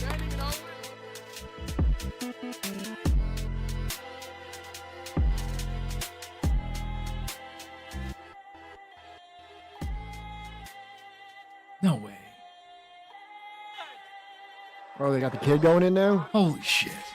قافي قافي قافي قافي قافي قافي قافي قافي هموت شهيد ماسك سلاحي هقتل كل انا اسلامي قافي قافي قافي قافي قافي قافي قافي قافي تفكر تاخد مني ارضي وانا بحارب بكل حياتي اقصى بلدي وصل لي فيها اطفال تموت وعمري ما نسيها واقف قدام العام مش هجليها اصل مصري وبندافع ليها اسكندراني مش مسامح فيها دمي فدا الوطن عدى موت ومش هسامح فيها شهيد وبدم هنا حارب ليها محتاجين جيوش تجرب كل محتاجين اطفال تعيش الزول محتاجين سلاح والكل انتوا ناس شالين واحنا حرسا في تاريخ عظيم يحكي بجد مفتاح بيتهم فوق قلوب العبد بتموت اكتر من اسلامي عمرك ما تاخد منه ارضه ما تعمل شكل بلده عشان هيجي اليوم وتهرب منه هتل في الكل وانا في مكان انا من جواجي بوعي العدواني افكار امريكا بتصدعني في اوامي حيوا العالم وغنوا الاناشيد قتل فيك انا قتل فيك مفيش تشبيه ما نغنيش مرحب بيك بولاد السيد قتل فيك انا قتل فيك اخ كبير لي فلسطين مفيش تشبيه ما نغنيش مرحب بيك بولاد السيد قتل فيك انا قتل فيك اخ كبير لي فلسطين بندافع من اجل البلد بنحارب من اجل زمن سهزوني بيتحدى البلد عايز يسرق ارضي واهلها سفاحين مغيبين قتالين اكلين مش ظالمين بنحارب بشهاده رب العالمين قتل فيك درب درب موت موت ما تخليش صهيوني خسيس بضرب بضرب ما بجليش بنحارب بالوحده بتتعلم مفيش مدارس احنا بنتعلم عرب في ايد واحده بتتكلم تحت الارض انا قتل فيك فوق الارض انا كسر فيك لفل جميل حلمه زهيد تكسر قلبه وتجرح فيه موت تشهيد بلده وارضه بتشهد بيه بنام وبنصحى بنحلم بيه تفكير الغام بنفكر فيك تحليم ما فات ما بفكر فيه مفيش تشبيه ما نغنيش مرحب بيك بولاد السيد قتل فيك انا قتل فيك اخ كبير لفلسطين مفيش تشبيه ما نغنيش مرحب بيك بولاد السيد قتل فيك انا قتل فيك اخ كبير لفلسطين I don't know half of what that kid is saying, but I know it's fucking hard as shit. أليكس البيت صاحبي اي حد من اسكندريه جامد فاهم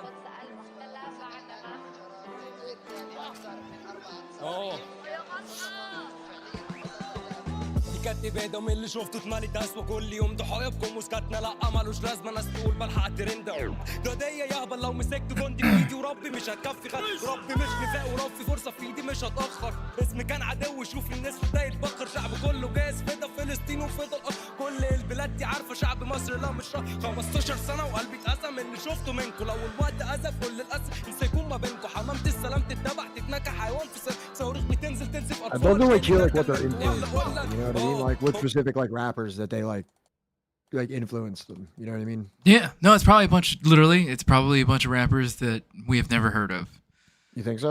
Yeah, because like maybe like from the start in like the 90s, those rappers were inspired by like American rappers, but it's reached such a point, right? That it's like independently growing on its own kind of thing. Yeah, because like I got my Spotify Wrapped and it says like, you know, people that like have similar tastes, you know, to you often live in Jordan. I'm like, shit. You're like, oh, weird. Mine, but know what mine said? What? Fucking Kazakhstan. My wife. Because I listen to Russian like modern rock. So it's like, yeah, people in Kazakhstan have the same music taste as you. Grom's listening. Grom's listening to the Russian the Killers and fucking Fucking my wife got Burlington, Vermont, and apparently there's a thing going around on like social media that like a lot of like queer people that listen to a lot of queer music are getting a lot of Burlington, Vermont, like for some reason. Is that like one of those really liberal places in Vermont or something? Yeah, dude, it's literally where Bernie Sanders, you know. Oh, So that's yeah, it. yeah, Don't we have someone in chat from there? They were talking about it the other day. Burlington, Vermont. Yeah, I feel like somebody in chat was talking about being from there. Show yourself. Show yourself, chatter.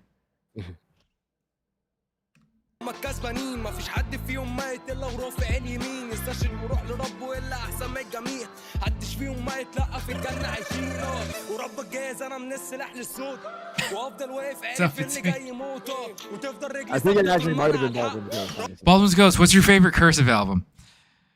Cursive? Yeah.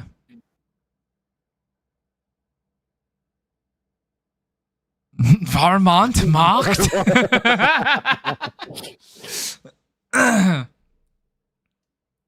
ربك هينصرنا يا ابن ادم اوعى تجوع وربك مش نفاق عارف لو رحت اموت بس خد 2 3 معايا من جيش اليهود اخواتنا كل يوم بيروحوا في ايديهم قالب ولف في ايدينا تطوع Damn, are you doing the Soldier Boy right now? الله اكبر كلمه بس تلعب جيش الله اكبر ولا حتى Drake?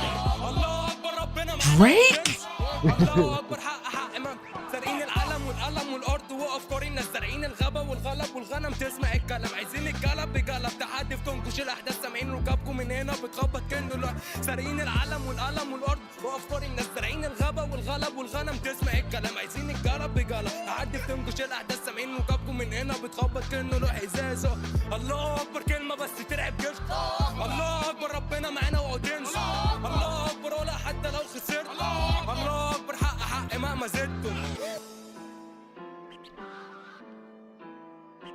I think that kid even said he's 15.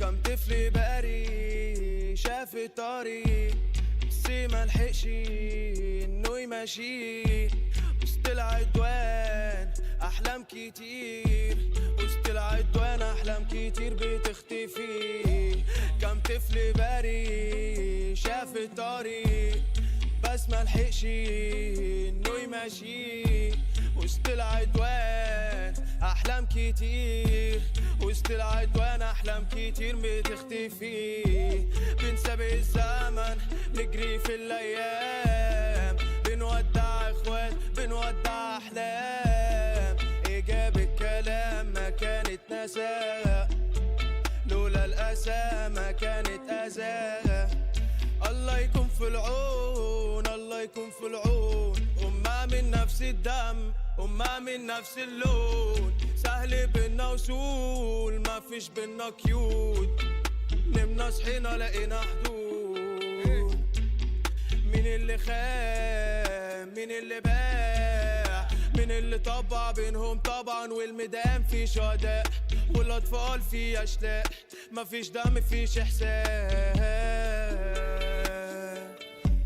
كم طفل باري شاف الطريق بس ملحقش انه يمشي وسط العدوان احلام كتير وسط العدوان احلام كتير بتختفي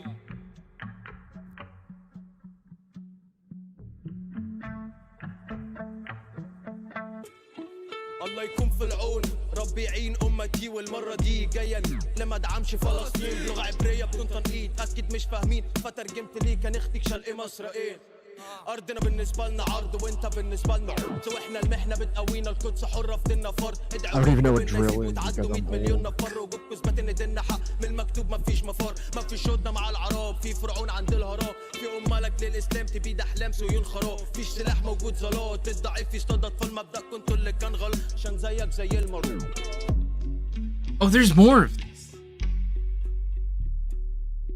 Or no, is this just a supercut of all of those? Okay, wait. I'm gonna need these. I'm gonna need all these names, and I'm gonna need to know that they're on Spotify. Names now. Names. I just want to see if there's like more of these. Okay, this is fucking sick. Oh look, Grom, here, read this for me. Huh? Read this. Read it. Read it, Rom. Read it. I can't fucking see what it says. Yeah, you can. Read it. No. Put your glasses on. Read that. But yo, I just think it's fucking incredible, right? The amount of like talent, talent, lyricism, all of it, right? That like for like, you know, basically like a bunch of people that like are under 30 that have like no money, no resources, right? And it's just so fucking strong. Like they're not rapping about like dumb shit, you know what I mean? Not No, it's yeah, poetic. obviously. Well, and you know, if you follow people like you know the history of Palestine with people like Mahmoud Darwish and Yeah. things like that, like there's a rich history of poetry that comes Yeah. from Palestine. I have a couple Mahmoud Darwish books back there of his poetry, and very impressive poetry to come from that part of the world. So it almost makes sense that people of that culture would be quite good at rapping. Yeah. I need to. So I actually just recently got something. Let me go grab a book real quick. Get the book. Oh, doesn't it feel good? Johnny's going to get a book. I'm so proud. I'm so proud of Johnny going to get that book. Never thought I'd see the day. Heck yeah. Heck yeah.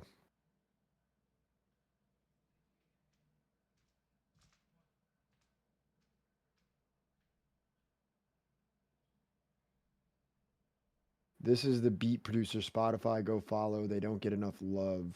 Philbo, can you just message that to us so I can put it in chat? Sometimes chat is weird with you know, links.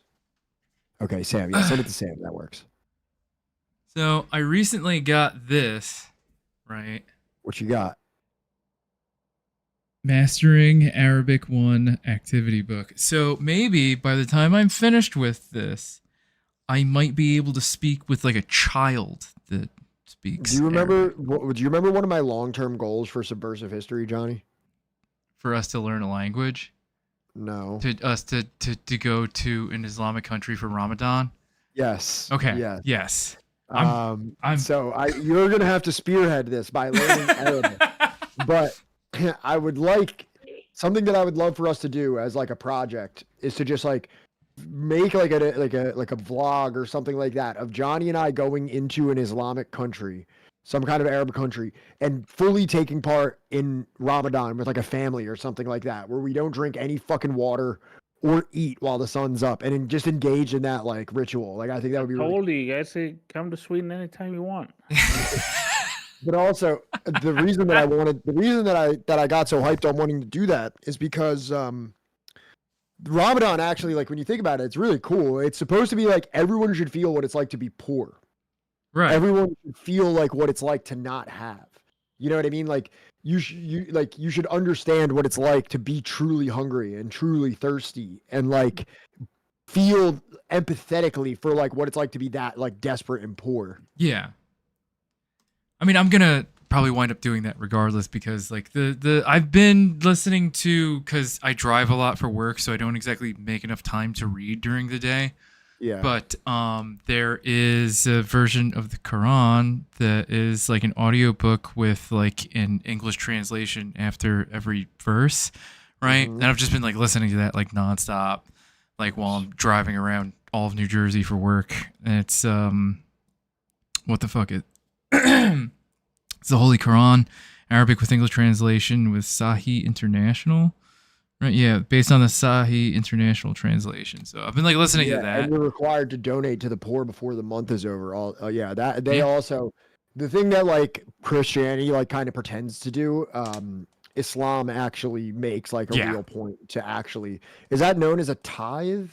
It's not a tithe. It's in Islam. I think it's referred to as zakat. Right. I'm still learning so much. So Rhea is probably going to be able to answer this a lot better than I can. But like, there's also a lot of stuff where it's just like if you're traveling while fasting, or if you can't do X, Y, or Z, it's like so much of it is like, all right, then you feed a homeless person, or you feed the poor, or like you donate to the poor, or like so much of it is like, you know, if you can't do X, Y, or Z, right, you're doing something to give back to the community.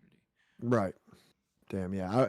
Like, wouldn't it be so cool to make like a vlog of like me and you in fucking Iran or something like? If it's in Iran, then or I'm something? wasting my time, and I need to be learning fucking the Farsi. Farsi. Yeah, it's either Farsi Oh, or they don't like speak Arabic in Iran. no.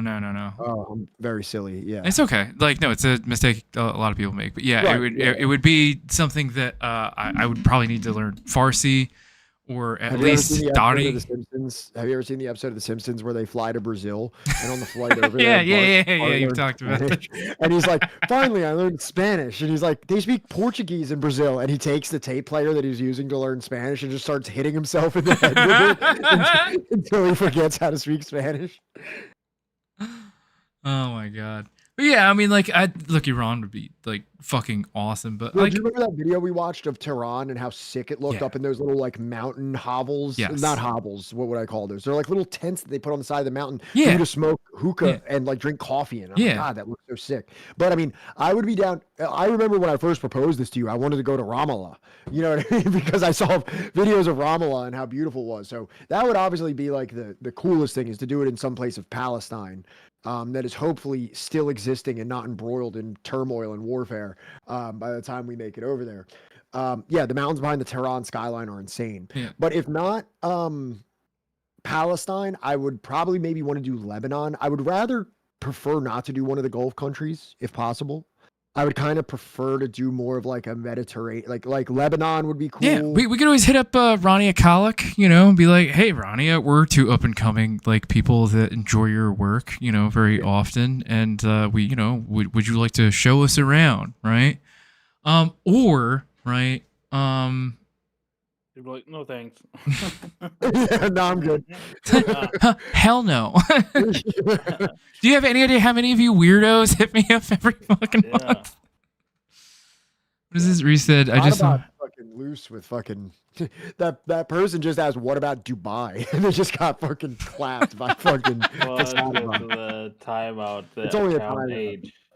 Sorry about that. If you can still hear us, sorry about that. It's not our I don't think fault. you did- Yeah, you didn't do anything wrong. All right. Come Larisa's back in 300 seconds or whatever, and we'll talk about it. But Dubai, the only thing is I don't want it to be too lavish. I would want it to be a little bit more like middle class or whatever, however you want to refer to that as. Like, I don't know if I want to go to like the futuristic super city of Dubai for that. I'd rather go to something that's a little bit more modest. Modest is the word that I should say. You know what I mean? yeah. And also, staying in Dubai is probably super expensive. Meanwhile, if you get lodging in Lebanon, it's probably quite affordable. Probably more so than Dubai, I would assume.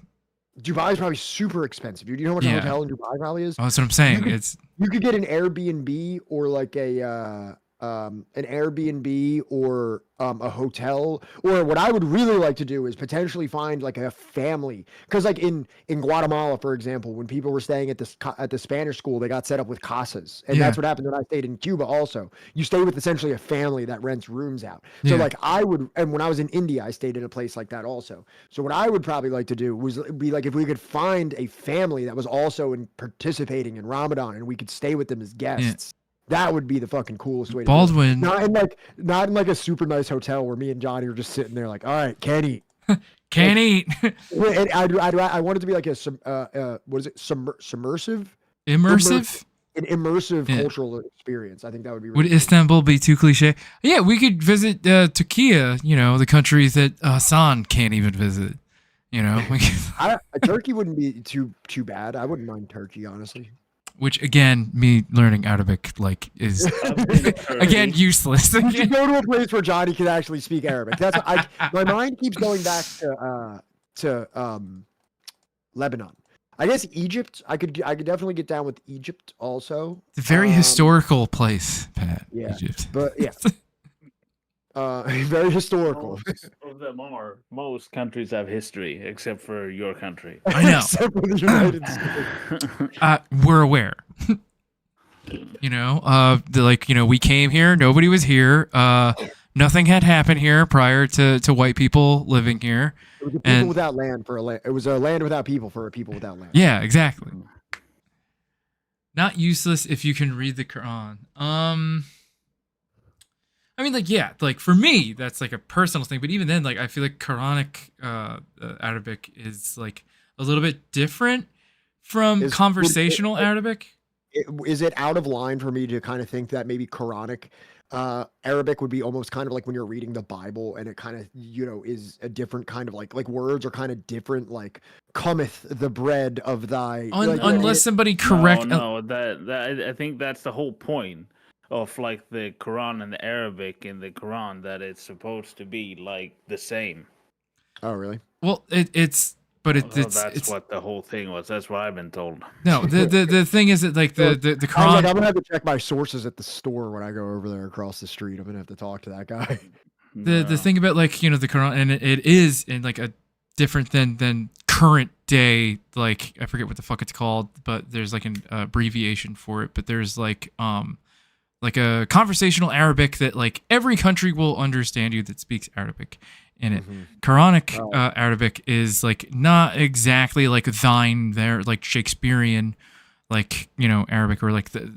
Would the Bible be considered Shakespearean? No, but you know what I mean. That like it's like a little bit like dated in some of its terms, and that like I don't know. Why am I even answering this? Yeah, that's it. MSA. You just answered your question that I asked you, so it's okay.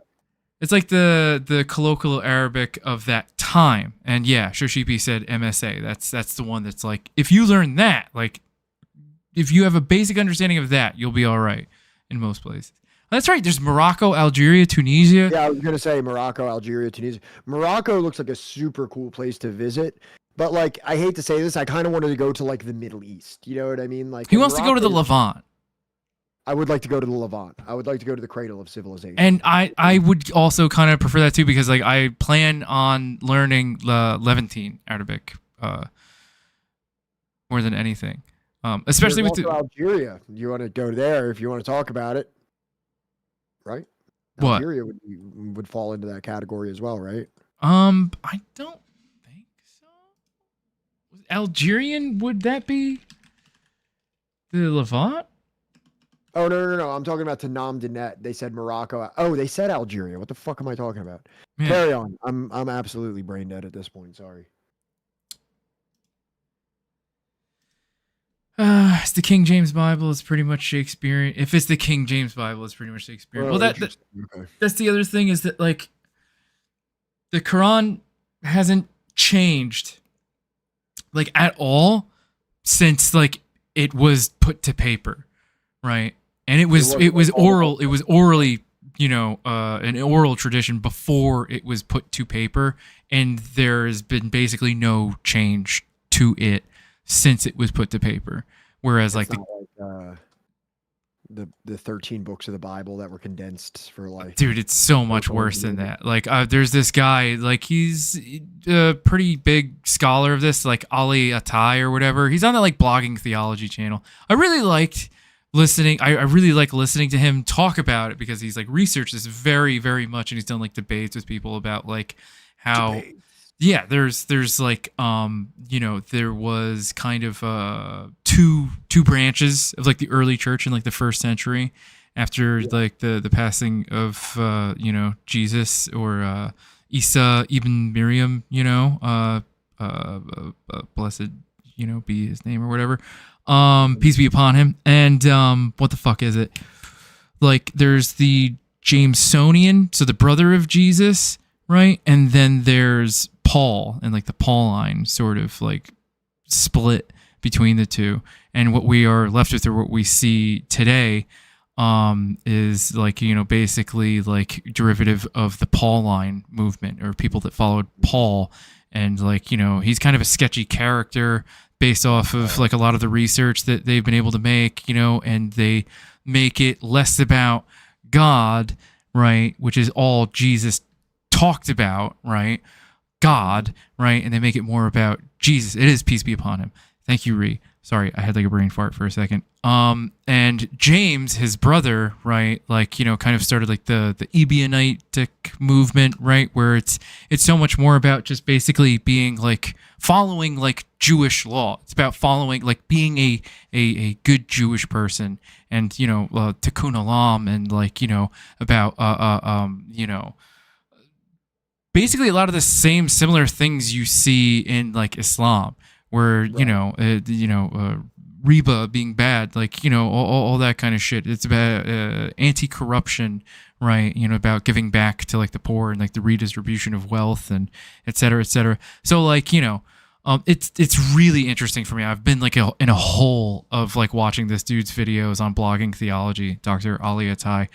He is kind of, for whatever reason, like in the middle of like one of their videos, he says, and there's only two genders. And I'm like, what the fuck? What does that even have to do with anything that's happening right now? Like, where the fuck did that come from?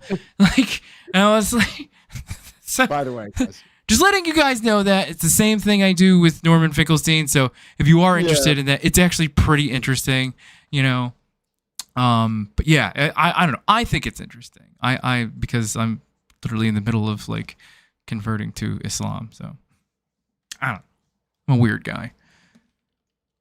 I'm just a zany, crazy guy. Yeah. What do I know? Islam. I'm in the new app.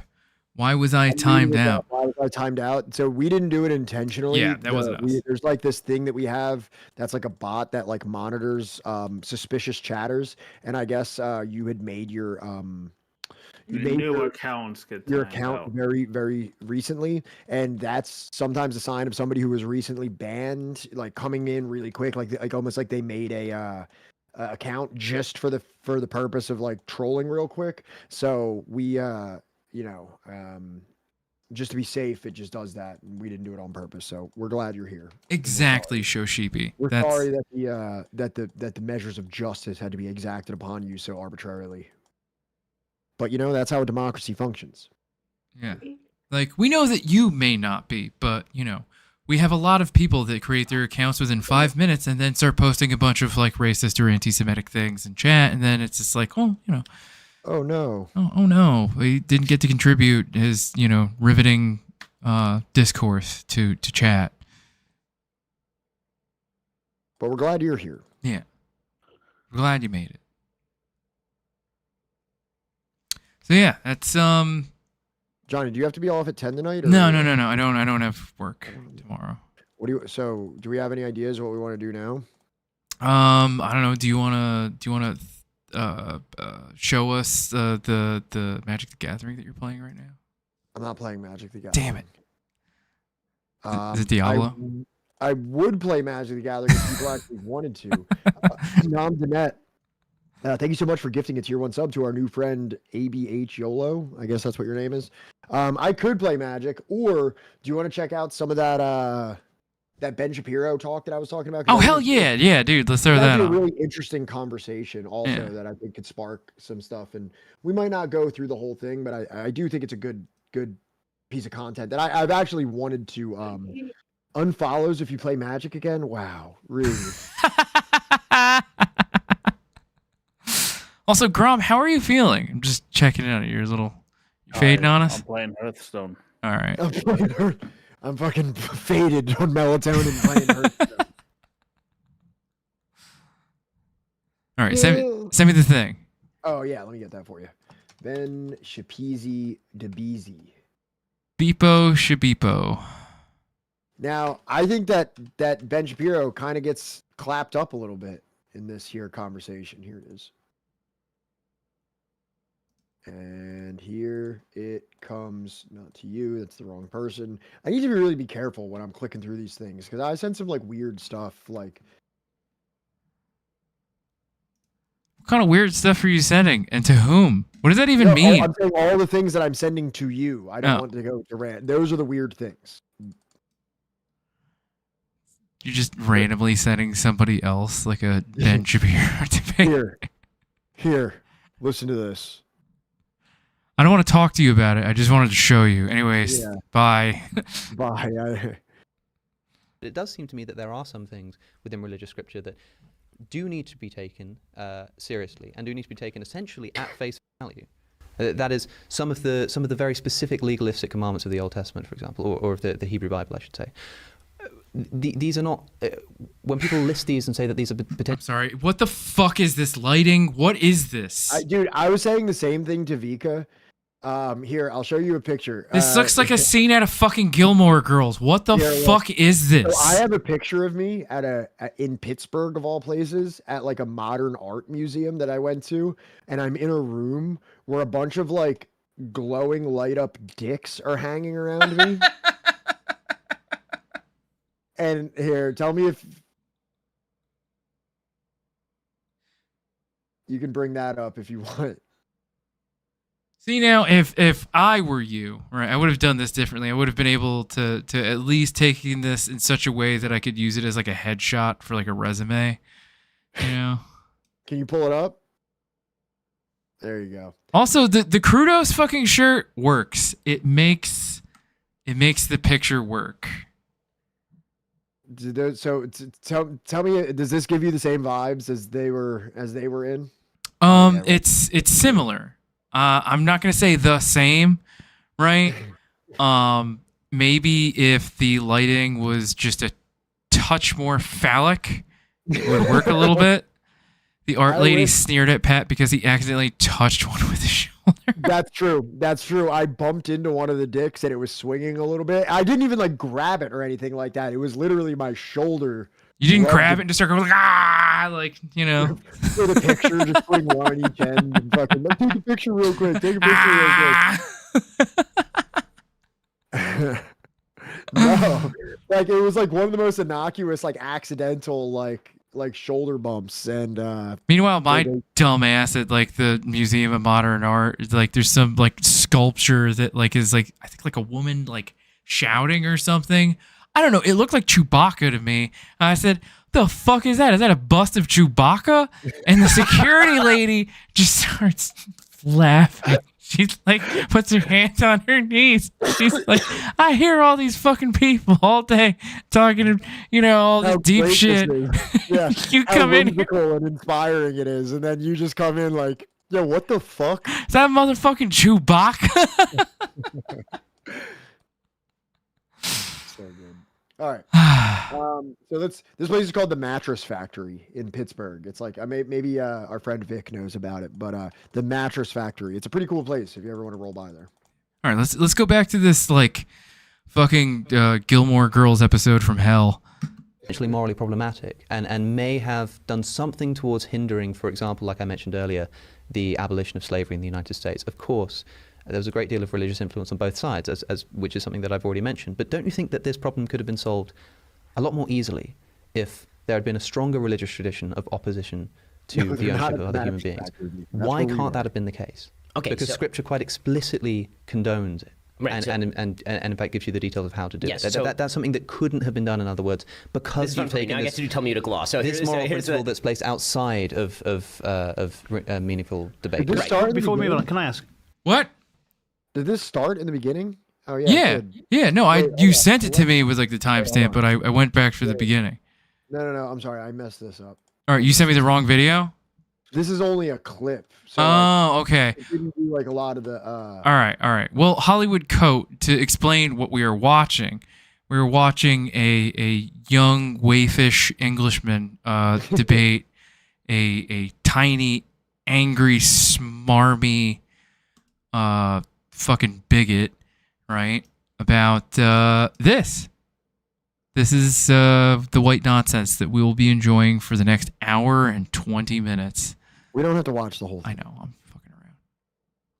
Pat just wants to listen to Zionists. I want to watch a Zionist get embarrassed by what appears to be a child. There is a moment, I have not pre-watched this, Pat has, but there is a moment here that Pat talked about earlier that is going to be worth it, I think.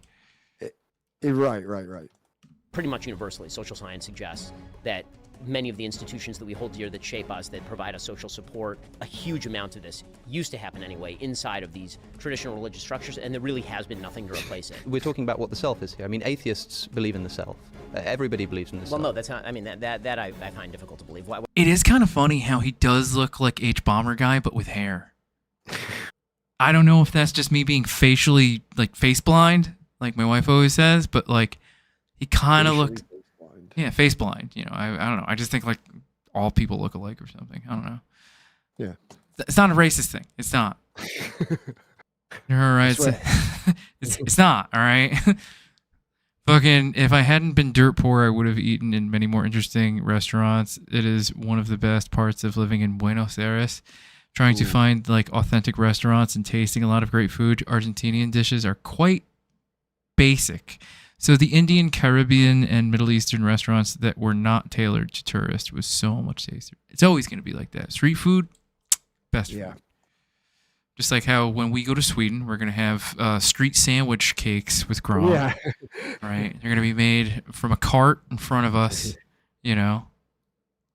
We're going to walk down the chilly Swedish streets of whatever fucking town he says that he's from. It sounds like Dutch or something, or German. I don't fucking know. But it's not. It's Swedish. I'm from Whore. He's from Whore. So we're going to be walking down the chilly streets of Whore, Sweden. Whore, Sweden. Eating street sandwich cake. No. Good stuff. Will record me being violently accosted by Swedish police because they think I'm an Arab. Yeah, I'll tell them you are. He's a Muslim, you know. Yeah. Really? Check him. He has a Quran. He has a Quran on him right now. Yeah.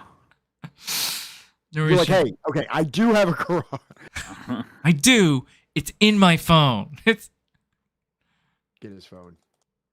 Why would an atheist believe in the self? The self is a series of non-deciding mechanisms. This show does seem to have an extraordinary capacity for putting me face to face with people that I've been talking smack about online. So thanks again. The arguments against God are fairly compelling, and I think the arguments against atheism are fairly compelling. And I think that the difference is that most people who believe in God have expressed doubts, and a lot of people who are atheists tend to be more religious in this way than many of the people who are God believers. If people listening agree with me that free will in fact doesn't exist, and simultaneously agree with you that free will is somehow necessary for the upkeep of civilization, then I would simply ask them to consider who's relying on the delusion here. We're all delusional. If you want more from today's conversation, register now and you'll have a chance to win a free ebook. And tell us who persuaded you in our survey with today's show. Neither. None of them. Welcome to the Big Conversation, part of Premier Unbelievable. Welcome to Hot roster of Ones. Shows brought to you in partnership with the Templeton Foundation. I am your Halfway host, through this fucking Andy Kind. conversation about theism, they just bring out really spicy chicken wings, and they're like, "All right, go ahead." Here's your first wing. Yeah, like there's this new like they're just like, you know what, this is really hot right now. Like people love this hot wing show. Let's just try it.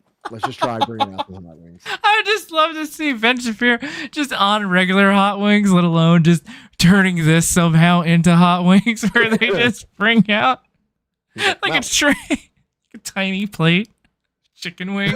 But like when fucking Ben Shapiro picks it up, it's like a turkey leg. Don't ask me why, but I don't feel like Ben Shapiro handles spicy food. I can't explain it either, but yeah, no, I I'm do gonna not get the vibe from him that No. he's ready to do that. No, I get the feeling that like, you know, fresh cracked pepper for him is just like,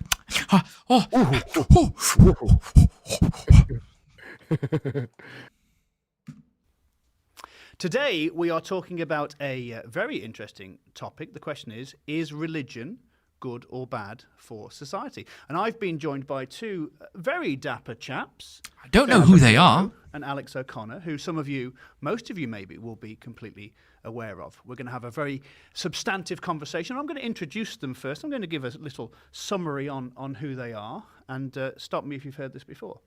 So Ben Shapiro is a prominent American conservative political commentator and columnist. Okay, so far? So far, so good. A graduate in... Also, is it just me, or like, did he not start wearing the yarmulke until like a couple years ago? Because he's been rocking that yarmulke for a long time. Okay, so it's like day one, he's always had it on. Yeah, he's been a yarmulke guy. So like even that early H Bomber guy video where he's like, they should just move.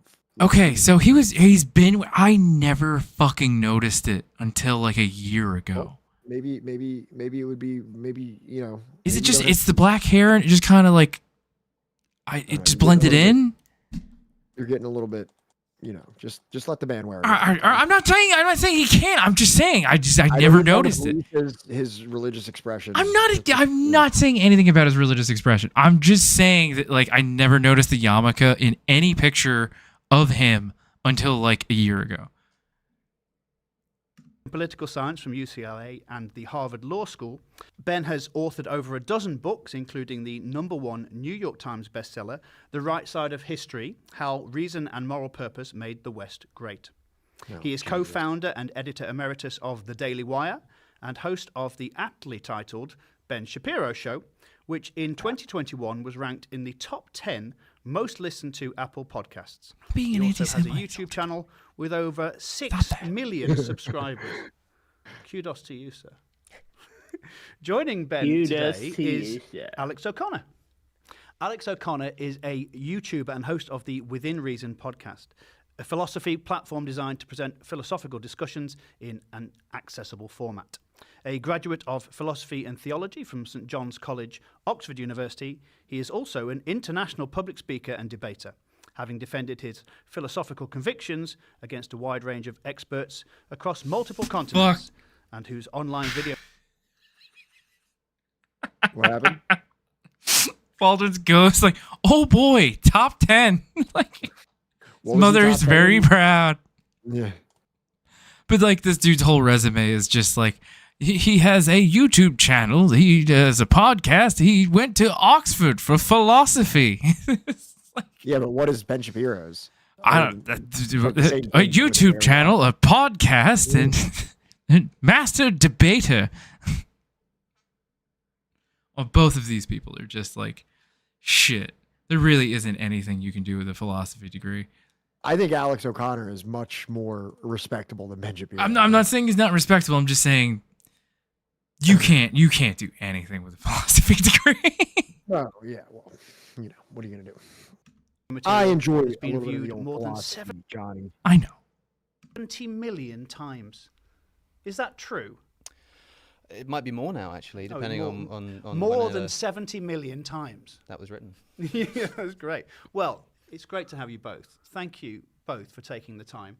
And for both of you, I'm a long-time listener, first-time Can you turn it up caller. a tiny bit? So Yeah. hopefully we're going to have a lot of good stuff to say. We're talking about religion and society and how they let's pause it real interconnect. quick. Let's get a poll. I want to see what everybody in chat says. Is religion good for society? Yes or no? I want to, before we get into this, let's do this like a debate squared episode. Is religion good for society? I want to, this is a good talking point, a springboard talking point thing. Let me in, coach. Oh, Dubbush, you want to get in? You want to get in on the conversation? You want to pop in? I'm waiting. Yeah, if you want to come in, just yeah, come on. Get on in here. Marcus is gone. Grom, we got about 25% of Grom right now. Grom. It's a silly question. Like, yeah and no, you know. So far, it's Depends. unanimous Like in the vote. religion. Like what? Is culture bad for society or good for society? Is electricity good for society? Yeah. Is nations good for society? Johnny, But like it's a completely ridiculous question. I'm kind of on your side here, Grom. Same. I mean, we've talked about this at length before, Grom. Dutmeister, what's up? Yo, can you guys hear me? Yeah, I we can hear you. Nice. Very good, very good. Yeah. What do you think? Do you guys want to know what I think about like Ben Shapiro? Sure. Let's start with that. Here. I have a video. I have a video. I have a which slideshow. I think you guys will enjoy, but let's see if I can send it to Johnny. Is it long? Don't send it to me in Discord. Just send it in chat. In the chat? Yeah. Sure. No, you can only watch like a minute of it. Here, you can only watch like a physically- minute, like starting at like 5 minutes. Okay. And this is what I think about Ben Shapiro. See You go to what like 5:30 in that video. 5. Wait, is Ben Shapiro actually in this video? Spiritually, he is.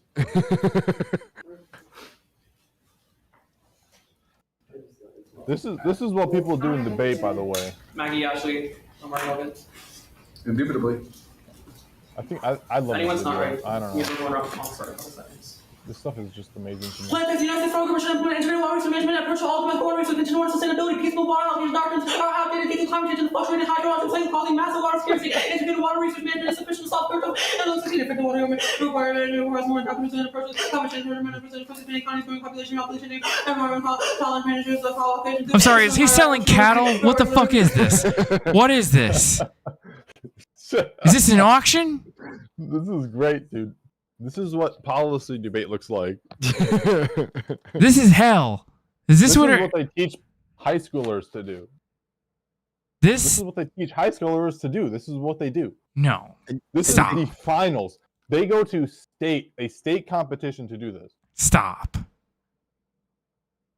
And you think Ben Shapiro is to some degree a harbinger of this style, or a somebody that inspires it? Basically. What do you think of? You put it down on the slowest one. Put it on the slowest speed. Oh wait, no, that's the fastest speed. I fucked up. I mean, the point of this is that he technically says all the words. Yeah. Technically. So you have to refute it all. And if you don't, you lose points. This is peak male performance. People may not agree, but this is not satire. This has been the norm since at least when I did debate, which was like 7 years ago. Oh wow! I graduated high school in 2007. I never did debate club, and this makes me glad I never did. Honestly, I'll be honest. Debate, like I said this last time, but debate was the dumbest, but also the smartest thing I ever did. No, I get that. I get that. Which is because, I mean, this is a bit like clownish, to be fair. Yeah, it's a little bit of a joke for sure. But this really is like this is the finals of the state tournament. I'm not joking when I said that. That was not a joke. No, I believe you. You hear? There's different types of debate behave differently, but this is the type of bullshit you have to be able to like work against.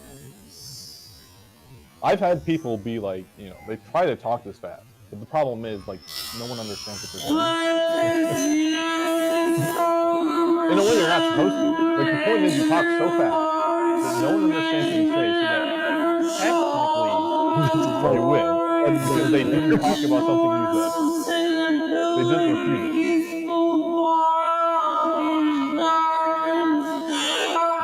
We can go back to the old video. Let's go back to the old video. This is stupid.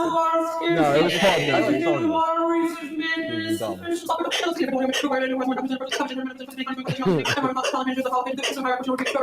Philbo, you're on the same level as me right now with this, right? Like, it's like this just needs like a sick, like drum and bass, like fucking like. Come on, man. We can make like a sick breakcore song out of this. Opinion on the other kid, the cosmic skeptic, Alex O'Connell kid? Yeah, I mean, in terms of the debate, it's much more typical, I would say, but just in general, like his whole thing. I can't really say. I haven't like watched him too much. Okay. Dutmeister, what do you think of my idea to combine hot wings and debate? Like, do you think that there's something there? Absolutely. Yeah, I would say absolutely. There's so many Indian people in debate.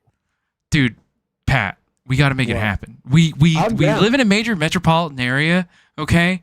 We could get people to like have a debate to like we could have these two guys, these two idiots like, you know how like debates have like rounds, like each round, like you first have to do your opening statement, and that's when you get like the not so hot wing, right? And then like on your first round of rebuttals, that's when you have to like start like kicking it up, and then like by your closing statement, you're eating like what is essentially an illegal version of an illegal concoction of peppers. Yeah. Well, Pat, if I can, that was the opening statement.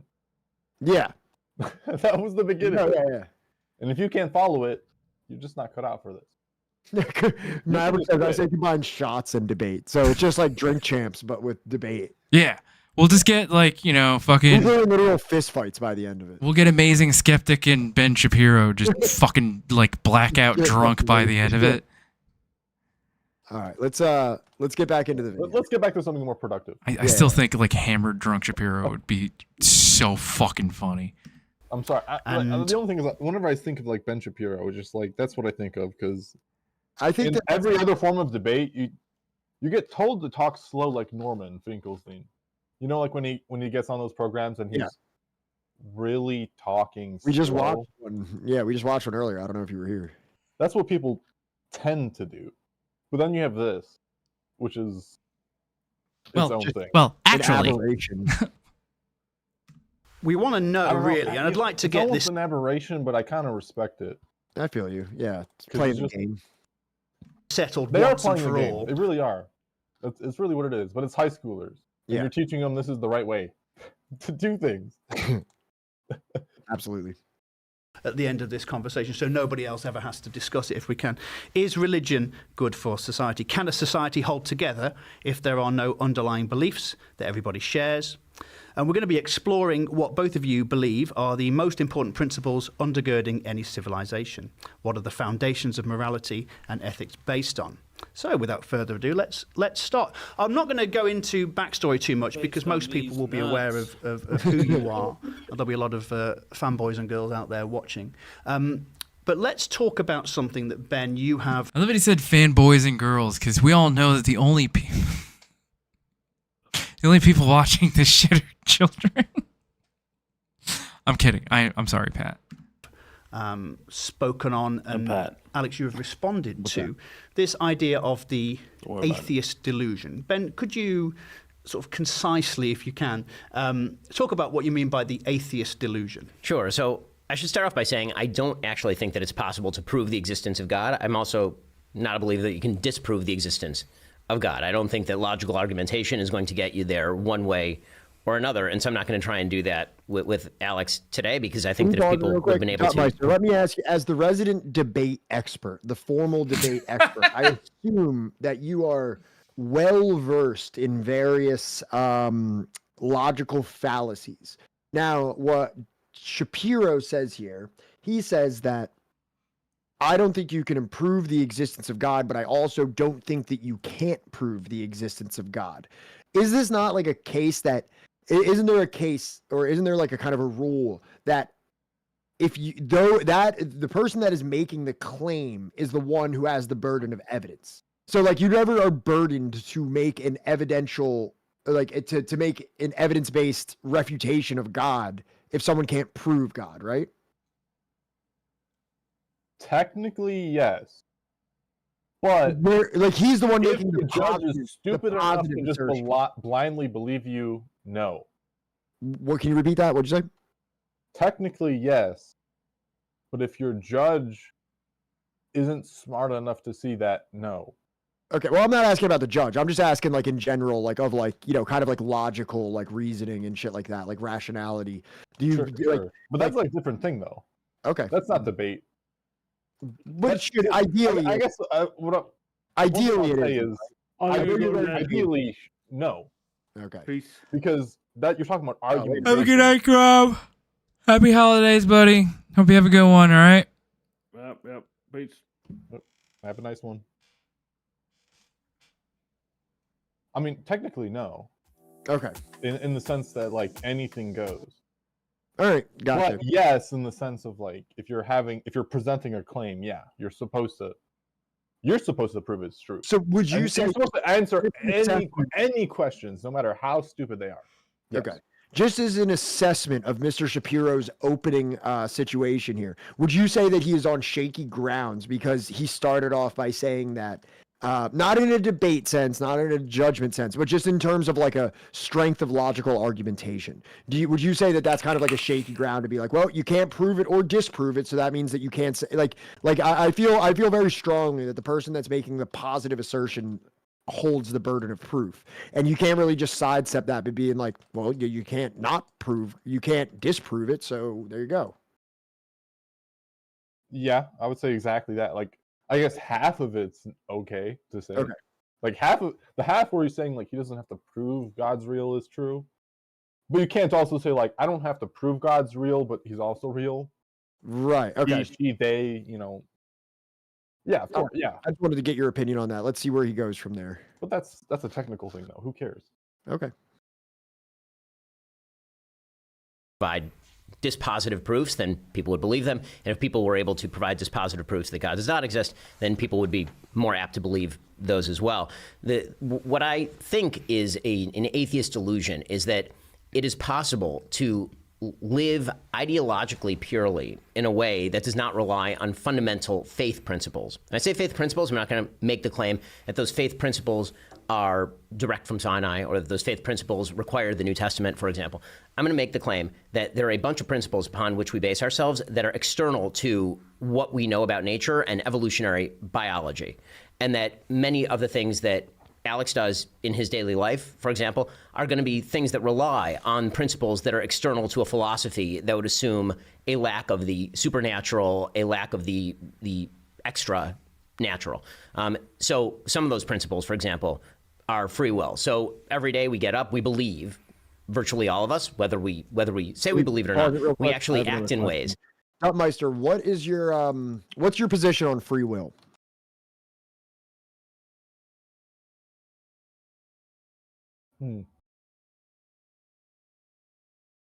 Yeah, I think that's a very complicated question. That's a debate topic in and of itself, right? I would say, but in general, I kind of don't care. Okay, You have control over what you do, and but do you like so? You know, I kind of fall more into like the determinist camp of like, you know, you may feel like you have free will in the moment, and that's enough. You know what I mean? It's enough that when you like sit down and say like, what do I want to eat? Right. And you look at that menu and you find the thing that stimulates your brain and you order it. But also you can likely chart like a series of like, you know, whether it be genetic or environmental influences that, you know, from like some like immense butterfly effect from your birth probably led you to that direct moment of wanting that exact thing off the menu. Do you agree with that like kind of deterministic thought?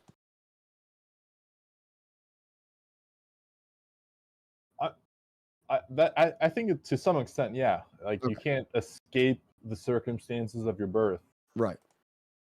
Johnny, and in a way you can never eat. Like no matter how much like reading you do, yeah, you never can. But at the same time, do people not defy expectations, despite everything else? I'm not talking. It's not a matter of expectations. Is kind of, or it's not really a matter of expectations in my like. So let's say it like this, right?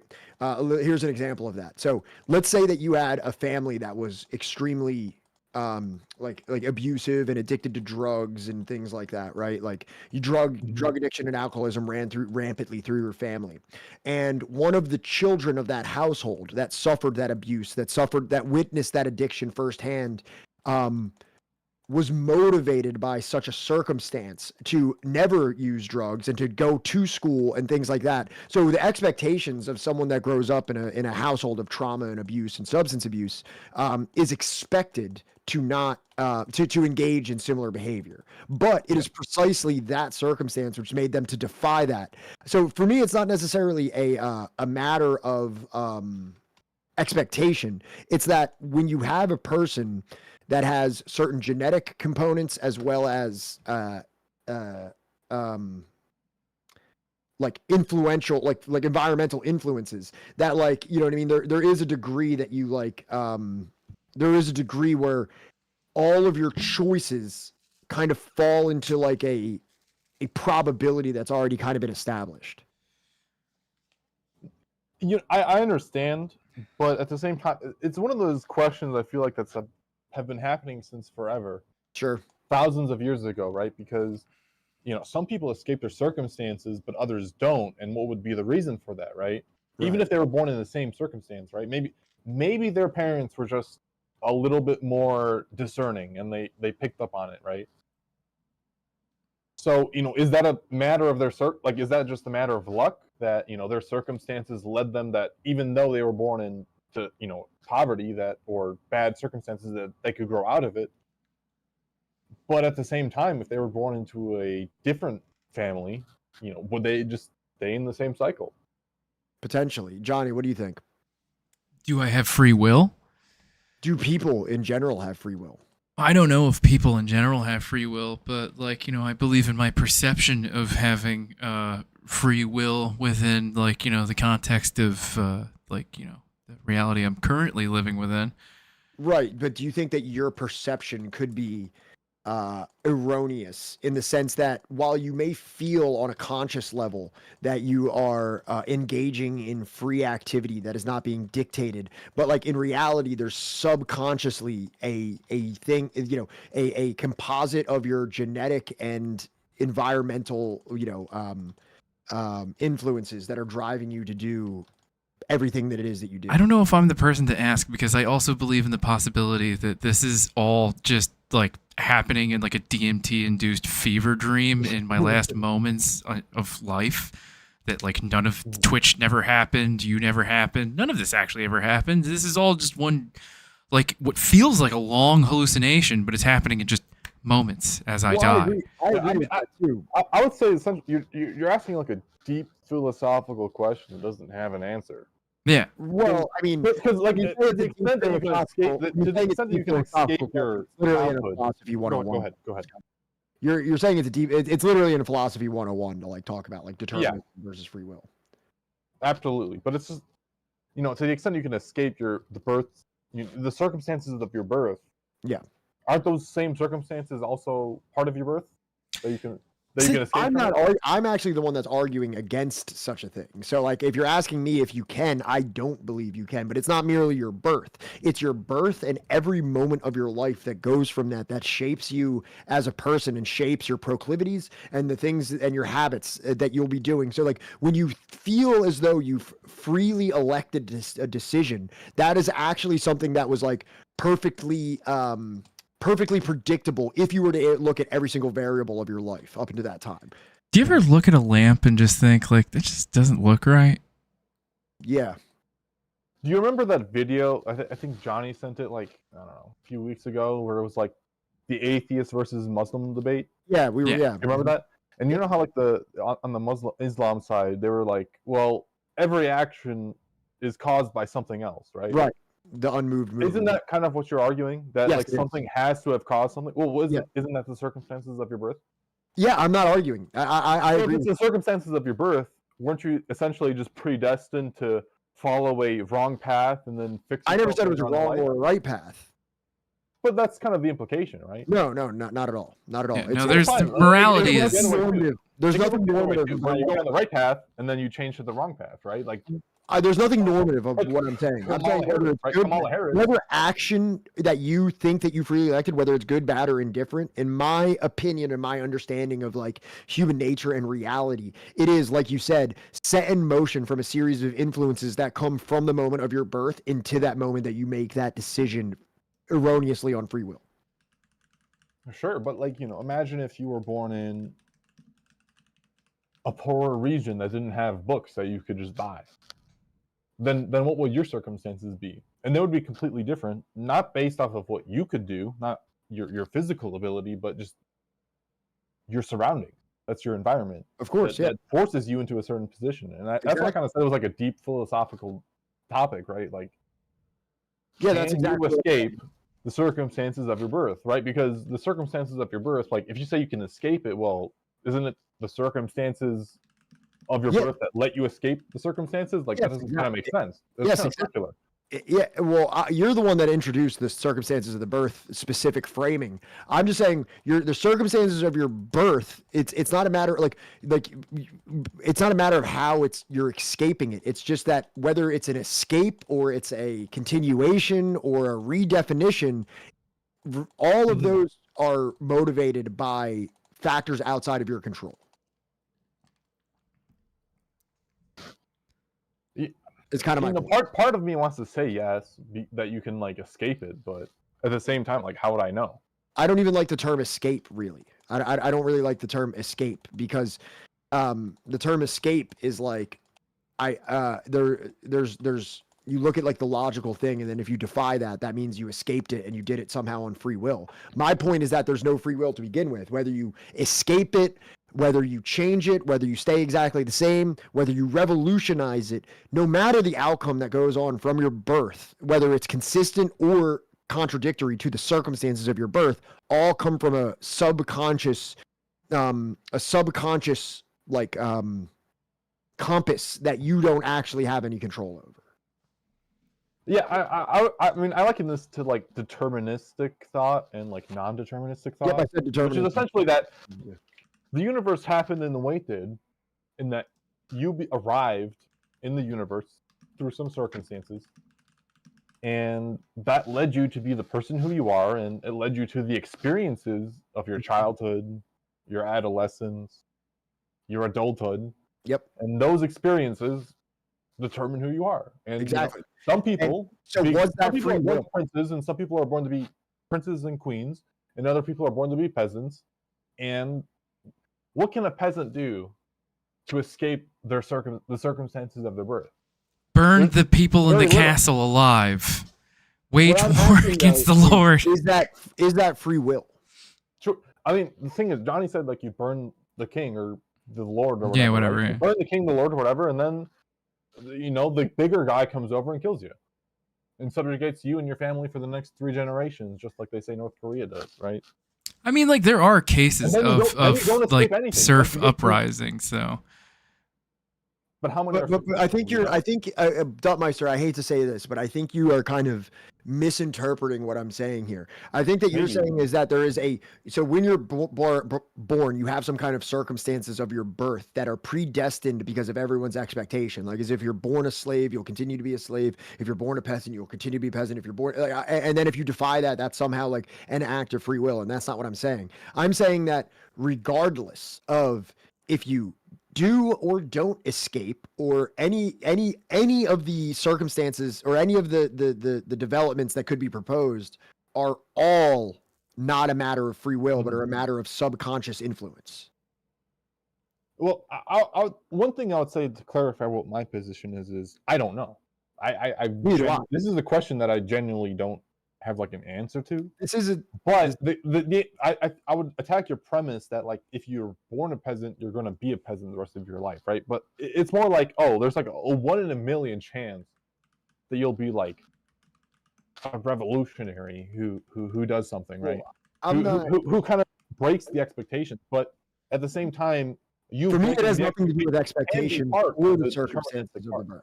Just because you're born a peasant doesn't mean that there's like a 1% chance that you're going to try to break free of it, and like a 90% chance that you just live with it, and that's not my position at all. But I'm saying that like whether you're going to continue that life of peasantry, or whether something in you, like maybe like some like immense talent that breaks you through to the other side of peasantry, or like some kind of like material circumstance that you come upon that aids you, like, you know what I mean? Like so, like, for example, maybe, I don't know if this is a good example or not. Well, can I give an example? Maybe. Yes. So you know how like they say like Einstein was just like there's someone in Africa who was born who's like the next genius, but we'll never know. Right. Just because they never got the chance. I mean, that's basically what I'm saying, right? Like independent of their ability. Did Einstein say that, or did Gold? I don't know. I think that's a Gold quote. It's not important who said it. I would say it's kind of like a well-known phrase. Yeah, I agree. But given the right circumstances, they would be a completely different person just if they were born somewhere else by chance, right? Like the United States is, I don't know, 350 million people out of 7 billion. If you just so happen to luck and be born in there, would you be a completely different person if you're born in like Pakistan? Of course you would be a completely different person. Of course you would be. Mm-hmm. Mm-hmm. Is that free will? Like, are you confined to that? I think that's like a deeper philosophy question, which I would say I'm not equipped to talk about, and nor do I have like a strong opinion about. I would say that you are confined to that, but not only that, but like probably literally millions of other factors, other influencing factors that create a confluence that is a sort of like subconscious prison that prevents you from having free will. I think the general opinion I take is that because I don't know the answer, and I don't think there is an answer. I don't think there is an answer. I just work in an optimistic sense from there. That True. like Well, I it think we can can all change. sit That and it, enjoy- that it could be different. I Like, think we can all even if I'm not the one in a million, Yeah. I might be. I might as But well go. you're for it. making too grand of a statement out of all this. Where this isn't about anyone being the one in the million revolutionary that changes the trajectory of their family bloodline or something like that. That has nothing to do with it. That has to do with just me as this regular guy that when I wake up and I decide that I want to eat eggs over oats, I'm saying while that feels like a free decision that I'm making, it's actually not. It's actually a predisposed from subconscious and material factors, probably in my own body, that what seems appetizing to me within my own brain or within my own physical body at that time. And it has nothing to do with an actual choice that I'm electing, but it has to do with other things that I don't even feel. And while in that moment, I can enjoy the illusion that it feels like I'm making a choice, when I really get down to the brass tacks of the situation, I really don't have the choice. Is my point. My point is that you don't know that fact, right? don't. Like, are you a peasant that's just going to be a reactionary, or are you going to be a peasant who becomes Stalin? Like, Stalin was just a regular guy. He was born into a peasant family. He didn't have these opportunities, yet he overcame them. But and do I expect a regular, how many times an average person, or even a median person to overcome that? Of course not. So because of that unknowingness, like I can't know. Again, you it might has as nothing well to do live with- in the it has situation nothing- where it might. Everything I'm saying has absolutely nothing to do with. Well, actually, it does and it doesn't at the same time. Like it has to do with literally everything, from the conversation that I'm having with you right now to something as mundane as the sandwich that I might eat later, to something as world changing as Stalin becoming, one of the most significant revolutionaries in world history. Every single one of those decisions was a composite of material and immaterial factors that influence you subconsciously and consciously. That is not your own free will. That contradicts the fact that it was your own free will. Yeah, and that's why I said earlier, like I say I don't know, but I That's just fine. act I don't know I either. just act We in can an leave it at that, and we optimistic can consider in an optimistic sense, right? Because there are things that you don't know, but you can. There are no tailor- knowns and there's you can, there's you no can knowns and tailor there's your unknown- life to unknowns. deal with unknown. You can tailor your life and your decision making to chaos.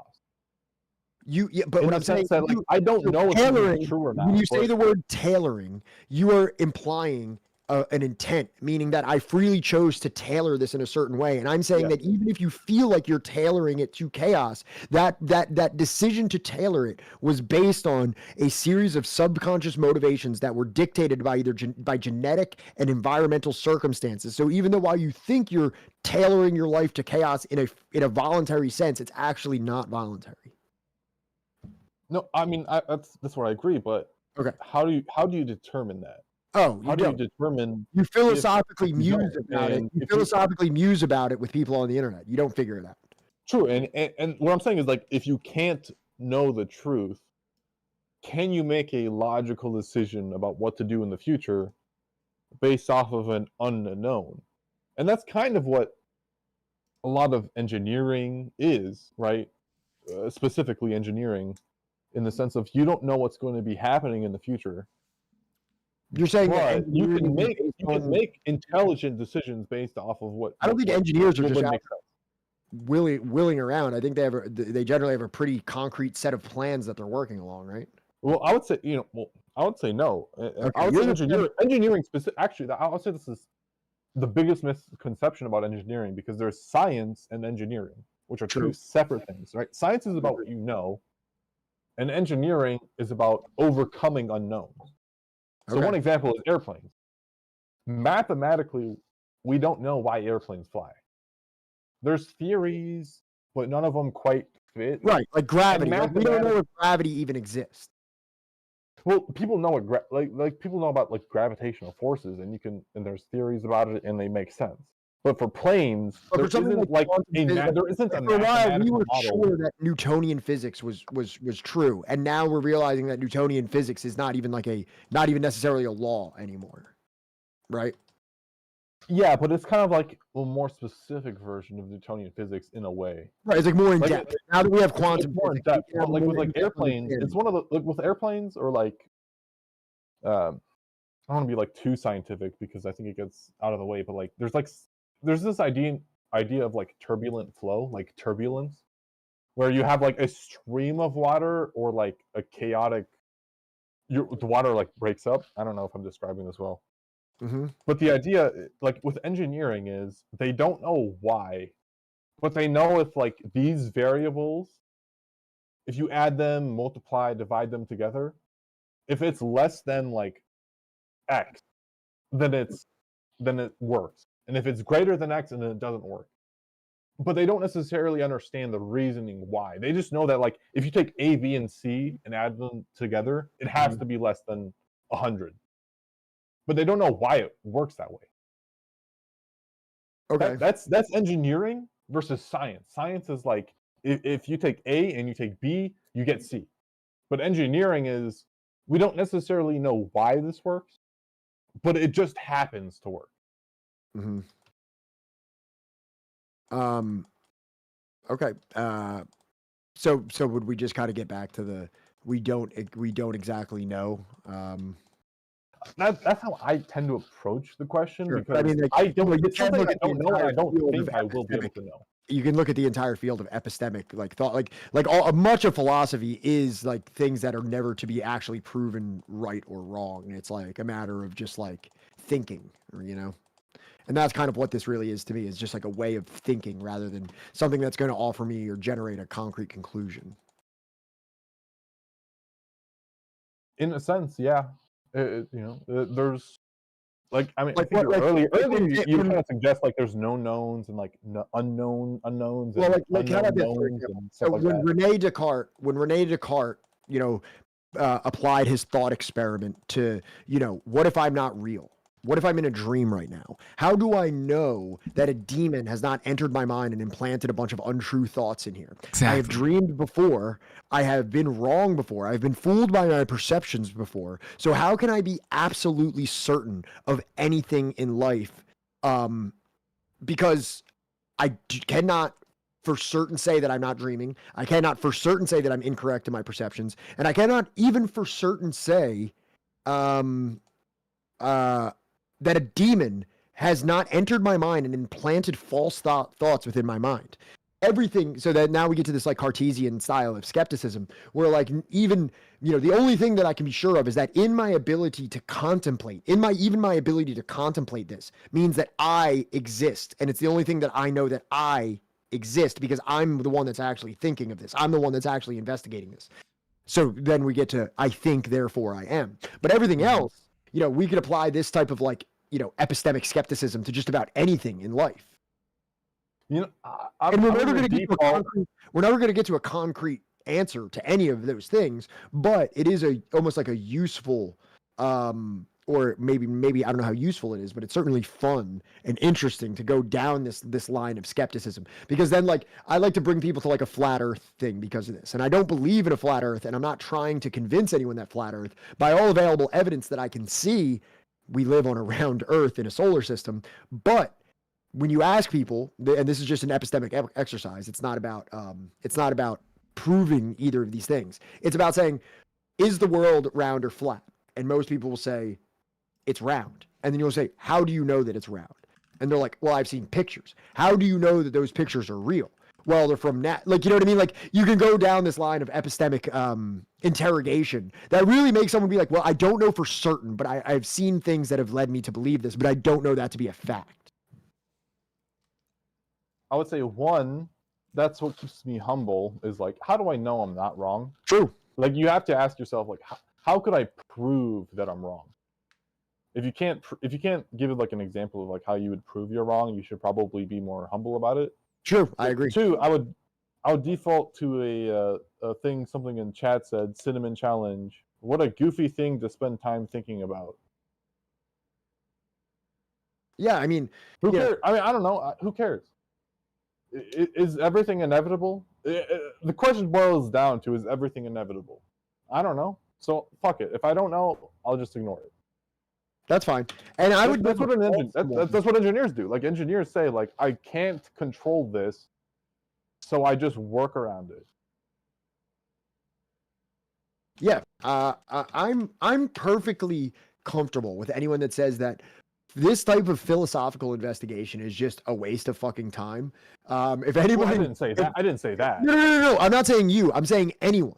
If anyone ever is like, yo, I have no idea why you would even spend time reading about this, thinking about this, or even entertaining this, because this has nothing to do with my life, or like, you know, the Dude, the I'm sorry, but problem that I have. need to interrupt here. There's fantasy football. And they gamble on it. Right, and people gamble on fantasy football. For Yeah, me, but that's the something I actually have more respect for the conversation that you two are having, despite my, like, you know, I don't know. It's enough with two people. I'm not trying to add, like, you know, too many cooks. You know, too many cooks will ruin the stew, right? For this conversation, and this isn't really like my forte to begin with. Pat spread a lot more It's on. good to have somebody that doesn't like maybe spend too much time nerding out on this to just give like what is maybe like a more, you know, realistic perspective of such a thing. If I can, I think Johnny's trying to get to the point that we're nerds, No, me and you, and we should no. move on. Okay, I'm fine with that. If you want to go back to the Ben Shapipo video, sure. But I did want to just weigh in that, like, look, there are always going to be, like, you know, goofy, fanciful, like, you know, conversations that may not be everybody's yum, right?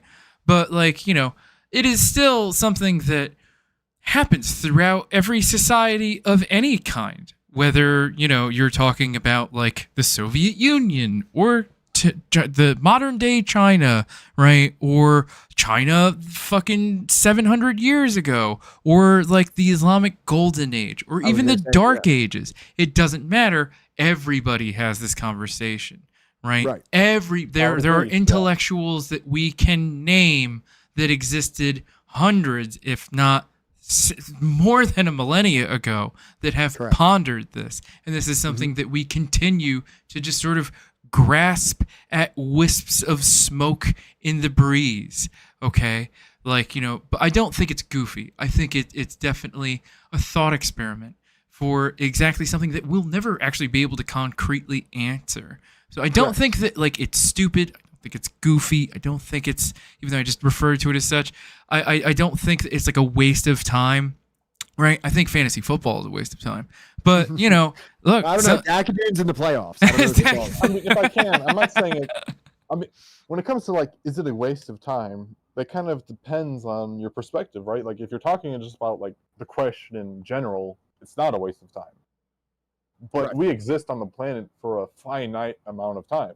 I think personally, on this planet for a finite amount of time, it's a question that you have to come to an answer to, because thank you, Frank. You can't just push it off. You can't kick the can down the road long and forever, right? Otherwise, you're either ignoring the question completely, which has its harms and benefits, or you come up with an answer to the question, which is incomplete and has its own benefits and harm. So the one thing that I don't think it's a matter of what do you want to do?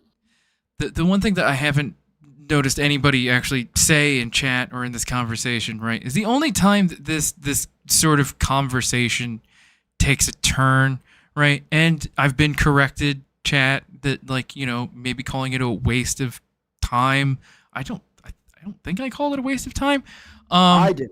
Oh, okay. I but not in a real sense. Right. I took what some people were saying and I kind of put that to like a steel man, where I was like, hey, if anybody thinks that this whole fucking thing is stupid and a waste of fucking time, I get it. You know, I get that there's more important things than to sit here and think about that. So I wasn't saying it as something as I actually believed. I was just kind of like meeting someone halfway and being like, dude, I don't really care to even think about it. I think that when this conversation takes a turn is where, in this, like, kind of unprovable, like, you know, no hill is greater than the other sort of thing, is when one side is like, no, you're wrong, right? And where, like, you know, or that, like, you know, well, no, the way that you feel about this is not as correct as mine, or not as worthy of an answer as mine. So to even say that, like, Descartes thinking about, like, the demon that's putting the ideas in his head, I don't right? think he even thought that actually happened. He was just saying, what if? How Regardless. the fuck do I even know? Regardless. Because, like, think about it. There's people in some kind of psychiatric ward somewhere that lives in some type of alternate reality that isn't actually material. But to them, it's just as real as anyone else. For them, it is. For them, it is material. For them, What's they that? are. For them, Well, it is material. They exactly. are seeing But how do you visual and know? auditory hallucinations. Exactly. But how do you know that you're not experiencing that level of detachment from reality right now? Right. How do you? You don't. You can never be certain. You don't. And this is a whole other philosophical conversation about sanity or like whatever the True. fuck it's called. That's a Like good, what is real? Like, what is like, real? I don't Yeah. want to have that conversation. I mean, it's not even just like that, but it's like, well, can you make logical decisions based off of things that you can't know? Can you? Is there logical decisions that you can make based off of facts that you cannot know? And I would say the answer to that is yes. I would say that the answer to that is yes. Is also. But you know, does that not mean that, like, you know, the factors of like your birth, can you escape them? Well, and like I you know, to me it's just like I don't think there is an answer to that question, so I just live with what's ever more comfortable. And like, is more comfortable correct? And maybe it's not. You know, to an Israeli who was born and propagandized into just something that we would consider completely inhuman, right? They don't see it as that. I agree. You know, you talk to someone from the Nazi Germany, Yep. the Mongol Emperor, the French. You know, Yep. it's kind of like one of those things where, like, I forget what the quote. I don't know what the quote is at all. But it's like, you know, two sides in a war are fighting, and you know, side A prays to God that they win, and side B prays to God that they win. Correct. Well, who does God choose? I agree. You don't I know. agree with what you're saying, yeah. And so, you know, I personally, I just, it's something I don't necessarily ignore it. I don't ignore it, but I have to make a decision of some kind.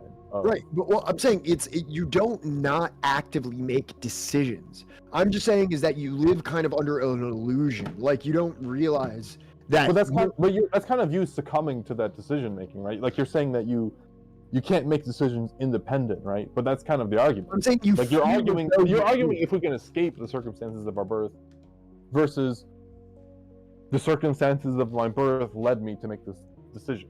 Right. But what I'm saying is that in the moment that you're making the decision, you are none the wiser that you're actually, there's a bunch of factors that are influencing you there that you can't actually see or feel or touch. They're very intangible. I'm saying that you don't, when you're making that decision of like, what am I going to do today? Am I going to clean the house? Am I going to, like, you feel as though that you're going through like this like itemization or this, you know, this logical process of figuring that out. And my position is that there is a, you know, forces beyond your control, and not saying something from like a deity or something like that. I'm not trying to say that there's like some kind of a god that predestined your decisions. I'm saying that there's likely a, you know, social conditioning, genetic components, as well as material circumstances that influence what you're going to do. And it may feel as though that you're making a decision, but in reality, that decision was already going to happen just because of the sum of all those components. You know, maybe. And I agree, neuroriot, which is dull. Therefore, regardless of whether there is free will, there is a benefit to thinking there is. I agree. I don't disagree with. I don't live my life as though there is no free will. I live my life as though I have free will. I engage in those decisions. I engage in the logical process. But under that, I know that I'm very much like a computer in the sense that there's a bunch of like circuits and conditioning and software and hardware in there that is driving me essentially to one of those decisions. That if you would have turned back like this like clock of sorts, like if you could like, what is that? I don't know, whatever. If you could just like literally rewind time like a YouTube video, I would do the exact same thing again. The exact same. So if I reset today to the moment that I woke up, if I perfectly rewound it, right?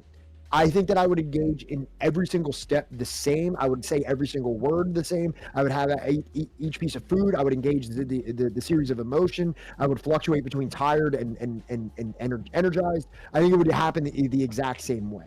That's kind of my point, is that while it feels like I made all those decisions, if I rewound it and did it a second time, it would probably be the exact same way. There wouldn't be a different like choice. Well, here, you know, there was a question, there was a topic in debate when I was in school, high school, and the topic was, should the United States support a two-state solution?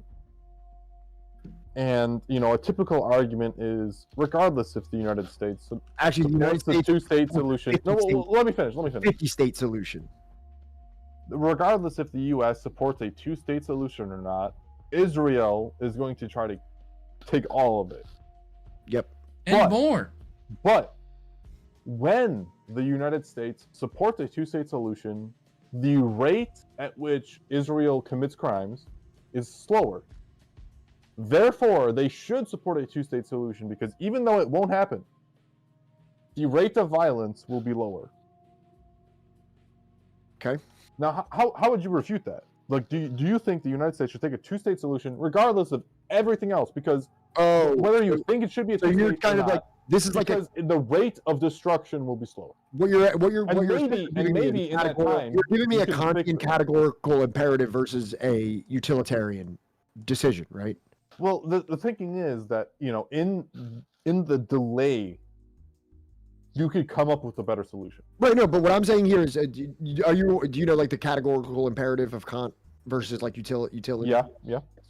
So like Kant would say that you have a categorical imperative to do what you principally believe is right, which means that even if there was a bunch of people lined up outside, right? Say there was 20 people lined up outside, right? Random people that were just taken from their homes, and there was a death squad armed with AK-47s that came to me and gave me the choice and said, Pat, you have to choose.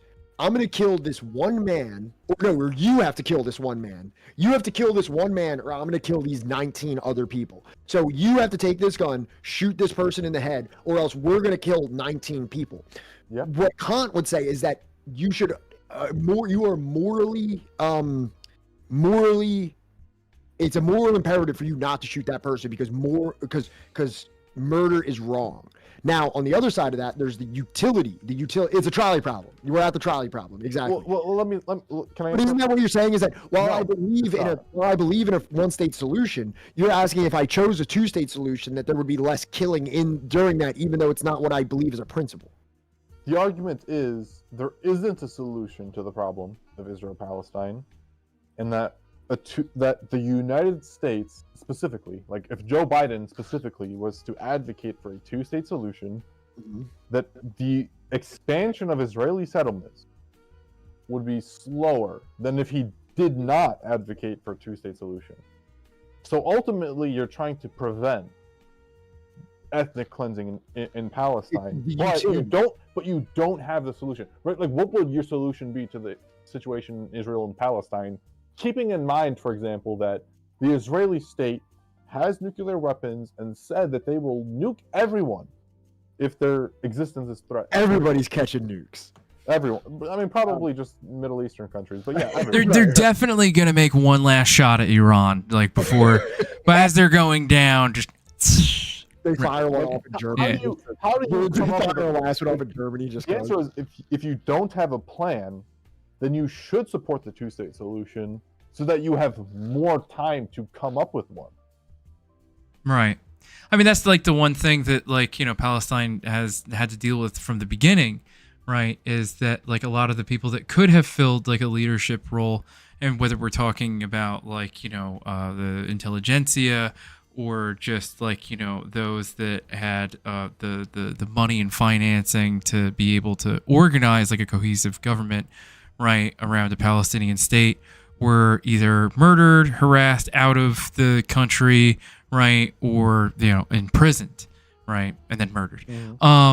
So like that's like the one thing that they have had to deal with from the entire start, like the PFLP, the PLO, all of these institutions that tried to like kind of form a coherent government, right, had to happen outside of Palestinian borders. These institutions were located in Jordan or in Lebanon, Kuwait, or Egypt, et cetera, right?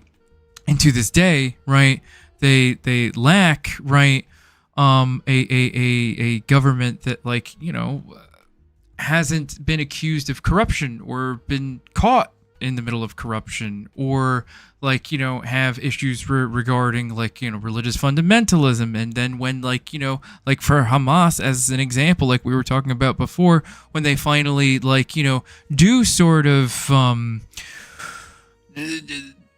not like completely dissolve like the religious fundamentalism, but like, you know, they kind of take a more secular approach and they come to the table and they're willing to negotiate. Israel like does everything in their power to provoke a reaction, right? And then point at like, see, we can't work with these religious fundamentalist, you know, violent, swarthy hordes, right? Even though like it's been like a decade of them like, you know, working towards not being that, right? So like the thing is like they would require like at least like at minimum probably like a decade of like promoting like, you know, here's something like a political promoting like a political movement and like political growth within, right? That both like, you know, Gaza and the West Bank. Right. Well, Amnesty International fucking literally said during Cast Led that there needs to be a fucking arms embargo on Israel and on Hamas. Like they were essentially saying that there should be a coalition, an international coalition that goes in here and essentially just like grabs both of them by the collar effectively. And I know this might be, you know, I'm not trying to say that these are symmetrical or right, like that. But the international human rights community was looking at it and was like, okay, you guys want to embargo Hamas, you need to also embargo Israel. They were calling on a full arms embargo of Israel, where it's, like I said, it's essentially grabbing them both by the collar and pulling them away from each other. And like, not this thing where they're just like, embargo Palestine while letting Israel have every fucking bank, you know, bunker buster missile and cluster munitions. You know what I mean? So like they were saying to do a full-on embargo of the entire fucking area. You know what I mean? Just like have pretty much at this point, it's such a shit show that the international community, the Security Council, whatever, needs to go in and essentially just fucking like settle the whole thing and let it kind of like, you know, keep tabs on it and like mediate it. So what you were saying, they can both kind of like grow to like political maturity in a way that's better than they currently have. Well, I guess, you know, Bilbo Schwagen says, I mean, Israel lies about supporting a two-state as a means to stall for time to complete their ethno-nationalist project. Right. But don't the Gazans, the Palestinians, the people in Gaza also need time to stall? Right, they do. They do need time to stall. They need a time of peace and without harassment and without, like, you know, just violence. So wouldn't it be better to support a two-state solution, no matter how futile and impossible a two-state? Well, it depends on what your goal. No matter how futile and impossible a two-state solution would be, to support it regardless, just to delay for time. Like the Oslo Accords that happened, you know, where it was supposed to be only a stopgap. Even the person that brainstormed all of this and was like the kind of the organizer behind it even said in his own words, this was only a temporary fix. There was supposed to be more done. The issue is, right, time and again, that Israel does not want there to be a peaceful solution. Right. They would prefer violence, right? Well, but I'll put it like this. The Palestinians also need time. Yeah, I'll put it like this. Both sides benefit from more time. The question is who benefits more from more time. Well, Duttmeister, I'll put it like this, right? So I am someone who principally believes in a one-state solution. I believe in the fact that there should be, from the river to the sea, one democratic, secular state of equal rights for Palestinians, Arabs, Jews, whoever, Christians, Druze, Bedouins, whoever's going to be living in there. Everyone gets to have just like a, you know, in my opinion, there would be a little bit of socialism there too. But hey, you know what I mean? Like one thing at a time. It would be a democratic and secular place where everybody has equal rights, in the most liberal sense of the word. Mm-hmm. Now, but that's my principal feeling.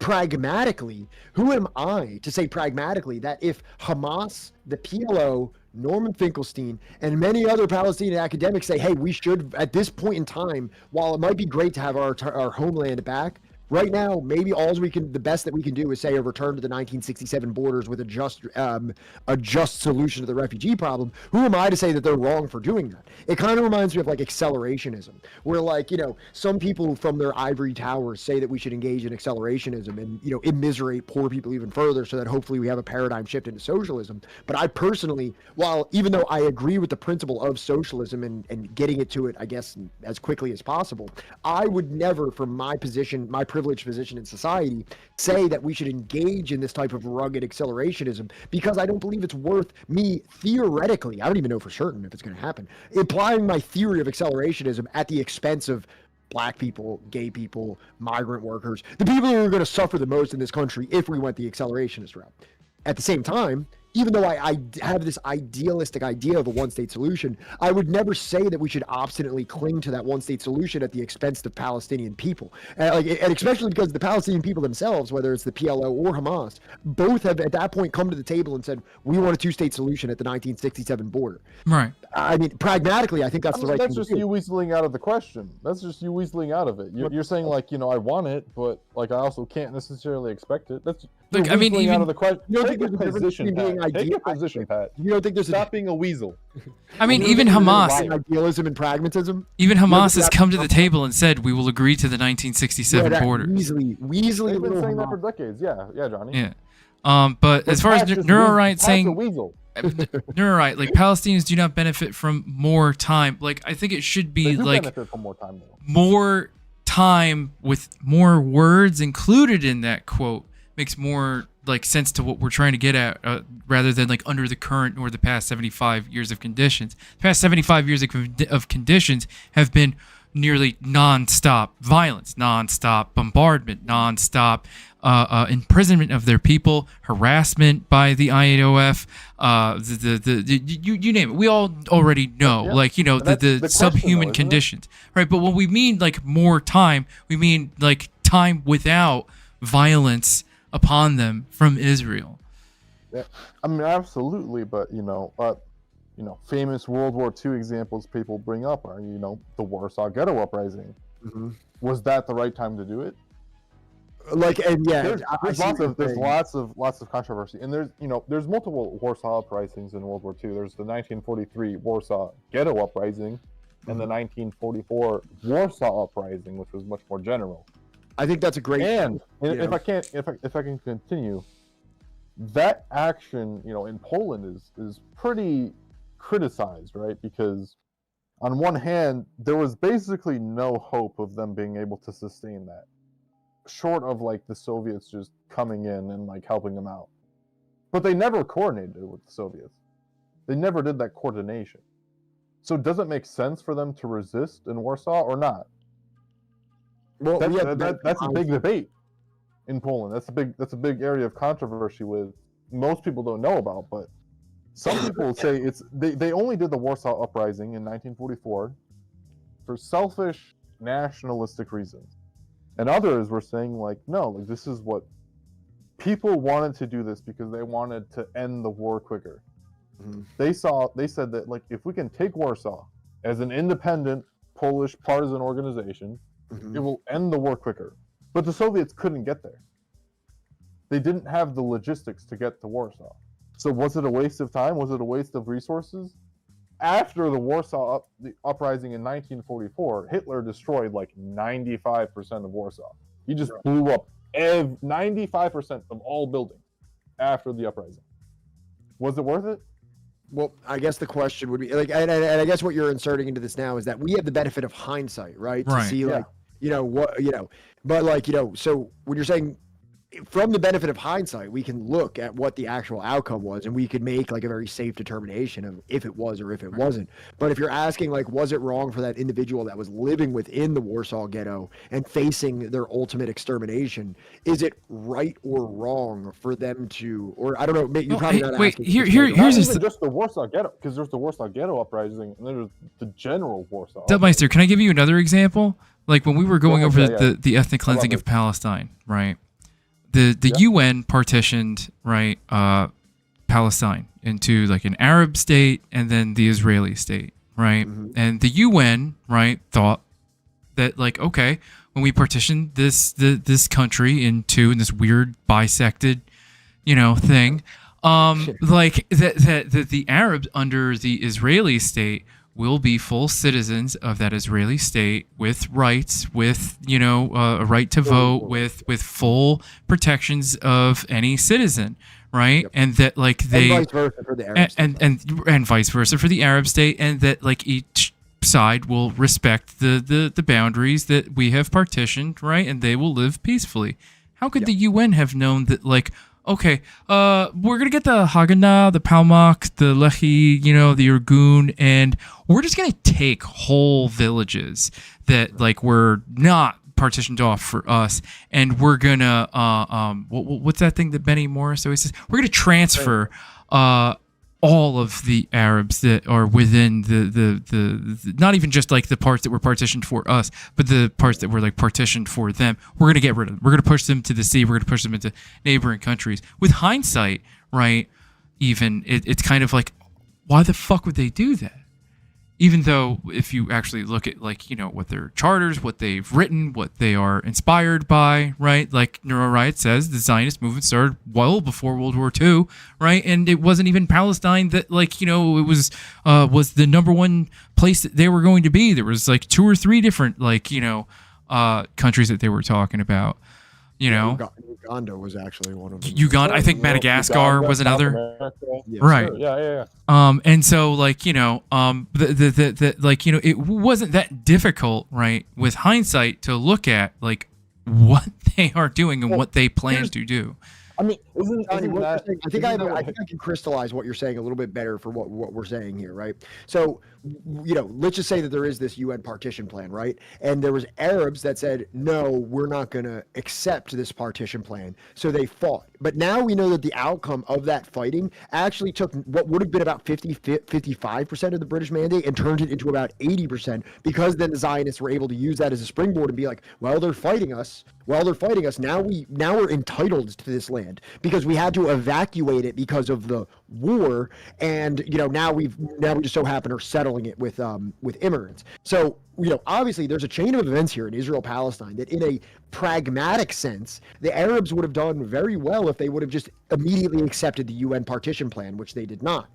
But on principle, I think that plan was wrong, unfair, and unjust to the Arab people. So the question here that kind of goes along with Duttmeister is saying here is, was it right for them to resist it, now being completely marginalized into the Gaza Strip and the West Bank and the respective refugee camps in the Arab world? Right. Or was it right for them to ostracize themselves away from the UN people, the UN delegates that were showing up, and like, the only people that would talk to them were the Israelis? Well, if I can here also, I mean, I, that is the question, right? Because it's something you will not have. It's impossible to have an answer, right? Because by the time you have an answer, all of that time has passed. Right. It's been 80 years, and it's been nothing but endless murder. The Soviet Union supported Israel at first. Yeah. They said they should have this, and they gave them weapons. Right. They not only gave them weapons, they gave them leadership. They gave them support. It wasn't until later that they said, like, you cannot immigrate to Israel. Right. Earlier, they said, go ahead. If you want to leave, leave. But eventually, they saw what it was becoming, and they said no. Right. What were they wrong in the beginning? Yes. Maybe.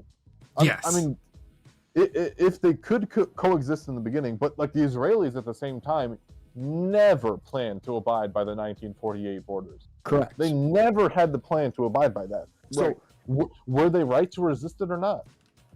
In my opinion, in some sense they were, but like, maybe the solution would be they abide by the agreement and then later change it. Right. But that's in a completely different. That's like an alternate history video. Yeah. Right? That's a thought exercise, which it's not useless to do these thought exercises, but they have severe limitations. Which is why I always try to stay in concrete events. Like was Stalin wrong to say that like Jewish people should have a state after World War II? I wouldn't say he was wrong. Maybe the way he went about it was wrong, Maybe, and it's not just him because it's the Soviet Union and he's not like a dictator of the state, but right, they weren't necessarily wrong. I agree. I always try to say in concrete events because there's philosophical debates, and I think those are extremely valuable, right? Because if you don't understand why you're doing something, then you might do something that's wrong. But at the same time, if you spend all your time thinking about what you're doing, then you're not doing anything. Right. It's like you need to have a paradox, like where if you're overly rational about every single thing, you become irrational because you're not using your time. Like, so if you try to be supremely rational with every decision that you make, then you're going to spend too much time figuring out what's more rational to use, a blue pen or a red pen, or a blue pen or a black pen. And in that sense, you're actually becoming irrational because there's things that should just kind of be left to motion, like just right. No, Pat. I hear what you're saying, and what I'm hearing is we need a giant quantum supercomputer to make all of our decisions for us. I need ChatGPT to tell me what fucking pen to use. I need ChatGPT to tell me what time am I going to have to take a dump if I eat this Wendy's burger, right? That I got without bacon.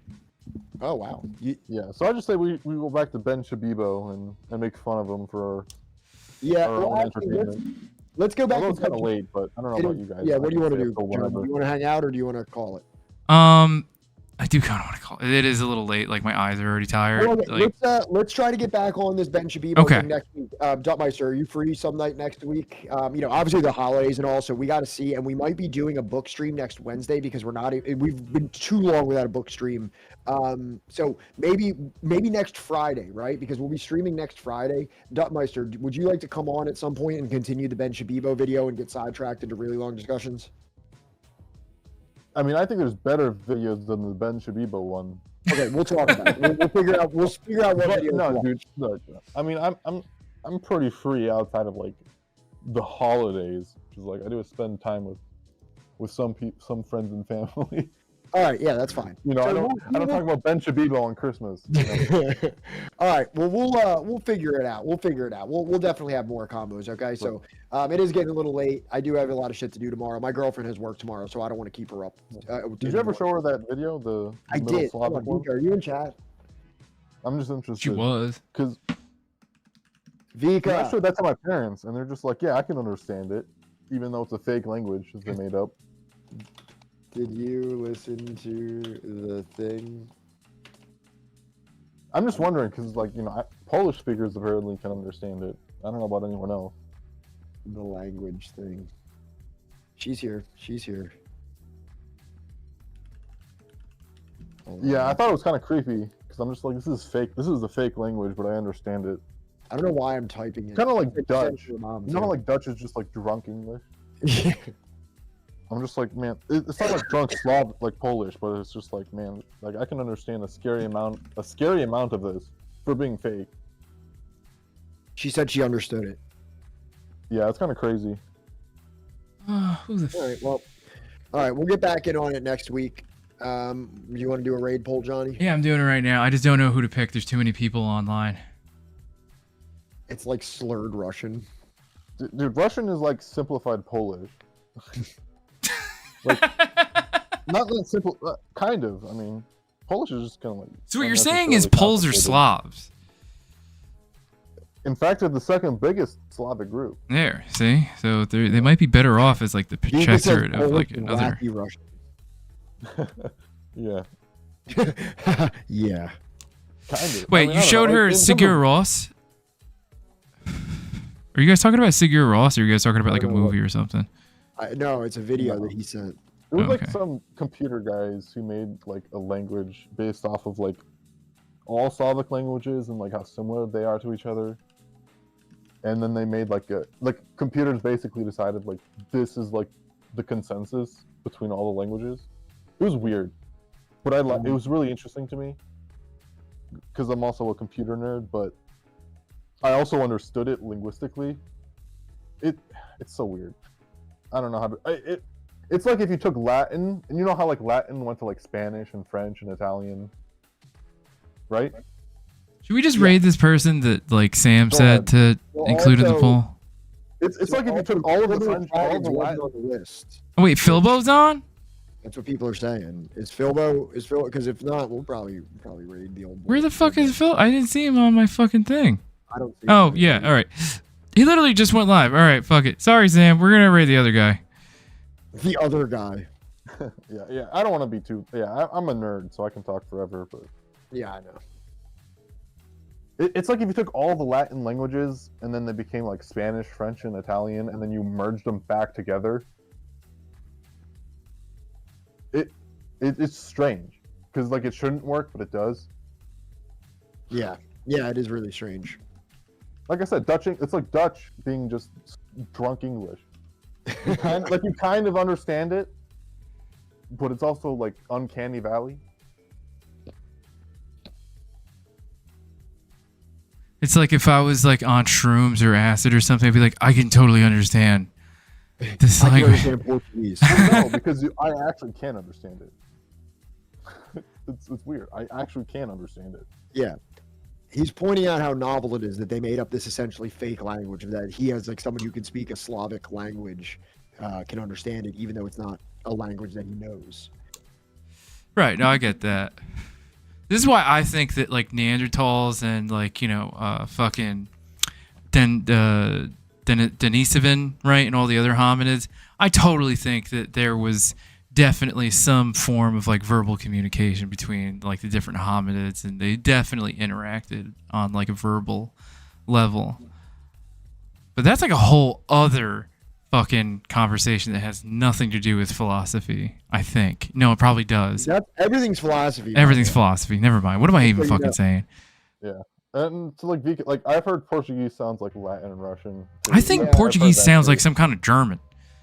Yeah. I've heard that Portuguese just sounds Slavic for some reason. Yeah. All right. Wait. Everybody, have a happy holiday. We'll see you Wednesday. We're back to liberalism. We love you. Be safe out there. Lal salam. Stay strong. Hi, Ross. Sorry. Learn a language. Be Don't good. Be a monolinguoid. Come on next time, Ross. Did the raid go? Yeah. It went.